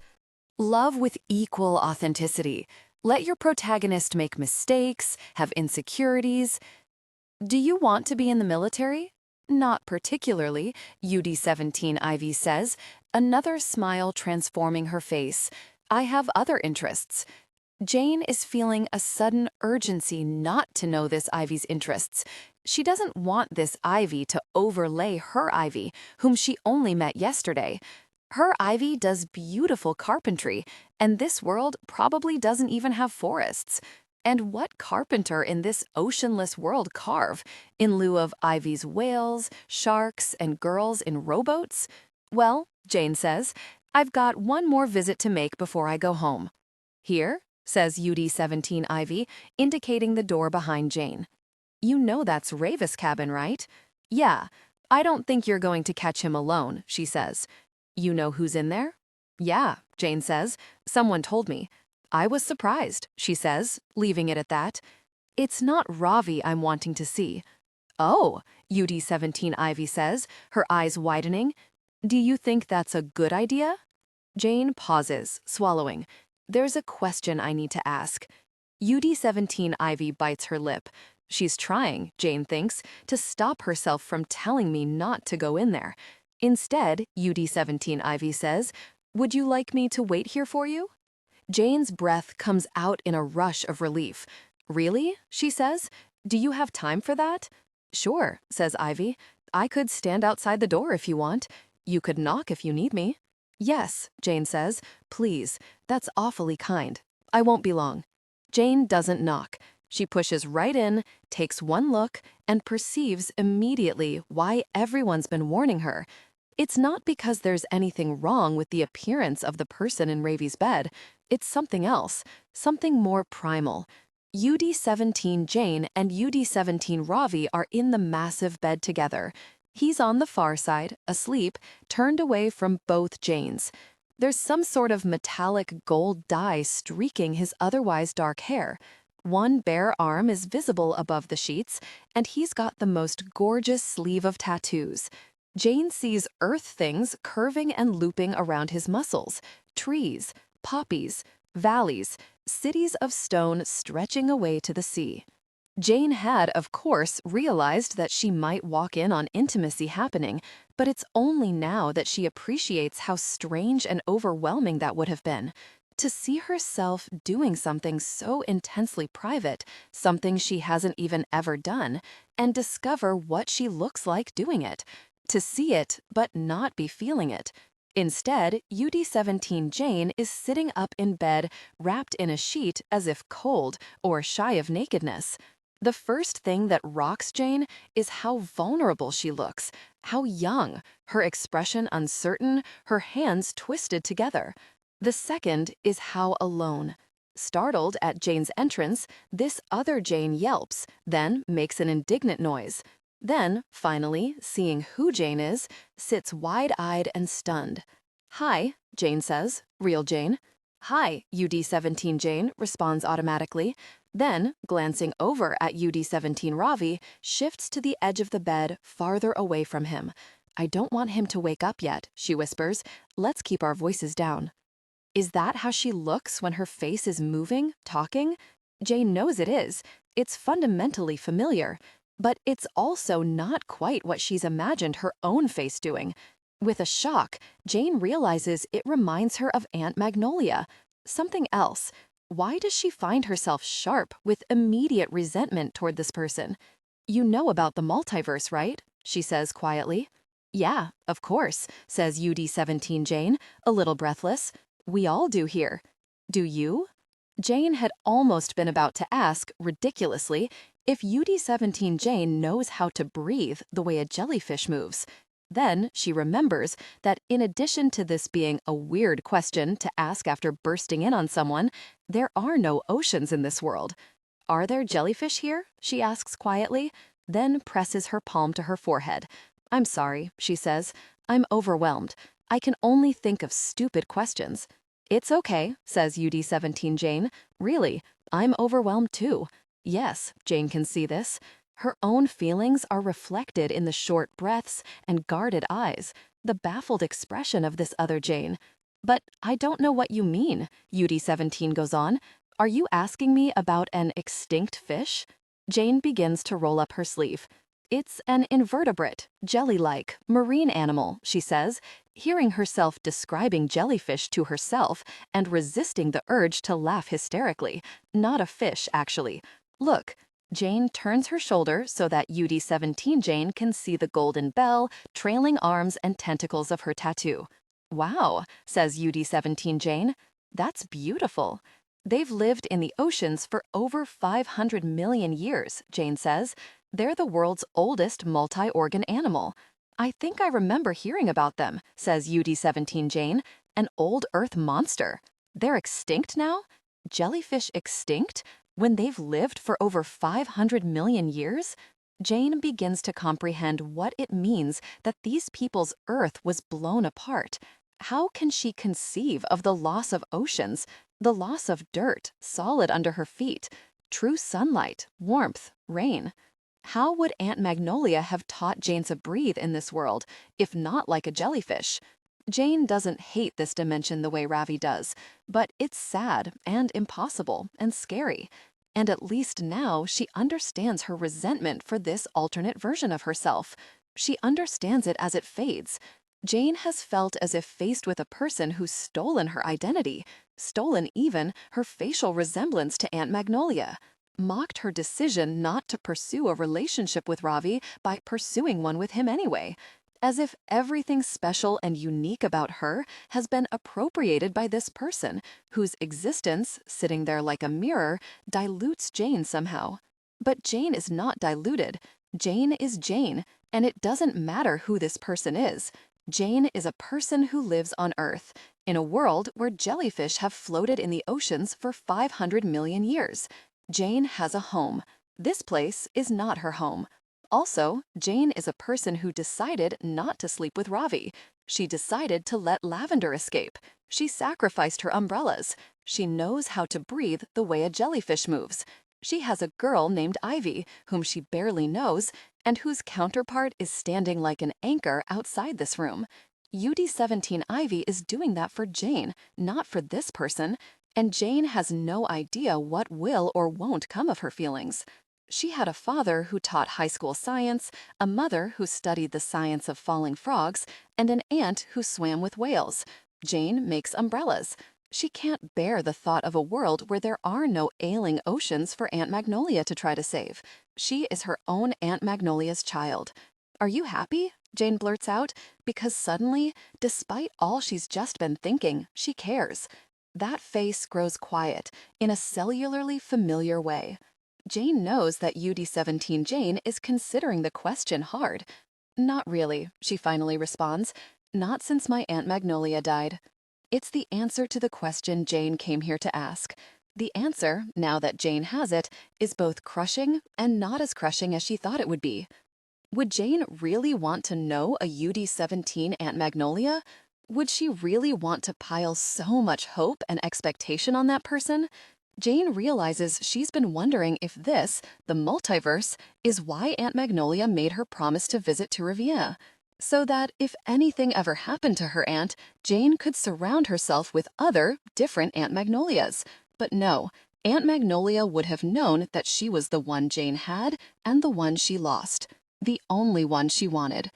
"I'm sorry about your Aunt Magnolia," Jane says to UD-17 Jane quietly. "My Aunt Magnolia died too, in Antarctica. She was an underwater photographer."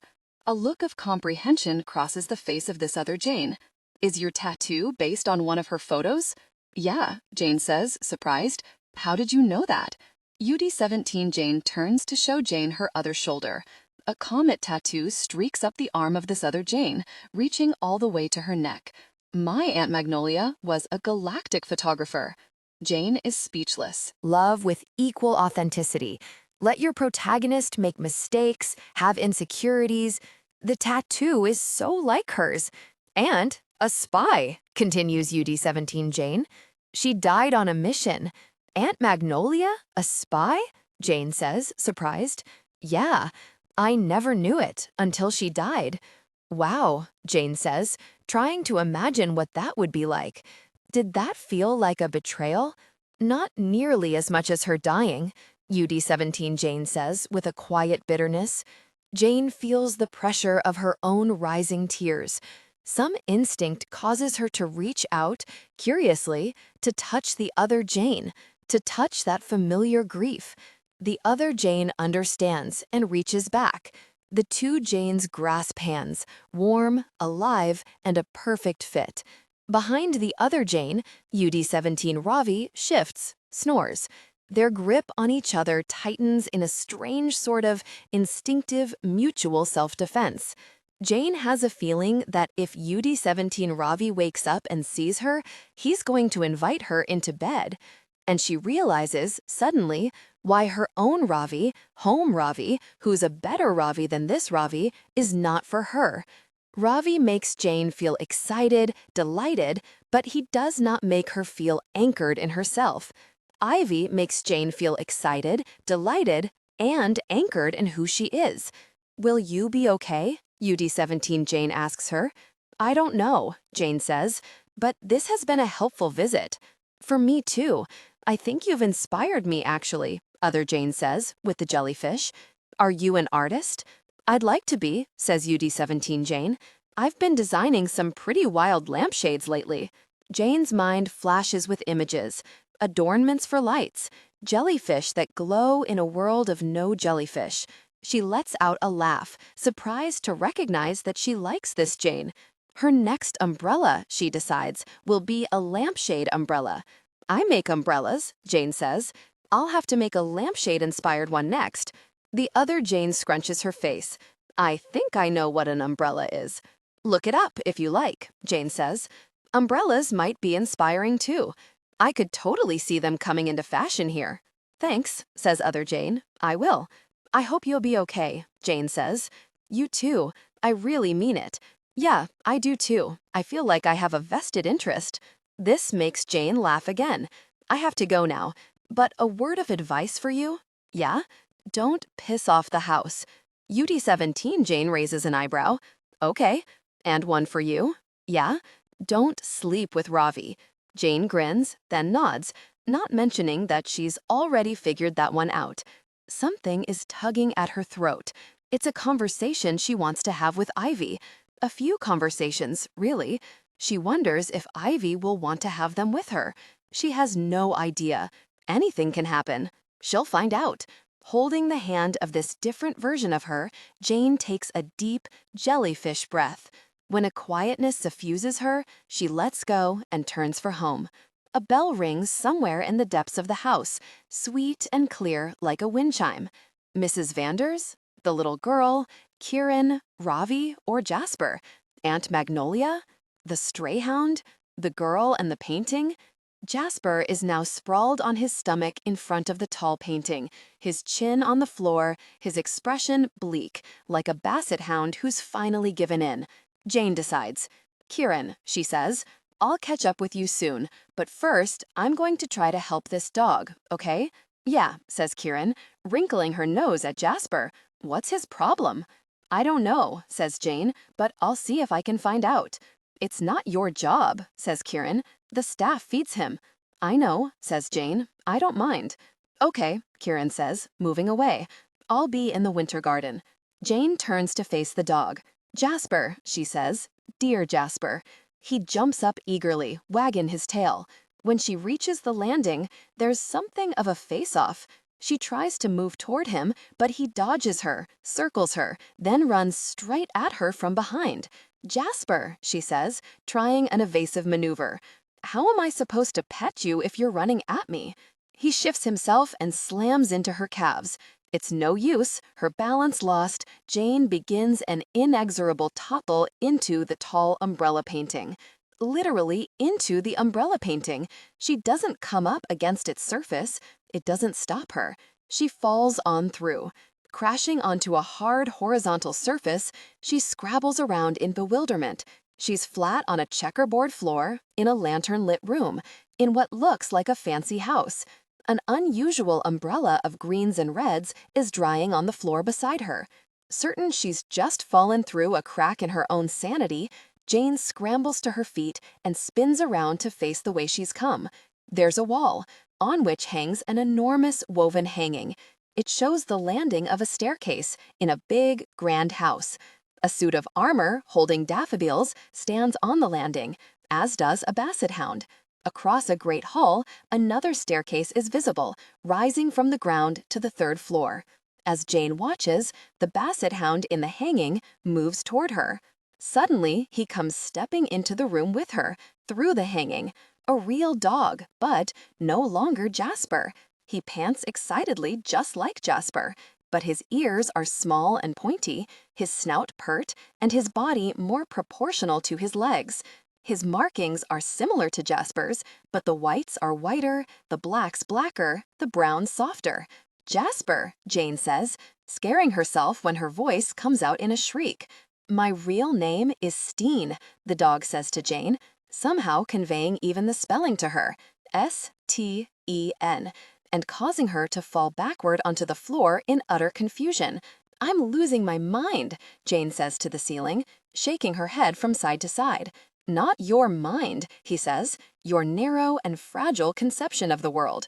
Oh, I'm so happy to have found you, he says, hopping and jumping like a puppy experiencing snow for the first time. Dogs don't talk, Jane says to the ceiling. I'm not actually talking, he says. Pay more attention.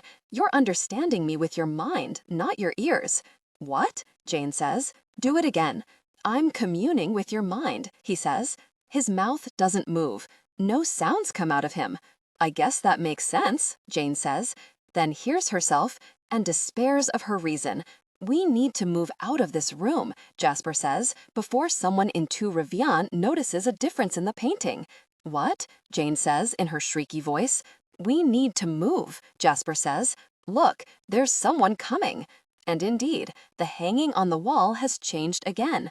Not only has the basset hound disappeared, but there's now a dark-haired person in a blue sweater standing on the landing across the receiving hall holding a small black box. It looks an awful lot like Ivy with her camera. Ivy, cries Jane. Shh, she'll hear you, Jasper says.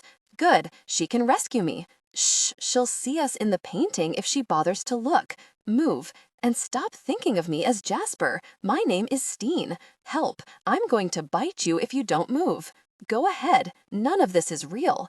Jasper takes her earlobe between his teeth, chomps down hard, and tugs in the direction of the doorway. The pain is real and excruciating. Ow, Jasper, Jane cries out, pushing him away and scrambling to her feet. She runs past the umbrella, through the doorway, into another room, a dark room, where she crouches against a wall, shaking and weeping. Her ear is bleeding and hurts terribly. Would her ear be bleeding if this weren't real? Jasper comes beside her and leans against her. He's warm and steady. Her arm goes around him. I know you're inconsolable right now, he tells her, but I want you to know that I do know how you feel. The first time I went through the hanging from my world into your world, I felt the same way. And I was very young, and there was no one I could talk to.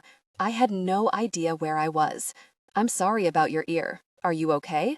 She pulls him into her lap and grips the silky fur at his neck, petting it hard. Is this real? She whispers.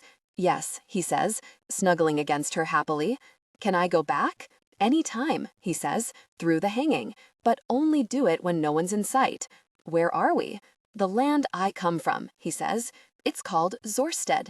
Jane understands the spelling of that one too, pronounced Zorsted. Love with equal authenticity.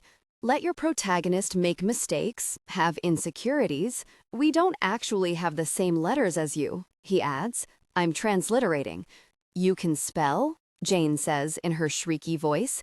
Is that so surprising, considering I can also commune with your mind?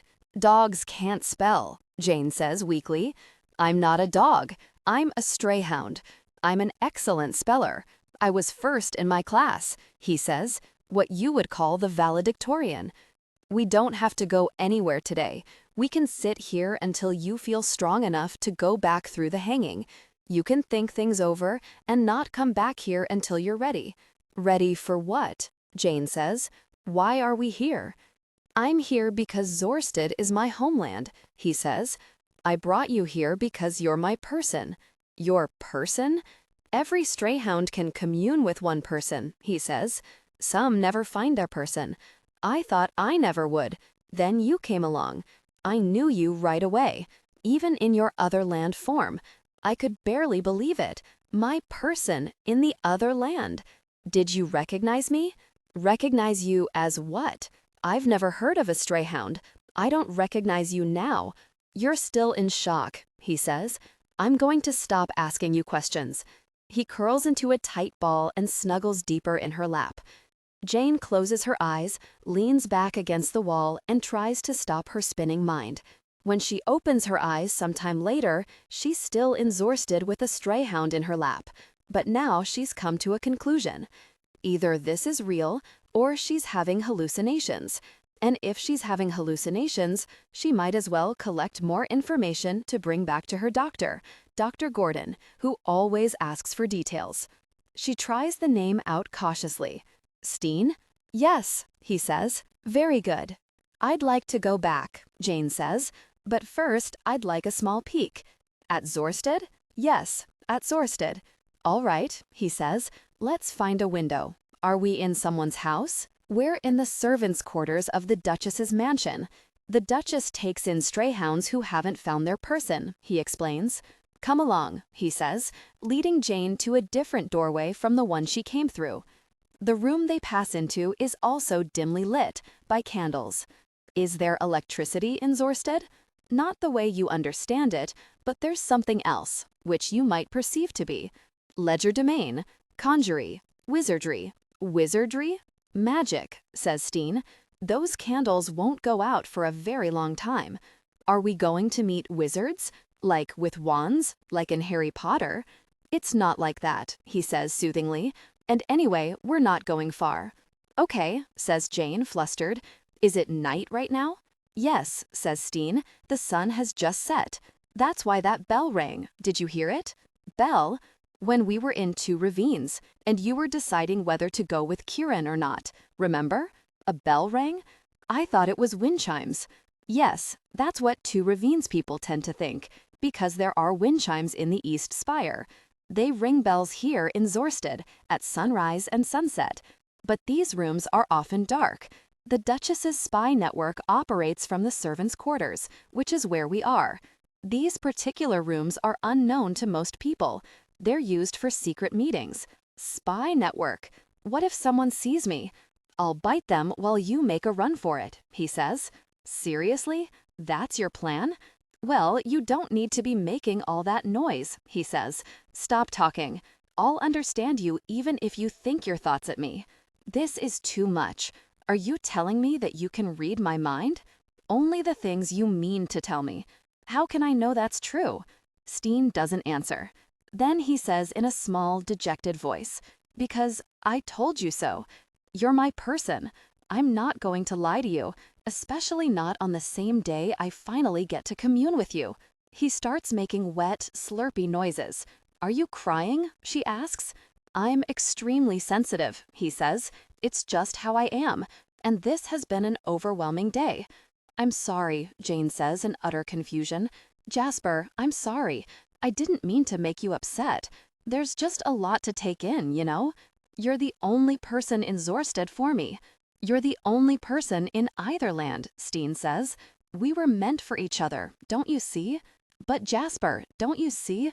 It's like I discovered my long-lost twin, except I never even knew I was missing a twin.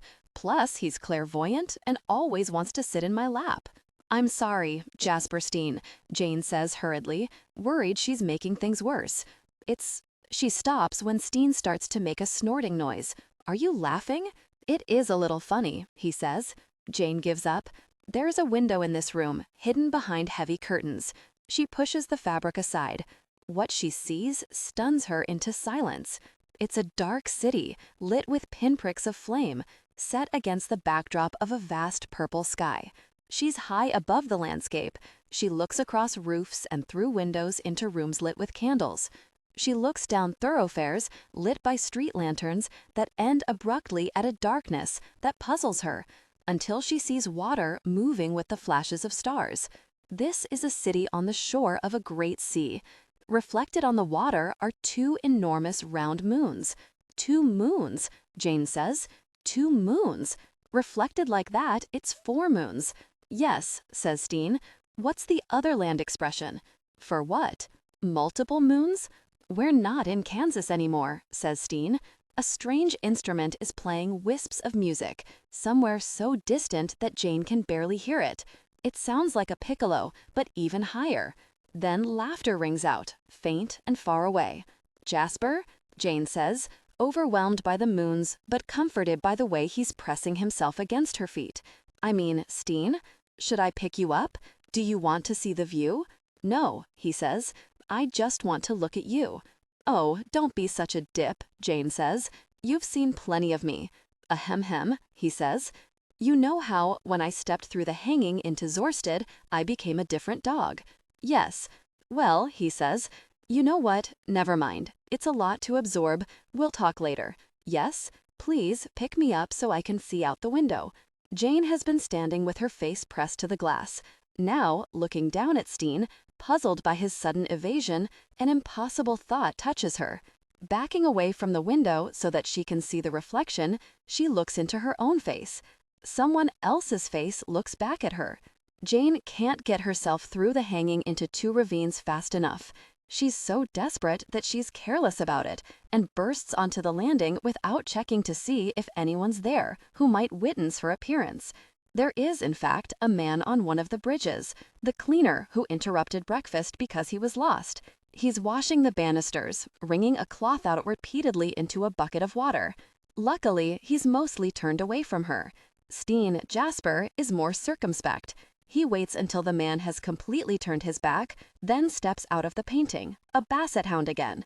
Jane has collapsed onto the landing. She sits next to the painting, with her back to the wall and legs spread out before her in a V. Jasper Steen takes the long route around her legs, then nudges her thigh with his nose, gently, in a gesture clearly meant to encourage her to get up and step back into the painting. "No," she whispers, "forget it.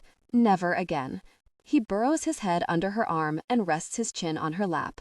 A moment later, apparently deciding that's not good enough, he climbs over her leg and rests his chin on the other side of her lap. Then, when perhaps that strikes him as no improvement, he tries to perch himself lengthwise on top of one of his legs. Basset hounds are ridiculous. She crisscrosses her legs to give him more room, and he manages to nestle awkwardly on top of her lap. Laying his head on her arm, he stares up at her fondly. He weighs a ton. With tears rising to her eyes, she pets the short hair on the back of his head, gently. Then she strokes her long ears. His basset hound ears are much longer than his stray hound ears. She both wants his comfort and doesn't want it. She wants his stray hound comfort. Love with equal authenticity. Let your protagonist make mistakes, have insecurities. Can we communicate with our minds on this side of the painting? She whispers to him. Jasper shakes his head. That, at least, is relieving. Closing her eyes again, Jane sits there for a long time. Soothing noises surround her, the man wringing his cloth out into his bucket, the voices of Lucy and Phoebe below, moving across the receiving hall, the sucking of air when gala people open and close the doors. Sometime later, the voice of Colin, speaking to someone who's not answering, probably Kieran. Jane breathes slowly and pretends her lungs are a jellyfish. She is as vast and deep and heavy as the sea. Then, a new sound, the distinctive shutter slide and clap of Ivy's digital camera. Opening her eyes, Jane finds Ivy on the opposite landing, seeming to take a picture of the cleaner with the bucket. She remembers, not much caring, that Ivy's been lying to her about something, or at any rate, been evasive. That Patrick and Philip and Phoebe were up to something sneaky last night. That Grace Pennsylvania might be in the house. Across the landing, Ivy watches Jane curiously. "Hi again," she says. When Jane is unable to stretch her face into anything pleasant or friendly, Ivy's own face goes guarded, almost a little hurt. Then, as she continues to watch Jane, she begins to look concerned. "Hey, are you all right?" she asks, walking across the bridge toward Jane. "No," Jane thinks. "I stepped into a painting and turned into someone else. Take a picture of me?" Ivy pauses, surprised by this, then brings her camera to her face and clicks. Then she comes to Jane's landing and crouches beside her, pressing a few buttons and handing Jane the camera so she can see her own image on the screen. It's nicely framed.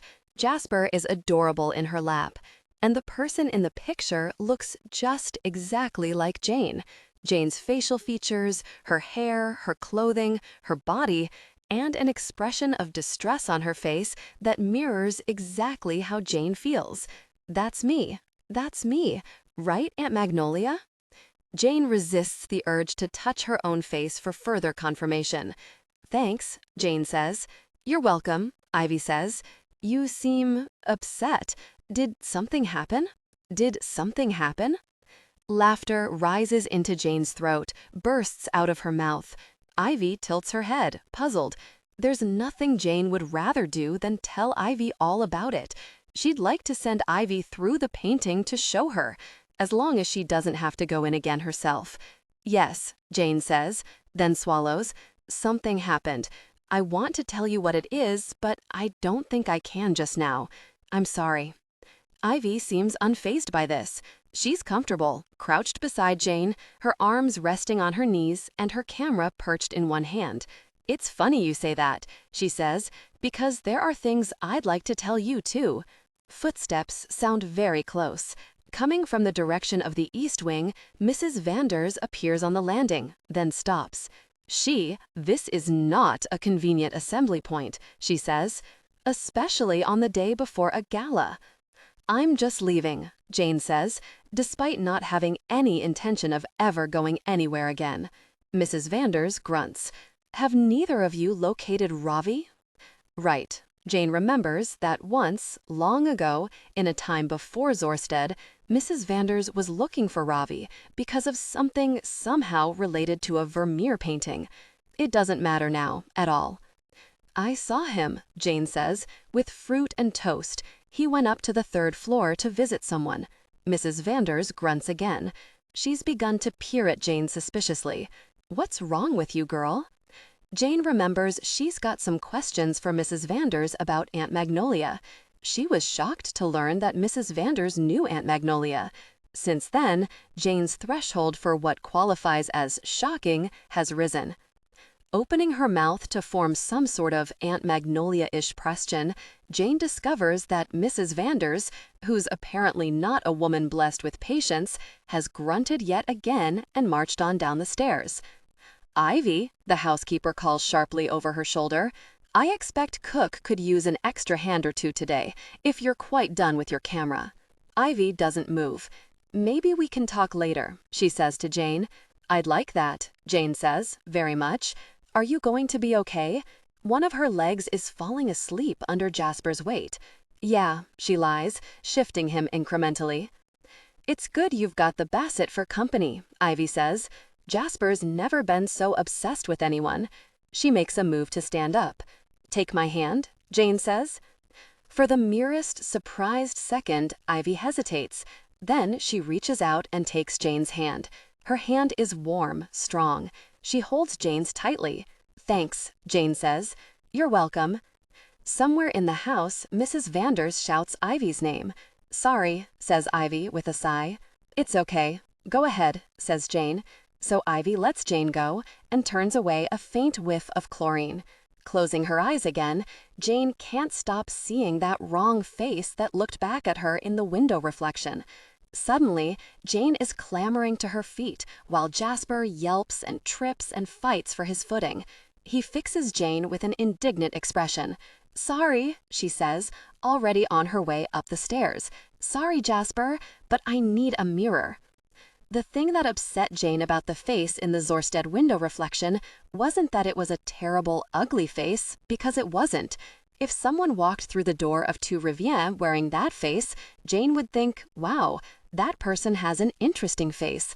I can't begin to guess what part of our earth that person gets her genes from. But she wouldn't be bothered. The thing was, Jane could feel herself underneath that unfamiliar face. She had looked out of her own eyes into those unfamiliar eyes. This is more disturbing than she ever would have anticipated. It's as if a total stranger broke in and stole her insides. In her gold-tiled bathroom, Jane stands before the mirror above the sink, Jasper at her feet. When it comes down to it, there's little to see, just the old, familiar Jane. I take my face for granted, she thinks, noticing, remembering, that she shares Aunt Magnolia's cheekbones, her nose. She runs a gentle finger along them. If Aunt Magnolia saw Jane wearing that other face, would she even recognize her? If the people who love you can't recognize you, are you you? Jasper follows her into the morning room. The brown and gold self-defense umbrella she's been working on holds no interest for her now. How can she defend herself against herself? Jasper is quiet beside Jane as she stands in the middle of the room, surrounded by her creations. He seems determined not to desert her today. She wonders if maybe it's making her claustrophobic. Would it hurt his feelings if she asked him for some time to herself? Jasper, she says, then realizes, when he twists his neck up to look at her with an eager expression, that she doesn't want him to go. He's the only one who gets what she's going through. Jane makes a frustrated noise. You recognized me as your person the day I arrived at Tu Reviens, looking like this, she says, right? Solemnly, he nods. Did you recognize me as your person in the other form too? Jane asks. Once we were inside the painting? Did I look right to you? Again, he nods. Jasper at least knows who she is. A bubble of laughter rises into her throat. Once she starts laughing, a growing hysteria propels her to continue laughing, finally so hard that tears stream down her face. Jasper watches her with his front paws held primly together and his head cocked quizzically. She doesn't speak it aloud for fear of hurting his feelings, and she hopes he can't read her thoughts. That she will allow her shaky sense of self to be held together by the faith of a dog. Except, Jane says, wiping tears from her face, "You're not a dog, are you, Jasper? You're a Zorstetten Strayhound." She drops to her knees. Jasper rests his head on her thigh. "You're my Zorstetten Strayhound," Jane says with wonderment, whatever that means. "And I'm your person." Jasper sighs happily. Love with equal authenticity. Let your protagonist make mistakes. Have insecurities.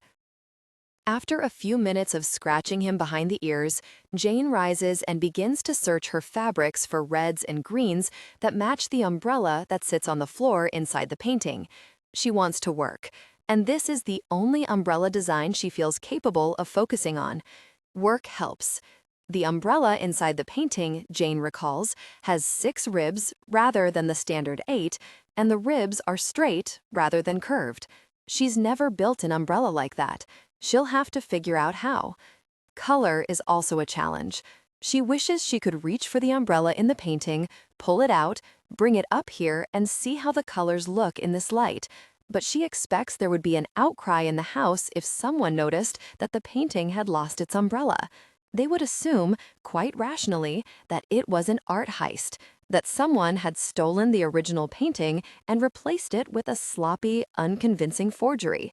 People would start poking at the painting and falling through, the FBI would come, it would be like a real-life version of the X-Files, and Zorsted would be swarming with confused, disoriented, gun-toting invaders. "Where did the painting come from?" Jane asks Jasper. He's lying on the floor. At the question, he lowers his chin to his crossed paws. It doesn't feel like a yes or a no. Jane gets the sense that this is his way of saying he doesn't know. Does anyone else in the house know it's possible to enter the painting? He shakes his head. Why not? How has no one ever discovered it? Jasper's head pops up at this. Then he labors to his feet and runs into her bedroom. Jane hears him whimpering. When she pokes her head in after him, he's at her bedroom door, looking at her over his shoulder and whining. "You know the answer," Jane says, "but you can't tell me unless we're inside the painting where you can talk?" He nods. "No way," she says firmly. Jasper stomps his 2 front feet as if he's kneading bread dough, but madder. With a grim shake of the head, Jane returns to her work because it's not happening. After a moment, he rejoins her in the morning room.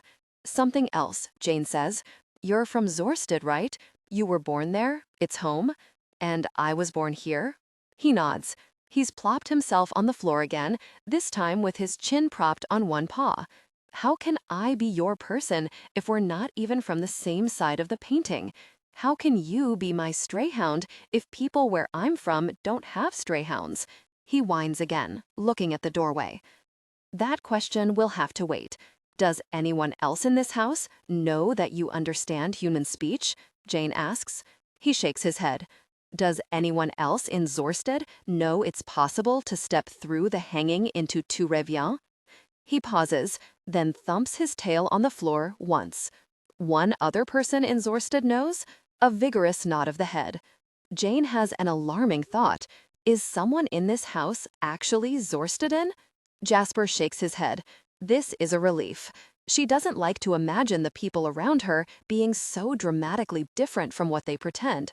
Returning to her work table, Jane slices fabric and sews gores together, breathing through the work of her hands. After a moment, she notices the carvings on the table, whales and sharks, peacefully swimming. Ivy made this table then. She traces a shark baby with her finger, breathing. Then she gets back to work. She's just thinking it's time to take a break when the shouting begins. It's coming from some distant part of the house, far enough away that it takes a moment for her to be certain it's a person noise rather than a house noise. "What's that about?" Jane asks Jasper as she examines her 6-part canopy. He looks back at her evenly. Jane susses that he knows but can't tell her. Is it about us, Jane asks, or anything to do with Zorsted? He shakes his head. Okay, Jane says, then I don't really care. But how are you doing? Don't dogs need to go outside now and then? Want to go stretch our legs? He jumps up and runs for the door. As they walk down the corridor together, the volume of the yelling increases, sounding like it's coming from the house's center. It's Ravi's voice. By the time Jane and Jasper reach the stairs, Ravi's yelling has become sufficiently interesting that Jane can't help her curiosity.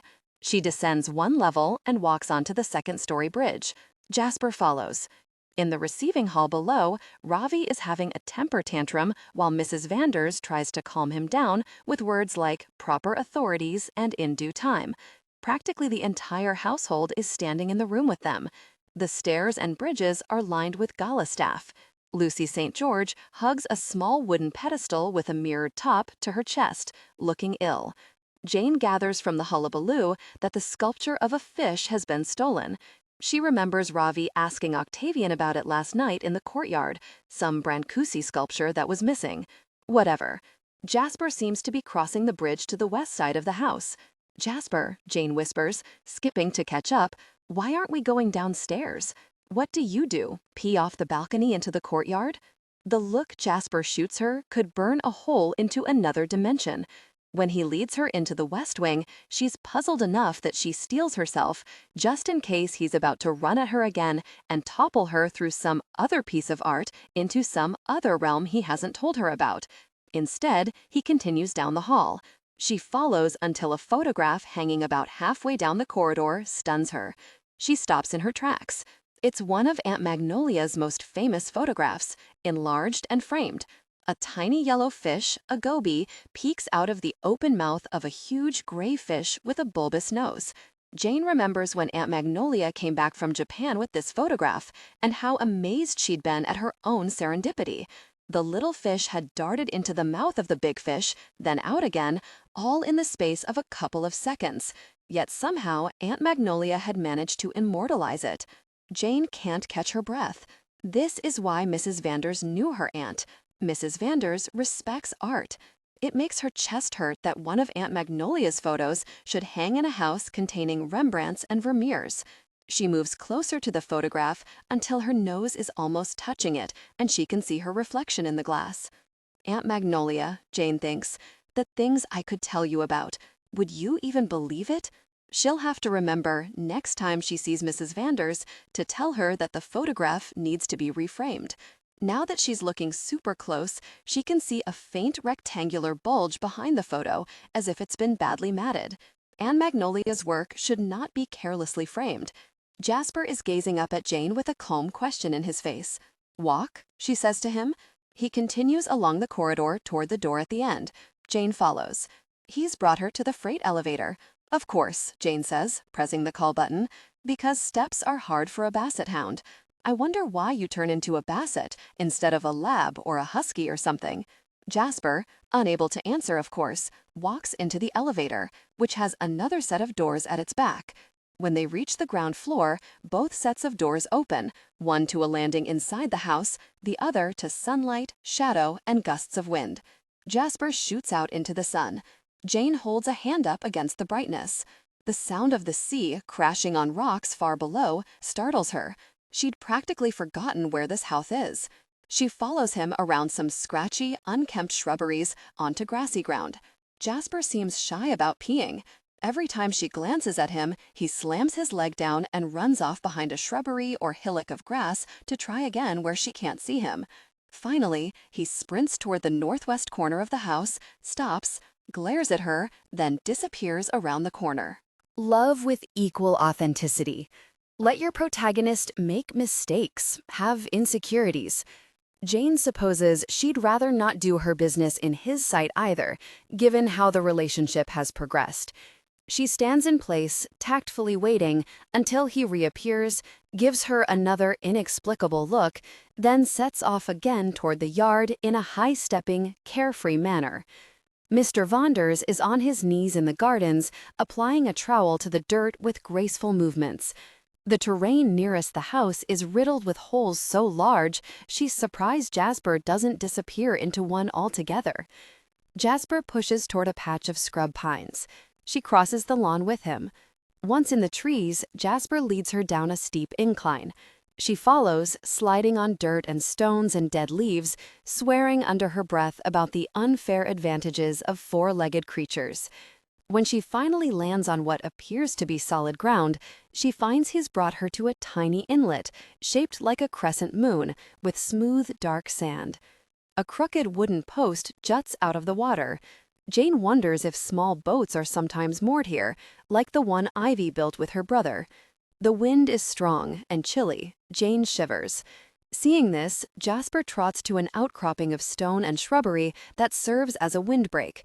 He drops down, whining for her to join him. Jane sits beside him. Something about wind, water, sand, and Jasper's kindness propels Jane to pull him closer so she can scritch his neck. His tongue hangs out in what seems like classic canine happiness. It's very peculiar in someone she's been having intelligent conversations with all day. It's also extremely cute. She speaks one more overwhelming question out loud. "How do you know I'm from this world, Jasper? How do you know I'm not from yours?" He tilts his head thoughtfully. "You can't say," Jane says. Jasper nods. Then he raises his quivering nose to the air and howls, quiet and melodious, at the sky. They sit together, watching the water, for a long time. Later, as they cross the lawn again to the house, Jane sees that Mrs. Vonders has joined her husband. She's kneeling beside him, muttering grimly into his ear. He nods, frowning, then sneezes. The wind blows bits of her conversation across the grass to Jane. Of all the days to... and you know I can't bring it to his attention now, and I'd like to wring the neck of whoever dared. Jane has no idea what this is about. The Brancusi sculpture? Philip and the gun? Grace Ponzavecchia? But on the chance that she's the one who dared, she approaches warily. "You," Mrs. Vonders says, breaking off her muttering and turning her eyes on Jane. "Yes," Jane says. "Hi there, how is everything?" "Huh," says Mrs. Vonders. "Wonderful, fabulous, grand." "Okay," Jane says doubtfully. "My husband tells me you have a question for me," says Mrs. Vonders. "I do?" Jane says, confused. "Oh, right, okay. That painting on the second-story landing, the tall one with an umbrella, where did it come from?" "Where did the umbrella painting come from?" says Mrs. Vonders, incredulous. "That's your question?" "It was painted by a friend of the first Octavian Thrash, Horst Mallow, over 100 years ago. An average talent and a very odd man. Octavian asked him for a painting of underwater creatures seeking solace in a forest of anemones, and instead, Mallow painted an umbrella in a room. Then Mallow disappeared. Vanished, she says. Vamoosed. 8 letters, Jane says wearily, with a V. What? Never mind. Is that all you wanted to ask me? Says Mrs. Vonders. I thought you were curious about your aunt. Oh, right, Jane says, remembering. Of course. I am curious about my aunt. You knew her? Mrs. Vonders fixes Jane with those unreadable eyes. Were you aware before today that I knew your aunt? No, but I just saw her photo on your wall. Were you aware, says Mrs. Vonders, that she came, on occasion, to the galas at this house? Jane blinks. When did that happen? Who invited her, and why? She would come to a gala, Mrs. Vonders says, then take off from here on one of her trips. No, Jane says, that can't be. She always told me her itineraries. She never said anything about island galas. I'm sure she had her reasons, says Mrs. Vonders. She would have told me, Jane repeats, sure of it. The glamour of a fancy dress ball in a house like this, of imagining Aunt Magnolia taking part in such an event, would have enthralled and comforted Jane, especially in the times when her aunt was gone. And Jane is quite certain Aunt Magnolia would have told her about visiting a house as strange as Tu Reviens. Though, she supposes, Aunt Magnolia did in fact tell her about Tu Reviens. Aunt Magnolia made her promise never, ever to decline an invitation here.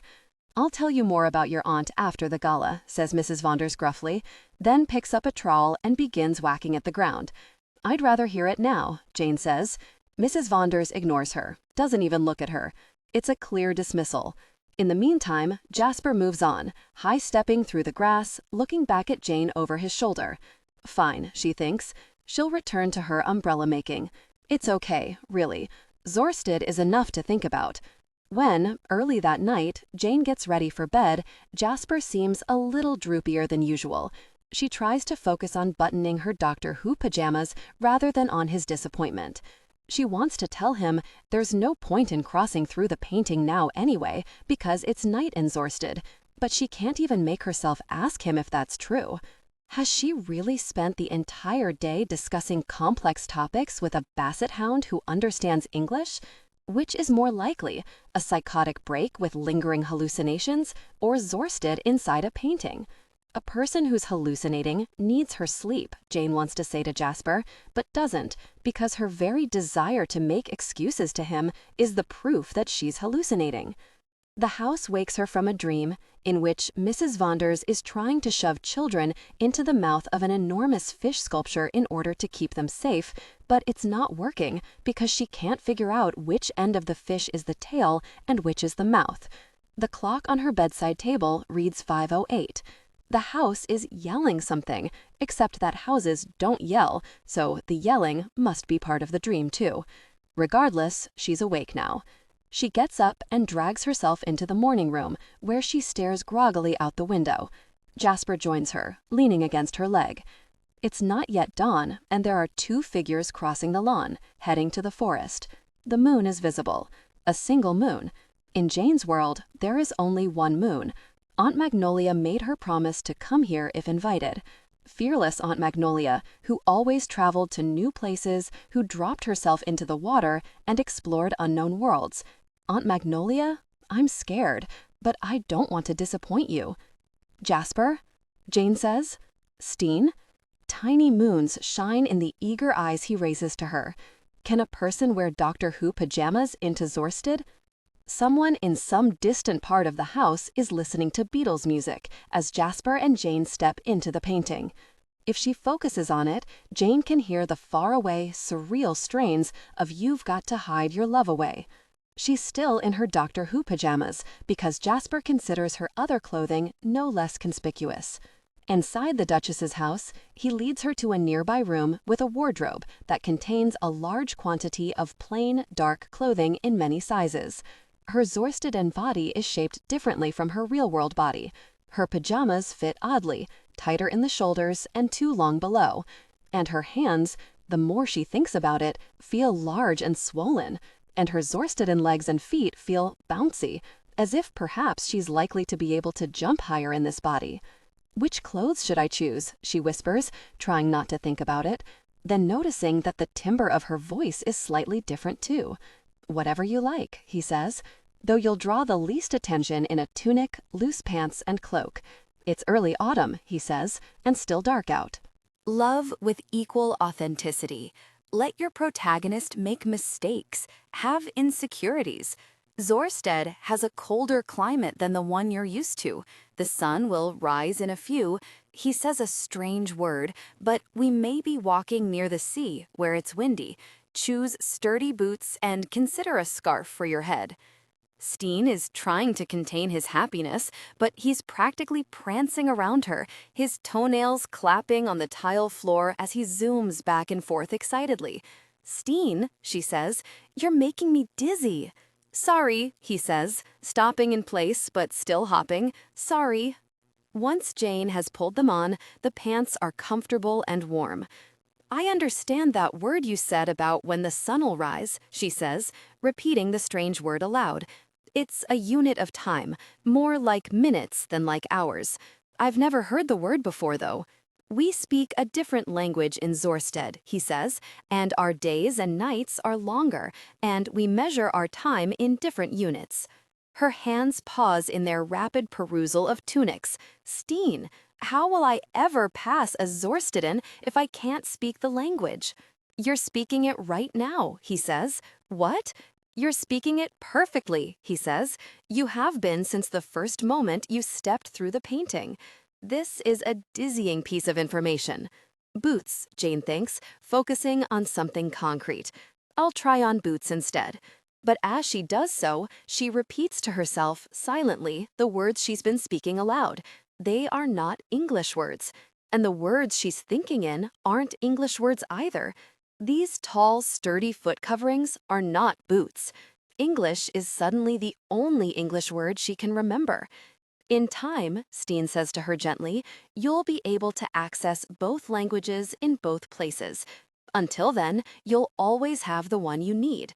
That's how it was for me. I expect you'll find you can even read our letters. But how can I know a language I've never learned? I don't know, he says. It's one of the mysteries. Dressed in her Zorsteden clothing, Jane crouches on the floor of a dimly lit Zorsteden room, her arms wrapped tightly around her legs. Across the room is a wide, full-length mirror. There's just enough light in this room for her to see the angular cheekbones, the pointy chin of the face that feels like a betrayal. Steen props his paw on her knee and licks her strange face. It pulls Jane out of herself. Ick, she says, wiping away his spit. I'll have you know that I'm not a fan of being licked by Zorsteden stray-hounds. Let's go, he says. The sun is rising. The Duchess's mansion is extensive and has a great many stairs. Steen's stray-hound legs are much longer than his basset legs, and he scrambles down them easily. As Jane approaches what must be the 7th staircase leading down, she hears herself speaking a Zorsteden expletive. How many stories does the Duchess mansion have? 15, says Steen. Zorstedens build tall. Tall and elegant, Jane says, for the stairways and occasional halls through which they move are simple and graceful, composed of a white stone that doesn't shine like polished marble, but rather seems to catch the light gently and hold it softly, like the inside of a shell. Is there magic in the walls? I guess it depends on what you mean by magic. The mansion responds to the sun and partially lights itself, but so do all stone buildings in Zorsted. Through glass windows in a stairway, Jane catches glimpses of a pinkening sky, flashes of a silver sea. Distantly, that sweet bell starts ringing, the one that means the sun is rising. How do you know I'm not from here? Jane asks again. How do you know I'm not Zorsteden? I just know, he says, trotting beside her. The same way I knew you were my person. But how did you know that? I recognized your soul. Oh, please. I did, says Steen. I can see your soul. But you're not from here. You are from the other land. Then why am I your person? I don't know, he says. Many Zorsteden strayhounds never find their person. Maybe it's because their person is in the other land. Can you commune with other people besides me? No, he says. Only you, because you're my person. But I can commune with other strayhounds. Why has no one else in Tu Reviens ever discovered it's possible to step into the painting? Surely in 100-some years, someone would have, Jane gestures vaguely, stuck an elbow in by accident or something. Not everyone can get through, Steen says. Really? I saw Mrs. Vanders touch it once, Steen says. Nothing. And Colin Mack has had his hands all over it. Really? Colin touches all the paintings, Steen says smugly. There's a lot about the house that I could tell you. But why me and not them? I'm not sure, Steen says, but I have theories. I've wondered if it might only be open to seekers. Seekers, Jane says, wondering what she's seeking. Or maybe just artists. Really, Jane says, artists? I've watched Zorsteden people touch the hanging on this side too, and find it to be just like any other hanging, he says. But never anyone I know to be an artist or a seeker. Are you an artist or a seeker, Steen? I'm a strayhound, he says simply. Can all strayhounds get through? I don't know. I've never told anyone about it. Tu Reviens is my house, he says, with a possessiveness that Jane finds endearingly dog-like, but also pretty human. Hasn't anyone in Tu Reviens ever seen the painting changing? She asks, like when we could see ivy in the hanging from the Zorsted side? Doesn't anyone Zorsteden come looking for their red and green umbrella? It's a painting of an unused corner in a dimly lit room, Steen says, in the part of the Duchess mansion used by her spy network, as you know. The umbrella was placed in that corner ages ago to serve as a sign to Zorsted and spies that they've come to the right place. It's never been moved in over 100 years. Says Jane. And I guess if the umbrella painting briefly changed, then went back to normal, you'd assume you were just seeing things. You'd doubt your own eyes. Yes. And as for any changes in the hanging on the Zorsted side, Steen adds, then pauses. Again, it's a dimly lit room. But also, a hanging with a scene that changes wouldn't be considered so remarkable in Zorsted. I see, Jane says. Their descent has finally brought them to a long, enclosed corridor with a series of doors. Steen leads her to a wooden door that's larger and more sturdy-looking than the others. Who made the Zorsteden hanging? Jane asks. An artist named Morslow, says Steen, and it sounds like he did so around the time your Horstmallow was painting, if Mrs. Vanders is correct. A lamp on the wall by the door gutters. Did this Morslow also have a reputation for being eccentric, like Horstmallow? The names are awfully similar. The Zorsteden attitude toward people who see things differently is not the same as the other land attitude, he says. I don't think Morslow had any particular reputation. Is he the one person you told me about? Jane says.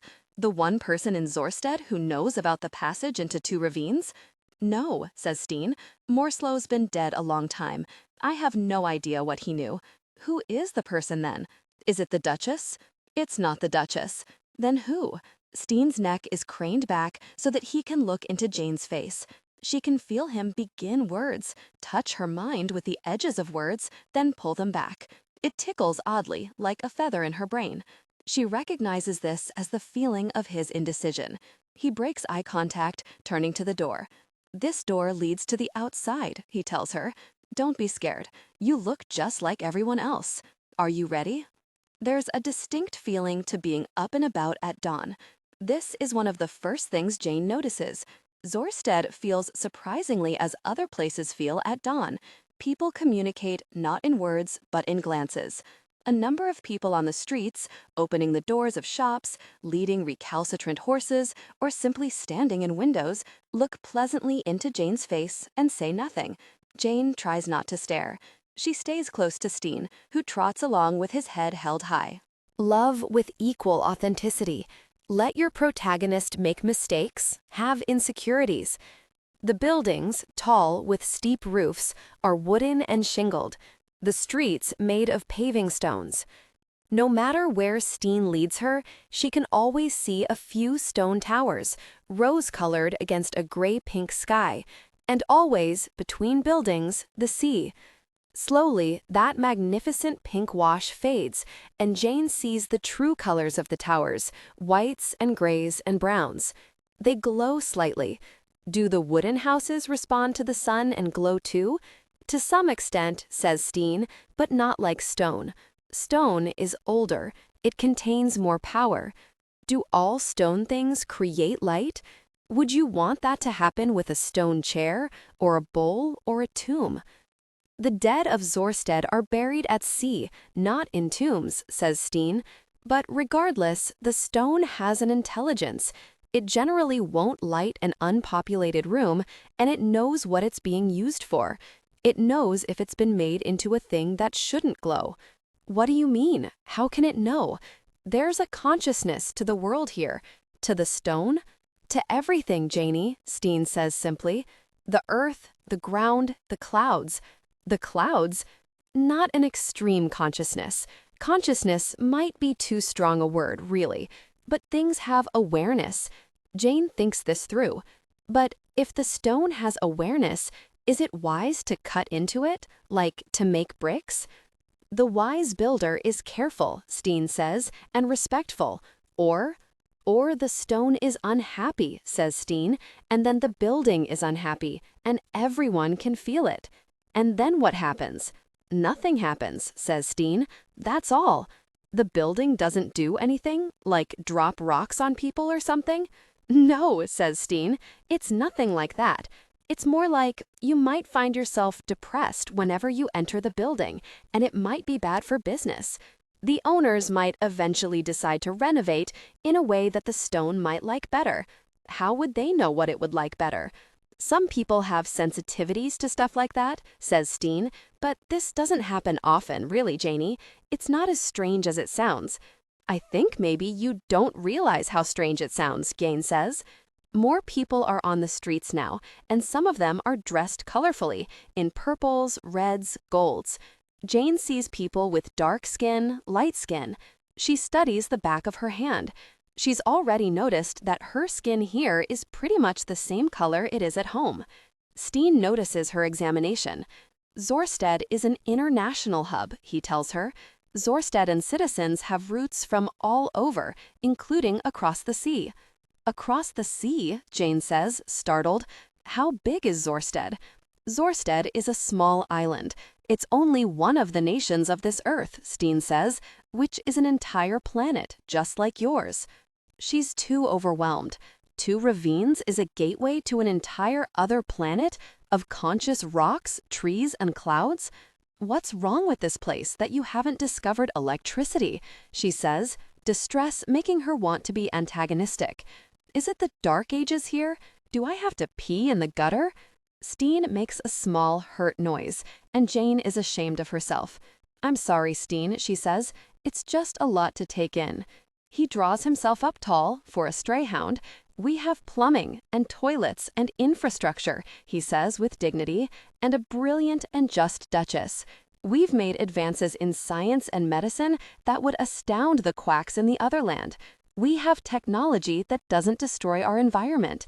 If you pee in the gutter, you'll probably be arrested for public drunkenness and indecency. I'm sure I would, Jane says penitently.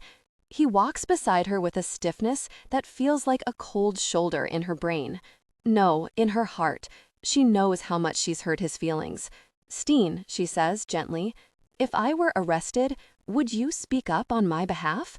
Do stray-hounds ever testify in court? Why shouldn't they? He responds huffily. Every court employs an unbiased human reporter who has a strayhound to assist with translation of witness strayhounds. It's entirely civilized. Can strayhounds be arrested for crimes too? Of course, he says. We have free will. What do you think, we're pets? Do you have jobs? Most of us choose to work alongside our person, but we can do what we like. She watches the prim, careful steps he's taking. A few other people in the streets have had strayhounds trotting beside them, but the vast majority don't. And it occurs to her that Zorstaden strayhounds may, in fact, pee in the gutter. She sighs. It's complicated to be bound to a telepathic dog. Steen, she says, I'm sorry. He ignores her. She's seen some of the people petting their strayhounds, so this must be acceptable public behavior. Hold on, she says, stopping, squatting down to Steen. He glares at her. She touches the soft, silky fur at the side of his face. I'm sorry, she says. Forgive me. The truth is, I've never been so scared in my life. If you weren't here to take care of me, I'd be crying my eyes out. He transfers his glare to his feet. Then his manner softens. I remember the first time I stepped through the hanging, he says. It's a lot to get used to, Jane says. I'm just so happy, he says. I've been looking for you for so long. No matter what happens, you're my person. No matter what happens, she repeats carefully. What's going to happen? I don't know, he says, too quickly. Jane stays on one knee for a few more minutes, stroking his fur, thinking through things. She's noticed that the people, all of them, have the same angular, pointy-chinned look to their faces that she has in her present form. Taken individually, no person here would alarm her, but taken together, as the society filling the streets, they are evidence that she's far, far away from home. Steen has been leading her down sloping streets that turn back on each other, distorting her sense of direction. But she knows she's some distance from the Duchess's tall mansion now, and lower. Something brackish stings the air that she breathes. Who's the one person in Zorsted who knows about the painting in Tu Reviens? Jane asks. Steen has taken an interest in his own front paws. He lifts one and stares at it. I'm bringing you to that person now. Oh, Jane says. It'll be nice to be able to talk to someone who understands. He glances into her face, then inspects his paw again. The animals here are different from the animals in the other land, he says. We have sea creatures here that don't live in the seas of your land. Is the person who knows about the painting a sea creature? No, he says. It's a human who's helping to care for our sea creatures. Our sea creatures are sick, he says. I'm taking you to the sea. That's usually where to find her. All right, Jane says. Let's go then, shall we? It's only once she's walking again, on a road very near the sea, that a kind of impossible understanding touches her so lightly she almost can't feel it. It's a tiny flame trying to catch hold inside her. Suddenly frightened, she glances at Steen, who does not look back at her. At the end of a dock at the bottom of a staircase that hangs over the crashing waves sits a woman in a purple coat, her feet dangling above the water. As Jane's boots clap along the dock, the woman twists around, turning her face to the sound. Jane has never seen that curious face before. She's never seen that combination of eyes, nose, mouth, but of course, Jane was expecting that. The woman smiles at Jane and Steen, pleasantly.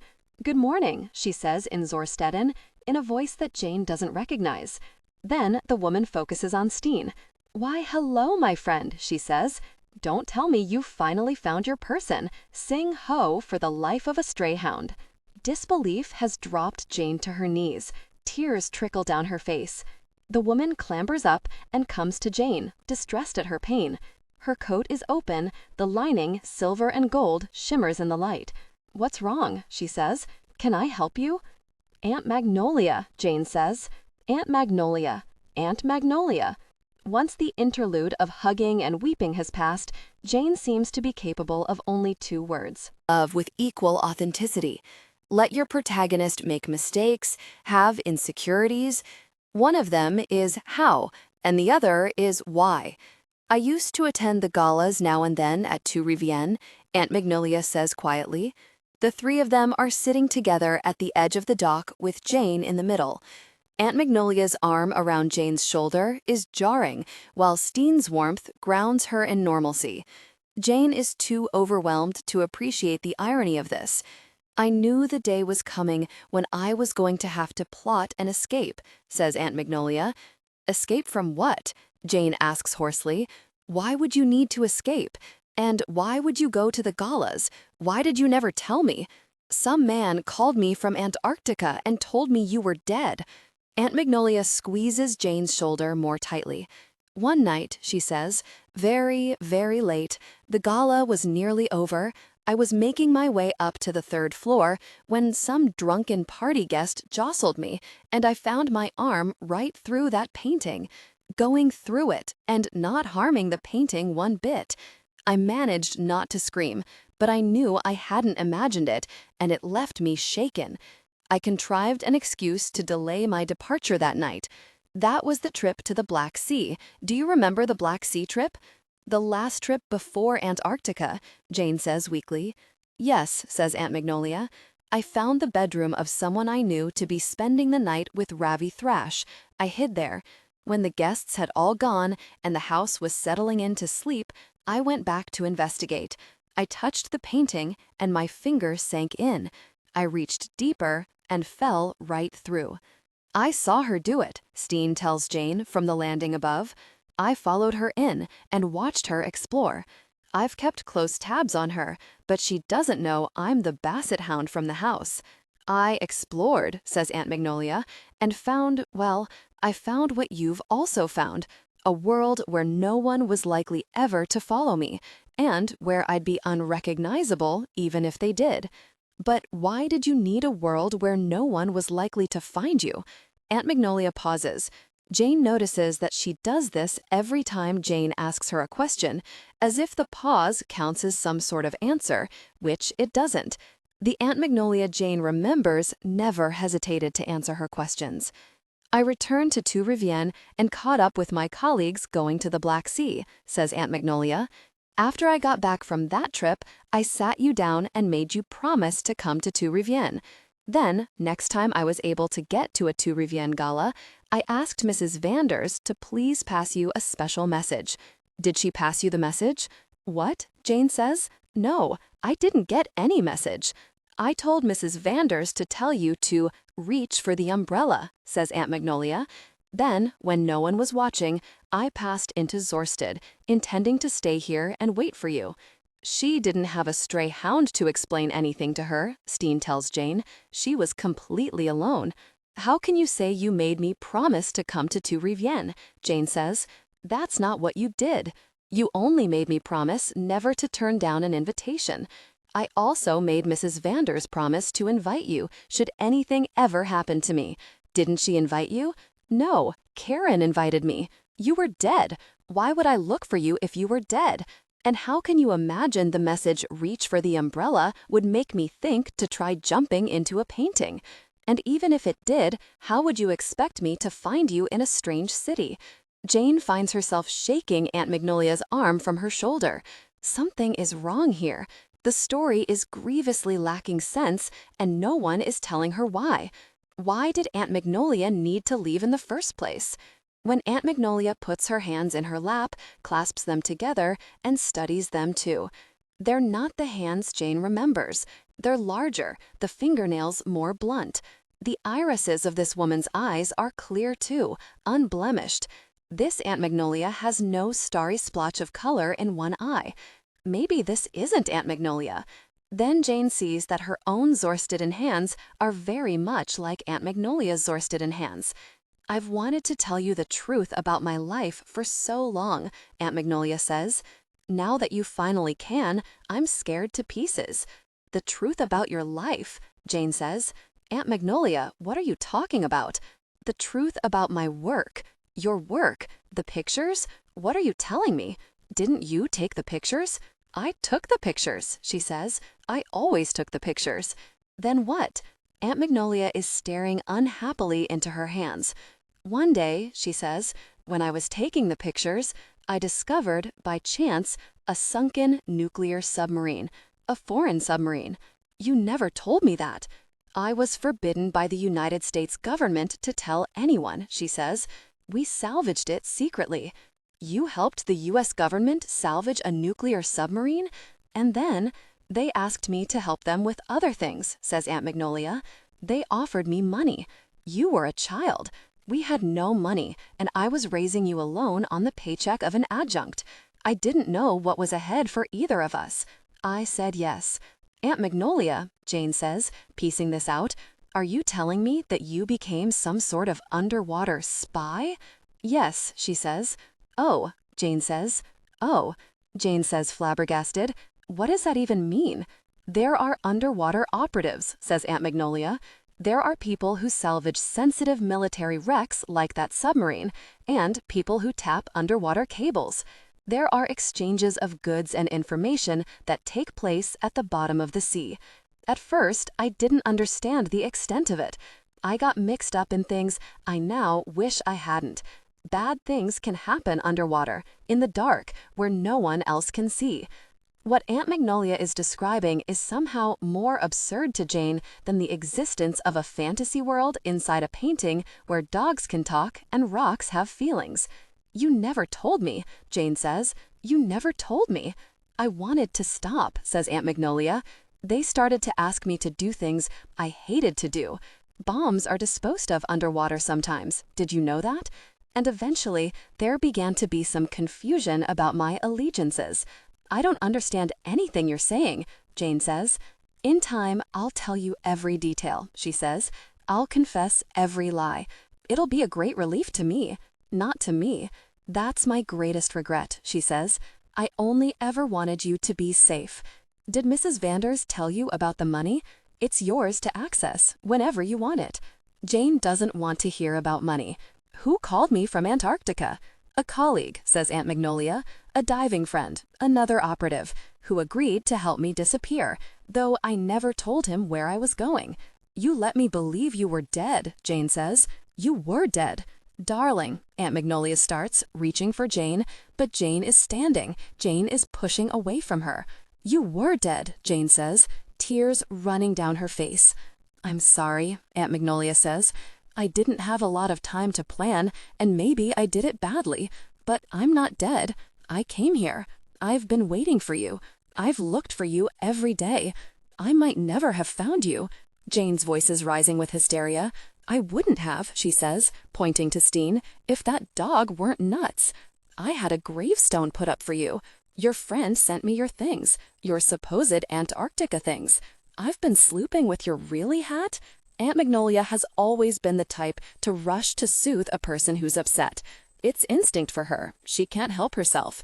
Jane can see it now in the unfamiliar face and reaching arms of the strange but undeniable Aunt Magnolia. The water bulges then under the dock at Aunt Magnolia's feet. The head of a gray creature rises above the surface of the water, vaguely bear-like in appearance, round-faced with a long nose. It's as big as a beluga whale and has flippers, whiskers, and a blowhole on the top of its head. In amazement, Jane stares into its face. The animal's mouth is set in an even line that gives it an aspect of patience and serenity.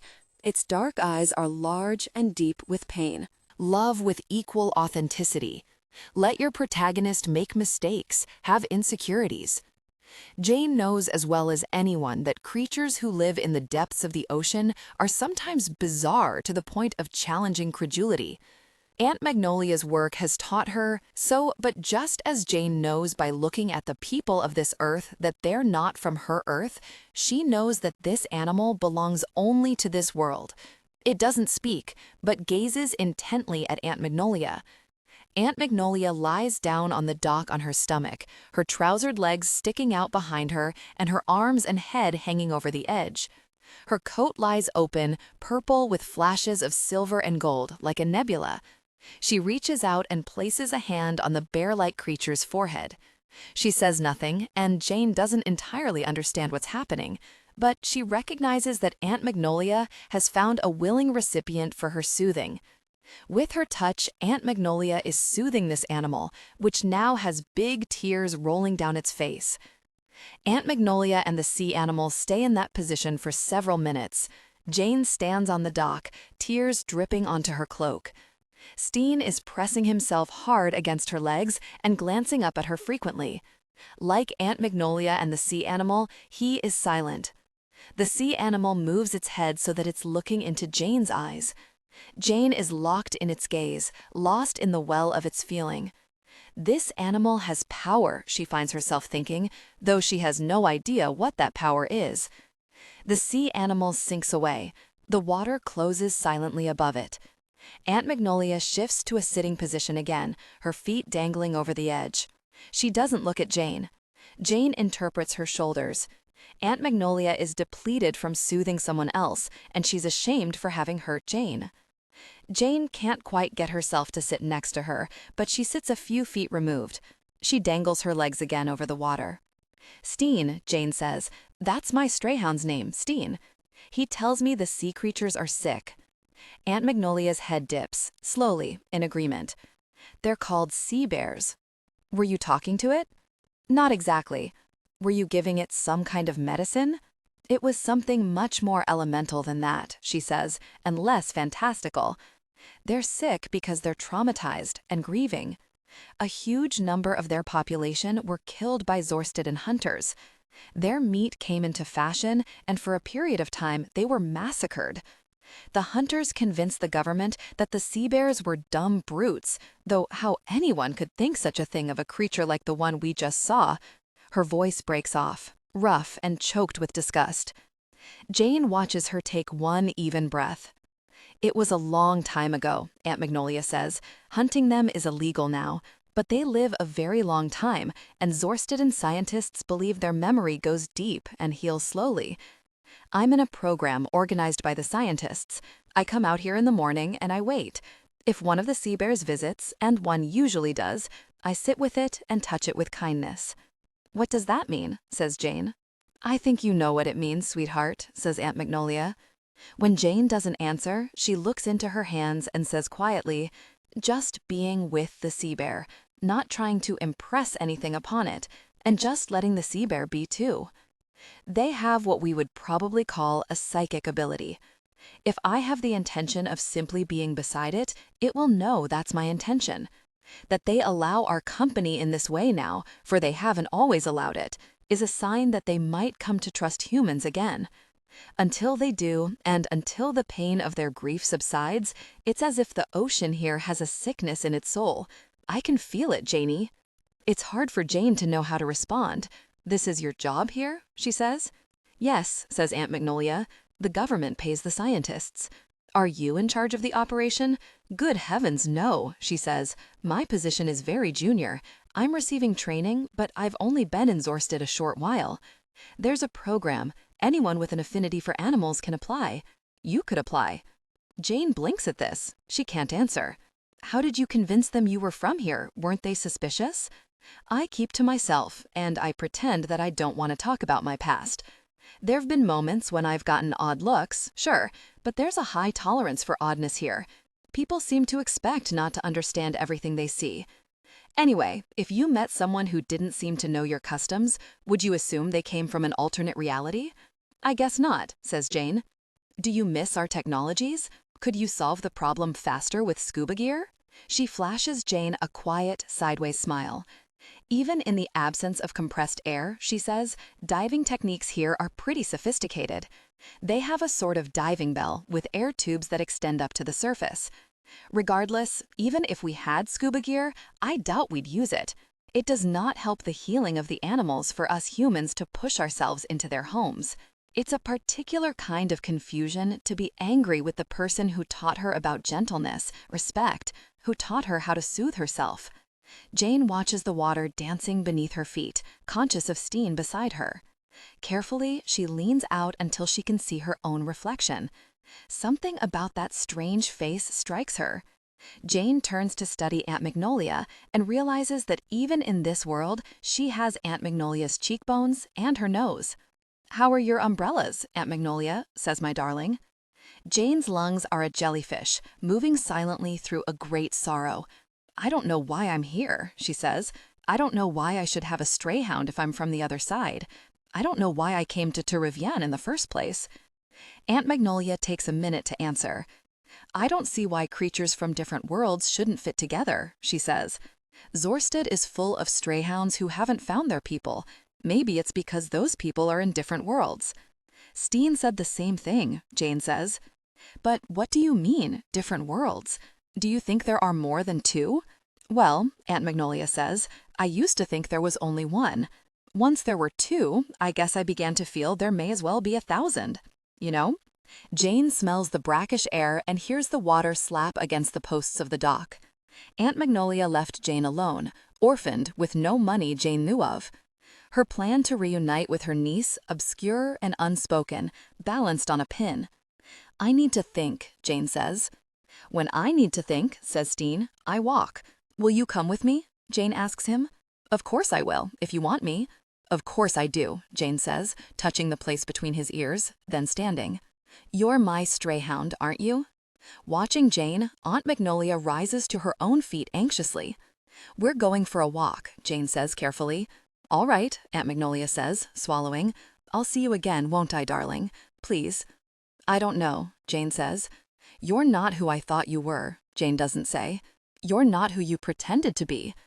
Aunt Magnolia's eyes are bright with tears. She holds Jane in a long hug and kisses her forehead. She tells Jane j'aime her. "Come back," she says. Jane holds her tightly before letting her go. "Where are we going?" asks Steen. "Where would you like to go?" "Someplace that isn't challenging," Jane says, "for either of us." Steen walks her back up the staircase, then along a road crowded with small houses. A snaggle of children run past. Someone is frying something that smells like bacon. "I'm hungry," Jane says. "Are you hungry?" "We could go back to your aunt," he says. "She'll have money." "I'll survive," Jane says, "if you will." "I know where there's fruit," he says. "Do strayhounds like fruit?" "This one does." The street bends sharply to the right, but Steen continues straight, into a patch of gnarled trees. He leads her through thick grass and fallen branches. Love with equal authenticity. Let your protagonist make mistakes, have insecurities. Eventually, the land begins to slope downward, and they end up in a grove of stocky trees heavy with a rose-colored fruit that looks somewhat like, but decidedly isn't, apples. The Zorstedon word for it comes to her. She speaks it aloud. "Yes," says Steen contentedly. The Duchess owns the orchard. Are we stealing? Not with me here, he says. I live in the Duchess's mansion. She takes care of us. Her food is mine. Are you sure you're still welcome in the Duchess's mansion now that you've found your person? You don't have a residence here, he says significantly, so I'll still live with the Duchess. If you establish a residence here, that will change. He doesn't look at her, and Jane carefully doesn't look at him. She fills her deep trouser pockets with fruit and continues to follow him down the slope, which grows steeper. Stepping out of the orchard, she finds herself on a small, crescent-shaped beach of pale sand. The sun is strong, and her Zorstedon clothing blocks the chill of the wind. Steen trots to an outcropping of rock and shrubbery and settles in beside it. She joins him there. She sits beside him, watching the water rush onto the sand, then pull itself back. The fruit is crisp like an apple, but sweet like a pear. It's such a strange feeling being in Zorsted, Jane says. I feel like I've died and been reincarnated in a different body, a different life, except they forgot to wipe my memory of the life that came before. I don't believe in reincarnation, says Steen. Don't you? If there's more than one world, why shouldn't there be more than one life? There are many lives in every life, he says. You and Aunt Magnolia are both very fond of obscure philosophical pronouncements, Jane says. Tell me, is there a market in Zorsted for umbrellas? It certainly rains. Though it never rains frogs. Another oddity, Jane says. Where would umbrellas be sold? In the public market, he says. If you sold enough umbrellas, you might be able to open a shop. Might I ask why you're asking these questions? I don't know, Jane says. Maybe because umbrellas are less scary than existential philosophy. Steen passes her a prim look.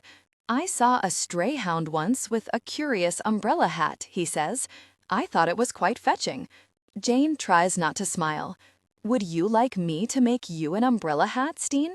That's entirely up to you, he says with dignity. Would I be making it to fit Jasper the basset hound or Steen the stray hound? He hesitates. I guess that's also up to you. Yes, I guess that's one of the big questions of the day, isn't it? Tu Reviens or Zorsted? See, he says, I told you you could talk to me without speaking out loud. Yes, I see. Do you... He hesitates, and she feels his eagerness, his vulnerability. Do you like it? She lets out a breath. I can't say yet, Steen. He burrows his nose in the sand, as if it's a way to stop himself from saying what he wants to say. This inlet is an awful lot like the one you took me to at Tu Reviens, Jane says. After a pause, I like to come here, he says. Do you go to the inlet at Tu Reviens because it reminds you of this one? I found the one at Tu Reviens first, he says. I guess I like this one because it reminds me of that one. That's confusing. Yes, he says. Home is. After all, it's one's headquarters, one's backdrop, one's framework, one's history, and also one's haven. Are you good at Scrabble, Steen? Jane asks, smiling. Steen sniffs. We have a much superior game here. It's like Scrabble, you win by putting the highest value words down, but the words you put down also tell a story. And you have to take care, because that story will play out somehow in your day. Seriously? The game changes your day? That sounds dangerous. You're interpreting it too extremely. No one has ever been seriously hurt. Oh, just minor injuries then? The story plays out metaphorically, usually in some harmless and amusing manner, he says soothingly. I can see it sounds strange, but I promise you, Janie, this world is no more dangerous than yours. It's so different here, she says. Do both Zorsted and Tu Reviens feel like home to you? Yes, and no. In Tu Reviens, I'm mute, and no one understands me, or anyway, no one did before now. In Zorsted, I'm lonely, or I was before now. He pauses. Don't you think it's the people that make a place feel like home?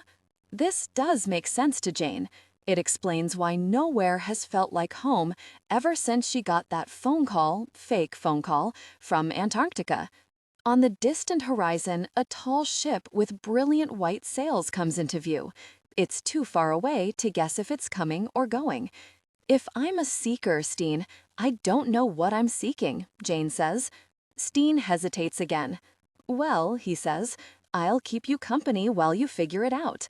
The long, difficult morning is tugging at her limbs. Her unfamiliar body is asking for the sleep it missed in the night. Yes, please, Jane says. She curls on her side in the sand with an arm around Steen and allows her Zorstedon Seth to rest. She wakes to a night lit by two enormous yellow moons. Both are bigger than her moon. Together, they cast far more light. The sky is streaked with stars. Steen is nowhere to be found. Steen? There's no answer. She pushes to her feet groggily, turning in circles, then suddenly wakes with a violent shiver, thinking about Zorstedon hunters or predators or stones that decide they don't like you. Steen, I'm coming, he says, the message faint in her mind. Turning, she sees his dark form trotting toward her, across wet sand that's bright with reflected moonlight. I got scared. I wouldn't leave you to find your way around alone. I mean, I got scared for you. When he reaches her, she drops down and puts her arms around him. He smells like wet fur and tries to lick her hands. Ick, she says. No licking, no hugging, he says. Stray hounds like to be petted, not hugged. She lets him go. If you don't lick, I won't hug. Deal. But you don't need to be scared for me, Janie, he says. People here pretty much leave stray hounds alone. Okay, Jane says thickly. Are you cold? Yes, and hungry. You slept for a very long time. I did too when I was first adjusting to your world. Crossing over is tiring. Let's go someplace warm. How far are we from the hanging in the Duchess's mansion? Your aunt's home is closer. She won't mind if we wake her. No. Tu Reviens. All right then, he says. The long uphill climb will warm us. An orchard on a steep hill is treacherous at night, even in the light of two moons. Jane keeps tripping and whacking her head on low branches. She pulls her scarf tight around her ears and mutters to Steen that it'd be nice if the orchard would light itself for their convenience. On the streets, high above the water, the silence of the Zorstedon night is striking. Zorstedon buildings don't hum or buzz. Zorstedon street lamps make the tiniest sizzling sounds as flames eat away at wicks. Light and sound spill from the occasional building down the occasional street, but Steen leads her away from those streets. Drunken revelers are the plague of every harbor town, he says fastidiously. Crumpled and cold from sleep, Jane is content enough to stay out of the way of drunken revelers. They climb quite a distance before the Duchess's mansion looms, and Steen is right. The long walk is warming. I'll have to get the attention of one of the few stray hounds in the castle who has a person, he tells her, to let us in. How will you do that? Stray hounds can communicate mentally, remember? How will you explain why I deserve to be let in? Hopefully my brother will be awake. You have a brother? I have 12 brothers, 7 sisters, and 242 cousins. Jane speaks a Zorstedon expletive. Does your brother know about Tu Reviens? No, I told you, I haven't told anyone. But he's my brother. He trusts me, and his person trusts him. It all sounds kind of complicated. Your brother trusts you, but you're not actually telling him the truth? Love with equal authenticity. Let your protagonist make mistakes, have insecurities. Well, it's hard to know what to do sometimes, says Steen. If I tell my brother, should I tell my other 18 siblings? What if I tell my brother and he tells his person?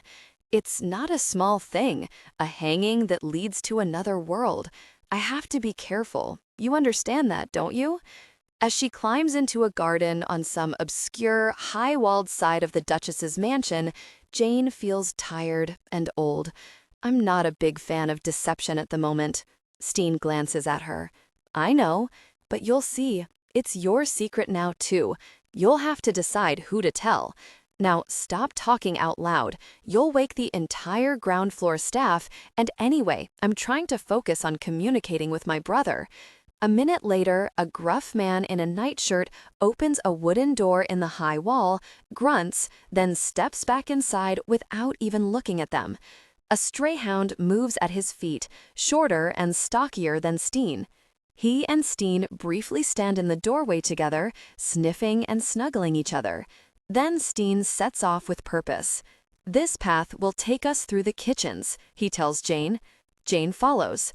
They climb all 15 stories of the Duchess's mansion, gorging on bread, cheese, more Zorstedan fruit with names Jane magically knows, and a long strip of what tastes like the most delicious beef jerky in any world, all pilfered from the kitchens. She has the sense that her Zorstedan body finds 15 stories of steps far less arduous than her real-world body would. As she changes back into her Doctor Who pajamas, a faraway city clock tolls, and Jane understands the current time in Zorstead. It suddenly occurs to her to wonder what time it is at home. She speaks a Zorstedan expletive. "It's gala day." "Not anymore," Steen responds. "We missed the gala." Another expletive. "What if someone noticed my absence?" "Just say you weren't feeling well. If anyone gives you a hard time, I'll bite them." "Steen, you can't start biting people for no reason. My world does very mean things to dogs who bite. Just do something distracting that humans love. Put out your paw for them to shake." "Oh, that's dignified," says Steen. "Next, you'll tell me to roll over." Jane laughs. "Don't worry," says Steen. "After all, if anything ever happens, I have a safe place I can disappear to." Jane doesn't answer because she's not ready to tell him that she doesn't like the idea of him disappearing somewhere without her. When she moves into the room with the hanging, Steen follows. The view of Tu Reviens is dim and unpeopled, so Jane takes a moment to examine the umbrella on the floor. The ferrule and the handle are a bit different in shape and color from her own work, and the workmanship is finer, but overall, the umbrella is gratifyingly like the one she's just built. Picking it up, carrying it to the lantern in the far corner, scrutinizing it under the light, she's pleased to think that she's chosen appropriate shades of Latin green for hers. "What are you doing?" Steen says. "That umbrella hasn't been moved in over 100 years." "The workmanship is gorgeous, really," Jane says, smoothing the dark, varnished shaft with her fingers. "And someone dusts it regularly. With the most delicate of feather dusters," Steen says. "I wish you would put it down. You're one of those stray hounds who never got sent to the principal's office, aren't you?" Jane says. All right," she adds as he begins to stomp his feet again like bread kneading. "Calm down." But as she sets it down on the floor, the ancient material of one of the gores begins to tear along the seam. As Steen screams bloody horror in her mind, the gore falls out of the umbrella and collapses limply to the floor. "Look what you've done! Look what you've done!" "Steen," Jane says calmly, "I've got a nearly identical umbrella sitting in my morning room this very moment. It's well built enough. It'll last another 100+ years." Steen is breathing like a husky who's just finished the Iditarod. "Oh, thank goodness," he says. "Thank goodness. Let's go get it. This very instant. Right now." Steen goes through first. Jane follows. She needs a minute. It's amazing, somehow, to be standing on the second-story landing of Tu Reviens. She almost feels as if she's never been here before. There's a slight scent to the receiving hall. Sweat, perfume, spilled alcohol, people, a post-party smell. Also, those lilacs, bringing Aunt Magnolia back to her. Hurting differently now, with a whole new confusion. Someone in a faraway room is listening to the Beatles again. Jasper the Basset Hound maneuvers himself behind her and headbutts her ankles urgently. "I'm going," Jane whispers, obediently climbing to the third-story landing. "Calm down." Then Kieran and Ivy appear on the third-story bridge, crossing toward Jane from the west side of the house. "Janie," says Kieran, "where on earth have you been? I looked for you at the party, but I never saw you." Kieran's wearing a lovely strapless gown in scarlet. Her mood, her expression are odd, both cheerful and hard. triumphantly brittle. Also, the bottom edge of her skirt is damp-looking and crusty. Something's happened. Jane wants to ask Kieran about it, but she's afraid it'll encourage Kieran to ask her questions too. Questions Jane can't answer. "What time is it?" she squeaks. "Nearly 4 in the morning," Kieran says. "Ivy and I have been talking." Actually, Ivy says to Jane, "I wanted to talk to you too." "Right," Jane says, trying not to gawk at Ivy. Her dress is long and black and so elegant that Jane's Doctor Who pajamas make her feel 12 years old. "I'm going to bed," Kieran says smartly, then sets off down the steps. "You were magnificent tonight," Ivy calls after Kieran. "We're really grateful. We couldn't have pulled it off without you." "I didn't do it for Patrick's sake," Kieran says. "Yeah, okay," Ivy says. "Whatever. I'm really grateful." Kieran turns and gives Ivy a broad, warm smile before walking away. Jane has never seen Kieran smile like that before. Jane turns to Ivy. "I'm awfully tired. Can I talk to you tomorrow, too?" "Sure," Ivy says. "Good night, then," Jane says. Then she stands there looking at Ivy for another moment, until Jasper headbutts her. Very demented dog. She turns away toward her rooms. But when Jane and Jasper return to the stairs a few minutes later, carrying the umbrella Jane has made, Ivy is still on the second-story landing, staring intently at the umbrella in the painting. Her nose is probably 2 inches from the paint, her glasses pushed to her forehead, and her eyes focused on the gore that lies limply on the checkerboard floor. It's too late to turn back. Ivy hears them. She stands straight and raises her eyes to Jane. Loose wisps of dark hair swing around her face. And so Jane continues bravely down the stairs, umbrella in hand. Ivy's steady blue gaze takes in Jane, Jasper, and, with interest, the red and green umbrella in Jane's hand. "Going for a walk?" Ivy says, glancing at Jane's pajamas. "Possibly," Jane says. "Do you want company?" "Yes," Jane says. Yes, I do, very much, but I should probably go alone." "Okay," says Ivy. "I looked for you during the gala. Weren't you feeling up to it?" The excuse is on the tip of her tongue. She ate something that disagreed with her, she slept through the gala, she hates parties, she hid in the West Attics, she spent the night in a bedroom with one of the guests. "I don't want to lie to you," Jane says. "I want to tell you the truth." In her long black dress, with her hair up, Ivy looks like a woman in a portrait by Renoir or John Singer Sargent. She studies Jane. "I want to tell you the truth, too," she says. Another silence fills the space between them. It's not an awkward silence. It's full of something like hope and curiosity. Jane knows, finally, what she wants. She speaks in a whisper. "Ivy?" "Yes?" "Can you keep a secret?" "Gosh, yes." Jane thinks through her words before she says them. "Would you please touch that painting?" "This one?" Ivy says, pointing to the painting, then wrinkling her nose in puzzlement. "Mrs. Vanders would crucify me." Love with equal authenticity. Let your protagonist make mistakes, have insecurities. "Please?" "Okay," she says, and stretches her finger to the painting. When she touches it, her finger sinks in. Her entire hand falls through. With a cry of alarm, she snatches it back.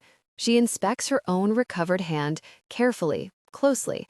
Satisfied that she still has all her fingers, she raises amazed eyes to Jane. "I can't wait to hear what you ask me to do next," she says.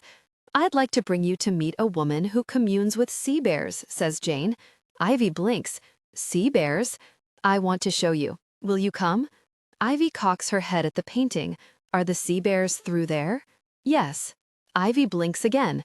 "Will you be with me the whole time?" "Yes." "Promise?" "I swear it." "Okay then," says Ivy. "What do you think, Steen?" Jane says, looking down at him. Can a stray hound and his human make a home in 2 different worlds, with an aunt and a friend? Jasper holds Jane's eyes and cants his head to the side, as if considering. Then he walks into the painting. Jane turns to Ivy, whose mouth has dropped open. "Do you trust me?" Jane says. Ivy's eyes on Jane are wide and deep. She nods. Jane takes Ivy's hand and leads her into another world. Gideon was carrying a sleeping child through a rocky tunnel when he got his first clue that something was wrong in Winterkeep. The child's name was Selly. She was 8, and she was not small. In fact, Gideon was starting to wonder if she was growing while he carried her. Surely she was objectively heavier now than she'd been when she'd held her arms up to him 2 hours ago, a gesture that hadn't surprised him, for the children always wanted Gideon to carry them through the tunnels. He was bigger, more interesting, and less anxious than their parents, or so the children thought. Gideon was actually quite anxious during these missions for the council, these smuggling journeys through the tunnels from Estel to Monsey, but he buried his worries deep, where they couldn't reach his eyes or his voice. It was more helpful to seem calm and reassuring. So he carried Selly calmly, with exhausted shoulders and dead arms, wading through streams, trying to measure the fatigue in the drawn, white faces of her family, stepping carefully from rock to crevice to stone on an uneven path lit by the lantern of Selly's older sister, Rainey, who, at 19, kept giving Gideon sly, flirtatious glances. He was used to this too on these missions. He'd gotten in the habit of mentioning his beloved girlfriend frequently in conversation. Gideon didn't have a girlfriend. It was another thing he pretended, to keep things simpler. He put up a hand to stop Selly's head from lolling. Children are bizarrely flexible, thought Gideon. Sometimes it seemed like her head would roll right off her body and plop onto the rocks. And Selly was the reason for this journey through the tunnels to Monsey, for she was a graceling, graced with mind reading. In Estel, gracelings were the property of the new government, which exploited their special abilities however it saw fit. There were all kinds of graces, ranging from skills as banal as imitating bird calls to more useful capacities such as speed on foot, predicting the weather, fighting, mental manipulation, or mind reading. In Monsey, where Queen Bitterblue made the rules, gracelings were free. The Council, which had no other official name, just the Council, was a secret international group of spies, rescuers, fighters, plotters, consultants, headed by Gideon and a few of his friends, Raffin, Ban, Katza, Pohat, that came to the aid of anyone anywhere in the 7 nations suffering unjustly under the rule of law. The Council had started small, some 14 or 15 years ago. Katza had started it. But now its reach was vast. Gideon and his friends had, in fact, assisted the Estelians with the coup of their corrupt king. But then the makeshift republic that had taken the place of Estel's monarchy had turned out to be more militarized than the council had anticipated, and the council never held with governments owning gracelings. So here Gideon was, secretly sneaking gracelings away from the Estellan government he'd helped to establish, trying to avoid the Estellan soldiers armed with swords and bows who had begun patrolling the Estellan forests recently, asking for the identification of anyone they met. Gideon's sword was heavy at his side.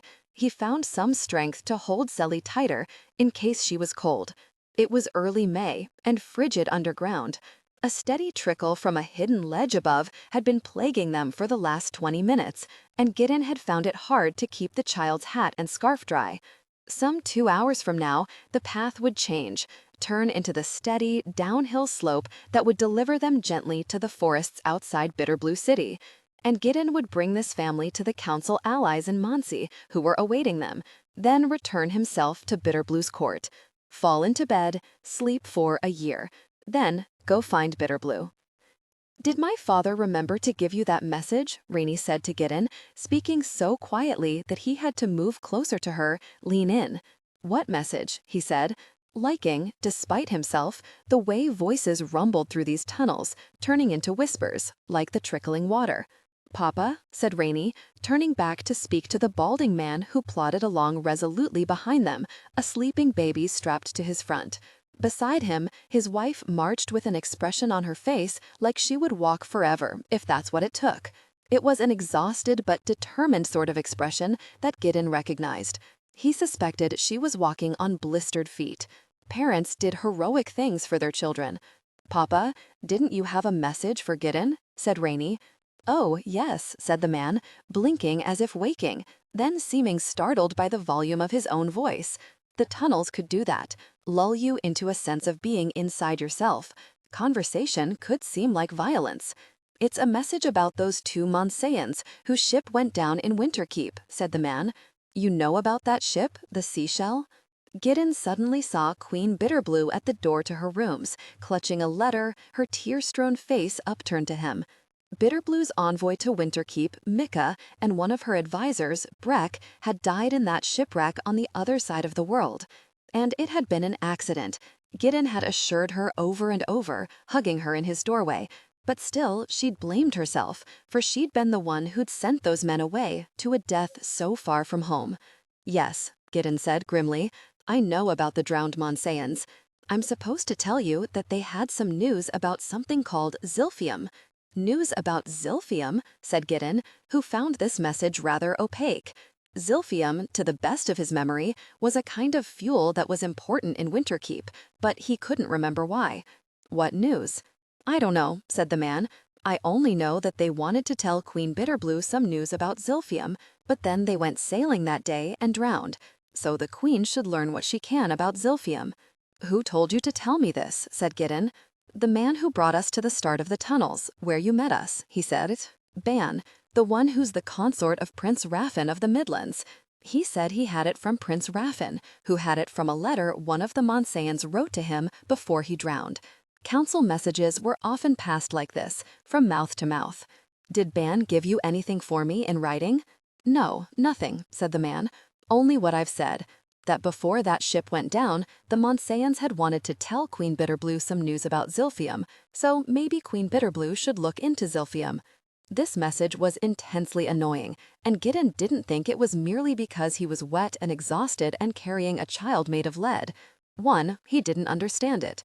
2, he suspected some part of it was missing. And 3, the reminder of her dead men was probably going to make Bitterblue cry. Love with equal authenticity. Let your protagonist make mistakes, have insecurities. Rainey was walking close to him again and speaking so quietly that he had to bend down to her. He began to wonder if she might be doing this on purpose. "What's Zilphium, Gideon?" she asked. A stream of icy water hit the back of his neck. "I'm not sure," he said crossly. "She is doing it on purpose," said Selly sleepily in his ear, making him jump. He'd been sure the child was asleep. "Doing what?" he said, somehow finding this to be the most aggravating thing yet. "Mind raiders." "Rainey's talking in a low voice so you'll get close to her," Selly whispered, too quietly for anyone else to hear. "Also, I know your girlfriend is imaginary."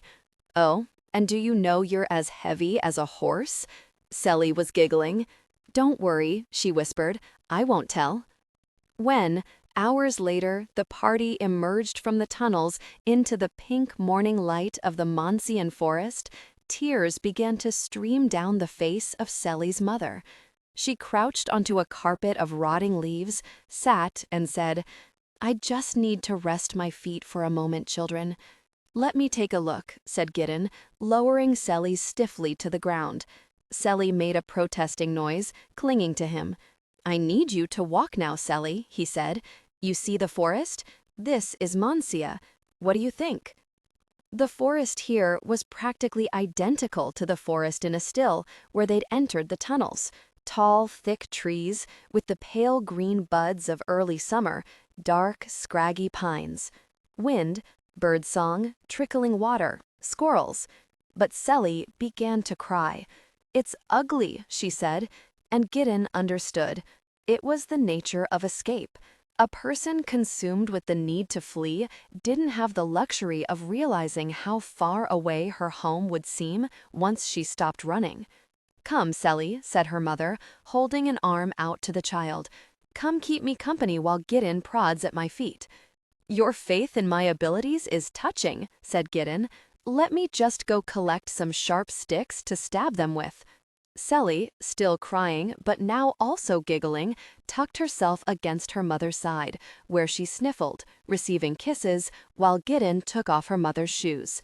When he found her feet so bloody that it would be difficult to remove her socks without pulling her skin away, he chided himself for not checking sooner. Then he considered the distance still to go. The contact Gideon was bringing them to would have clean, fresh water, medicines, a bed for this woman to lie down upon. It wasn't far, and the others seemed able to walk. The baby was fussing. The woman reached her free arm out for the infant, then gave him her breast. The father and Rainey hovered nearby, as if wanting to be useful. It would be best to wait to remove these socks. Thank goodness I'm big, Gideon thought. When the baby was done feeding, the woman handed him back to her husband. Then Gideon gave her a pill her pain, lifted her into his arms, and carried her the rest of the way. It was late morning when Gideon, finally alone, caught sight of the bridges that crossed the river to Bitterblue City. It meant he was almost to his bed. He was riding a horse the council contact had lent him, and his thoughts were sluggish. He was trying to push thinking aside for now, with plans to welcome it back after he'd slept. But he couldn't stop all thoughts, like, for example, the realization of how nice it was to be carried by this wonderful horse after hours of carrying others. Nor could he avoid thoughts of Bitterblue as he directed the horse onto the white and blue marble road of Winged Bridge. Bitterblue had lost one of her advisors on this bridge. She'd tried to stop him, all by herself in a snowstorm, but her advisor had thrown himself over the edge. She'd been only 18. That suicide had been one of the legacies of the reign of Bitterblue's father, King Lek, who'd been a terror, a psychopath. 5 years later, things were better for Bitterblue, but she still carried the weight of all the damage her father had done to Monsieur. There'd been no one to carry Bitterblue through it all. She'd carried herself, and now she carried her kingdom.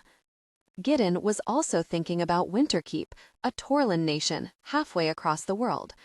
It had only been a few spare years since the currents of the Winter Sea had thrown a Torlin fishing vessel onto Piccian shores, and everyone's understanding of the world had grown.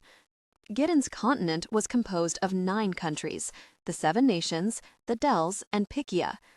Torla was apparently composed of 5, Winterkeep, Camisar, Borza, Tavara, and Montepur. Winterkeep was the closest Torlin nation to Monsieur. This made Winterkeep the natural first destination for Bitterblue's envoys, traders, and spies. The 7 nations had gracelings. The Dells and Piccia had monsters, vibrantly colored and mesmerizing, who could numb your mind to their attack. But according to the reports, Winterkeep was a land of miracles. Keepish people spoke to telepathic sea creatures and kept telepathic foxes as pets. They flew across the sky in ships attached to balloons. Their government was a democratic republic composed of people who liked one another. They had an academy for young people run by the same scholars who ran the government and renowned all across Torla. They had advanced medicines and powerful fuels. They wanted to meet Monsea's queen. Would she come?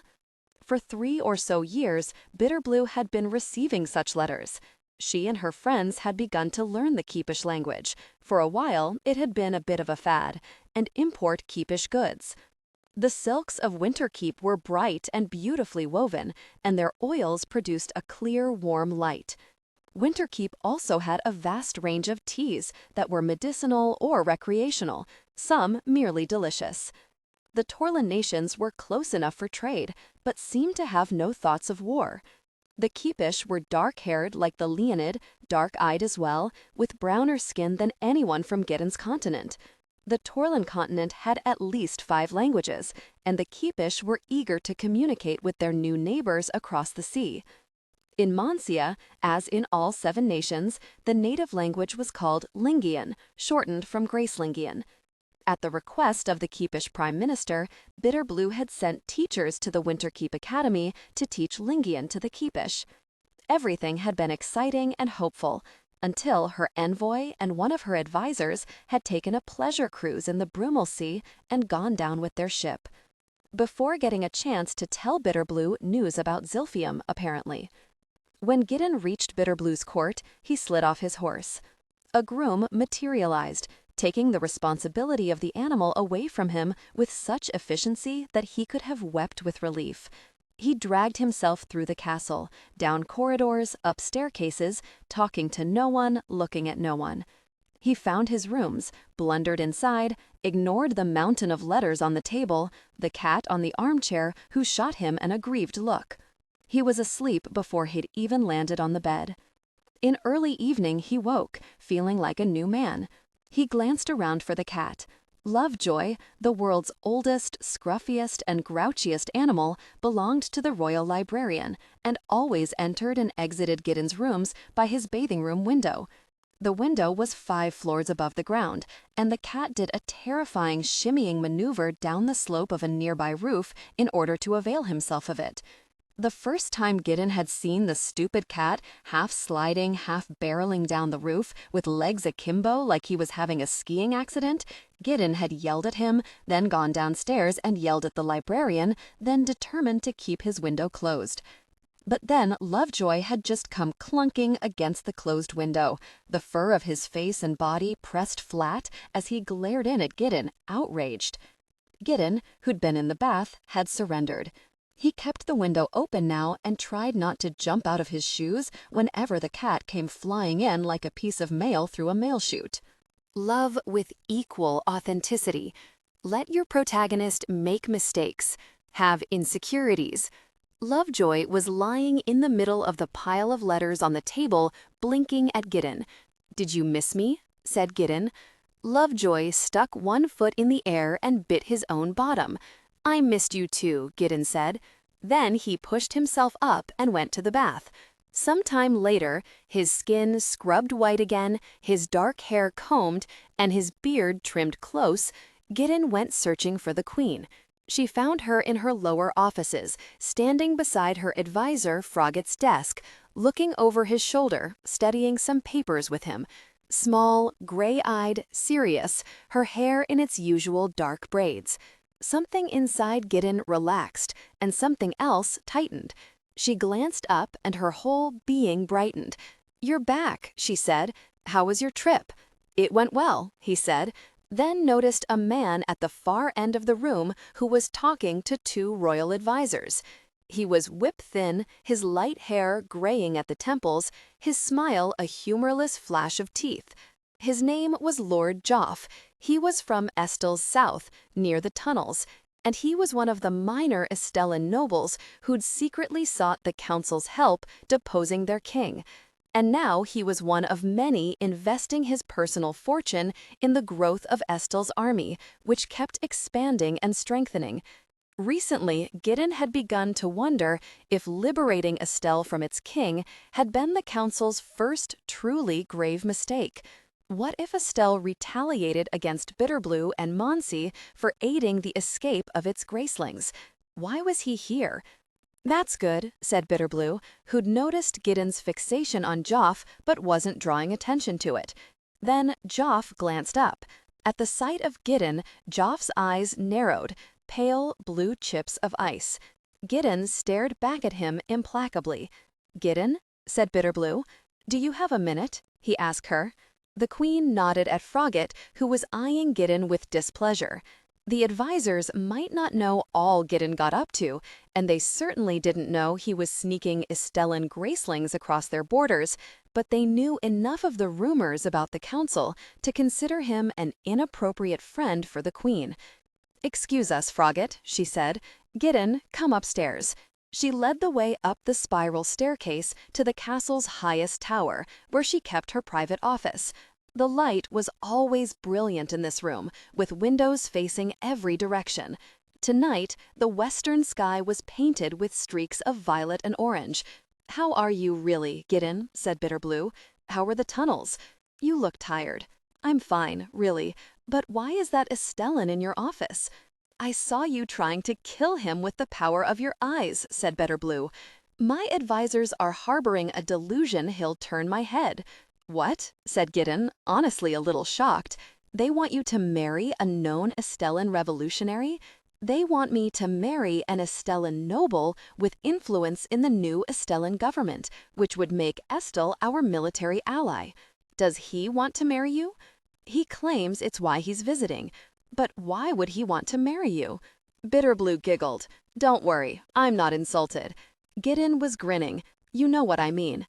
"Yes, I'm sure he intends some advantage to himself or Estelle, but I don't know which advantage, and unfortunately, I'll never know, because I'm not going to encourage him. Is Joff what you wanted to talk about? I got the impression it was something about your trip. Oh yes, he said. What's zilphium, exactly? Zilphium, she repeated, rubbing her braids the way she did when her neck was hurting. It's a rock that's a powerful Torlan fuel. It's used all over the Torlan continent, except in Winterkeep where it's illegal. Why is it illegal in Winterkeep? I believe it's because zilphium use pollutes the air, said Bitterblue, going to the large desk that sat in the middle of the room. She began to shuffle through papers, the gold rings on her fingers catching the light. Maybe the water, too. Winterkeep mines zilphium and exports it, but they don't use it there. I have more information here somewhere. We can call for Frogget? Before you do, said Gideon, we have a message from Raffin. He says one of your men who died in Winterkeep wrote him a letter. Whichever man was that? That would be Micah, my envoy, said Bitterblue, her voice suddenly quieter. He had a correspondence going on with Raffin and Ban about medicines. He was an outdoorsman. He used to go hiking for days, then send them packages full of seeds and leaves. Ah, said Gideon.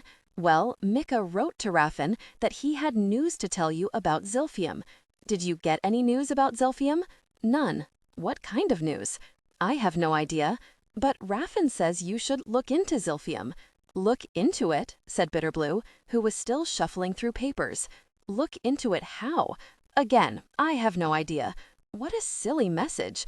Why can't I find anything on this desk? Oh, weasel bugger, said Bitterblue, then strode to the stairway and bawled, Frogget, down the steps. A moment later, Frogget appeared in the doorway. Yes, Lady Queen, he said, peering at her over his droopy whiskers. Where's my information about zilphium? Frogget turned and ran downstairs again. Katu is always talking about zilphium, Bitterblue muttered, starting on a different pile. Not that he's bothered to write to me in forever. Gideon made his face even and friendly. Katu Kavenda was a keepish man, wealthy and adventurer, who'd come to Mancia some time back and become Bitterblue's instant boyfriend. He was irritatingly young and likable. Irritatingly handsome with his keepish looks, his soft keepish accent, and the streak of white in his black hair that pulled everyone's eyes to him. He was also a perfectly nice person. Gideon's friend, really. He'd taught Gideon to sail a boat, right here in the river. What does he say about it? Said Gideon pleasantly. That everybody fights about zilphium in the keepish parliament, said Bitterblue, then tilted her head as if remembering. A lot of people in Winterkeep want to legalize zilphium use. Frogget bolted into the room again, huffing and pink, bearing a sheaf of papers, which he placed into Bitterblue's hands. Thank you, Frogget, said Bitterblue. Will you please tell everyone to stop for the night and go have their dinners? Of course, Lady Queen. That means you, too. And you, Lady Queen? Frogget wasn't a particularly tall man, but everyone was taller than Bitterblue. Nor was he old, but there was something fatherly in the tone he always took with the Queen, folding his hands and tucking his chin against his chest, peering down at her and patiently waiting. I'm quite hungry, said Gideon, who wasn't really. Yes, all right, you've both made your points, said Bitterblue, pretending to be annoyed. Go away, Frogget. Have a lovely night, Lady Queen, said Frogget, giving Gideon one last pointed glance of disapproval. Did you see that look? Gideon said after Frogget had gone, when I took his side about dinner? They're being so grouchy, said Bitterblue, ever since I refused to spend more time with a horrible Sunderin Earl. They want you to marry an Estellan revolutionary and a Sunderin Earl. He kept talking over me, said Bitterblue. Then, when I finally told him to stop interrupting, he said, I like a woman with a temper, in this creepy way that made his intentions clear. She was flipping through the papers Frogget had given her while she talked, her eyes scanning them quickly. Here it is, she said, stopping at a certain page and reading. Zilphium deposits occur naturally all across the Torlan continent. Winterkeep's environmental laws prohibit the use of zilphium in Winterkeep, but it's mined there and sold to Kamassar and the other Torlan nations, where it's used to power trains, ships, plows, machinery, and factories. Winterkeep has airships, said Gideon. Don't the airships use zilphium? No, said Bitterblue. Airships are powered by the wind and held aloft by some gas that doesn't pollute the air. airships are uniquely keepish and a zilphium-free technology. Love with equal authenticity. Let your protagonist make mistakes, have insecurities. She dropped the papers onto the desk, then raised her eyes to his. Steady, calm. There, she said. I've looked into Zilphium. Do you suppose that's what Mika wanted? Then she smiled, her tired face opening with humor, and Gideon was no longer worried, and suddenly happy, hungry for dinner. Most certainly, he said. I guess we should write to Raffin and ask him if he can be any less obscure, she said, taking his arm. Let's go eat. Continue Queen Bitterblue's journey with a sneak peek at Winterkeep.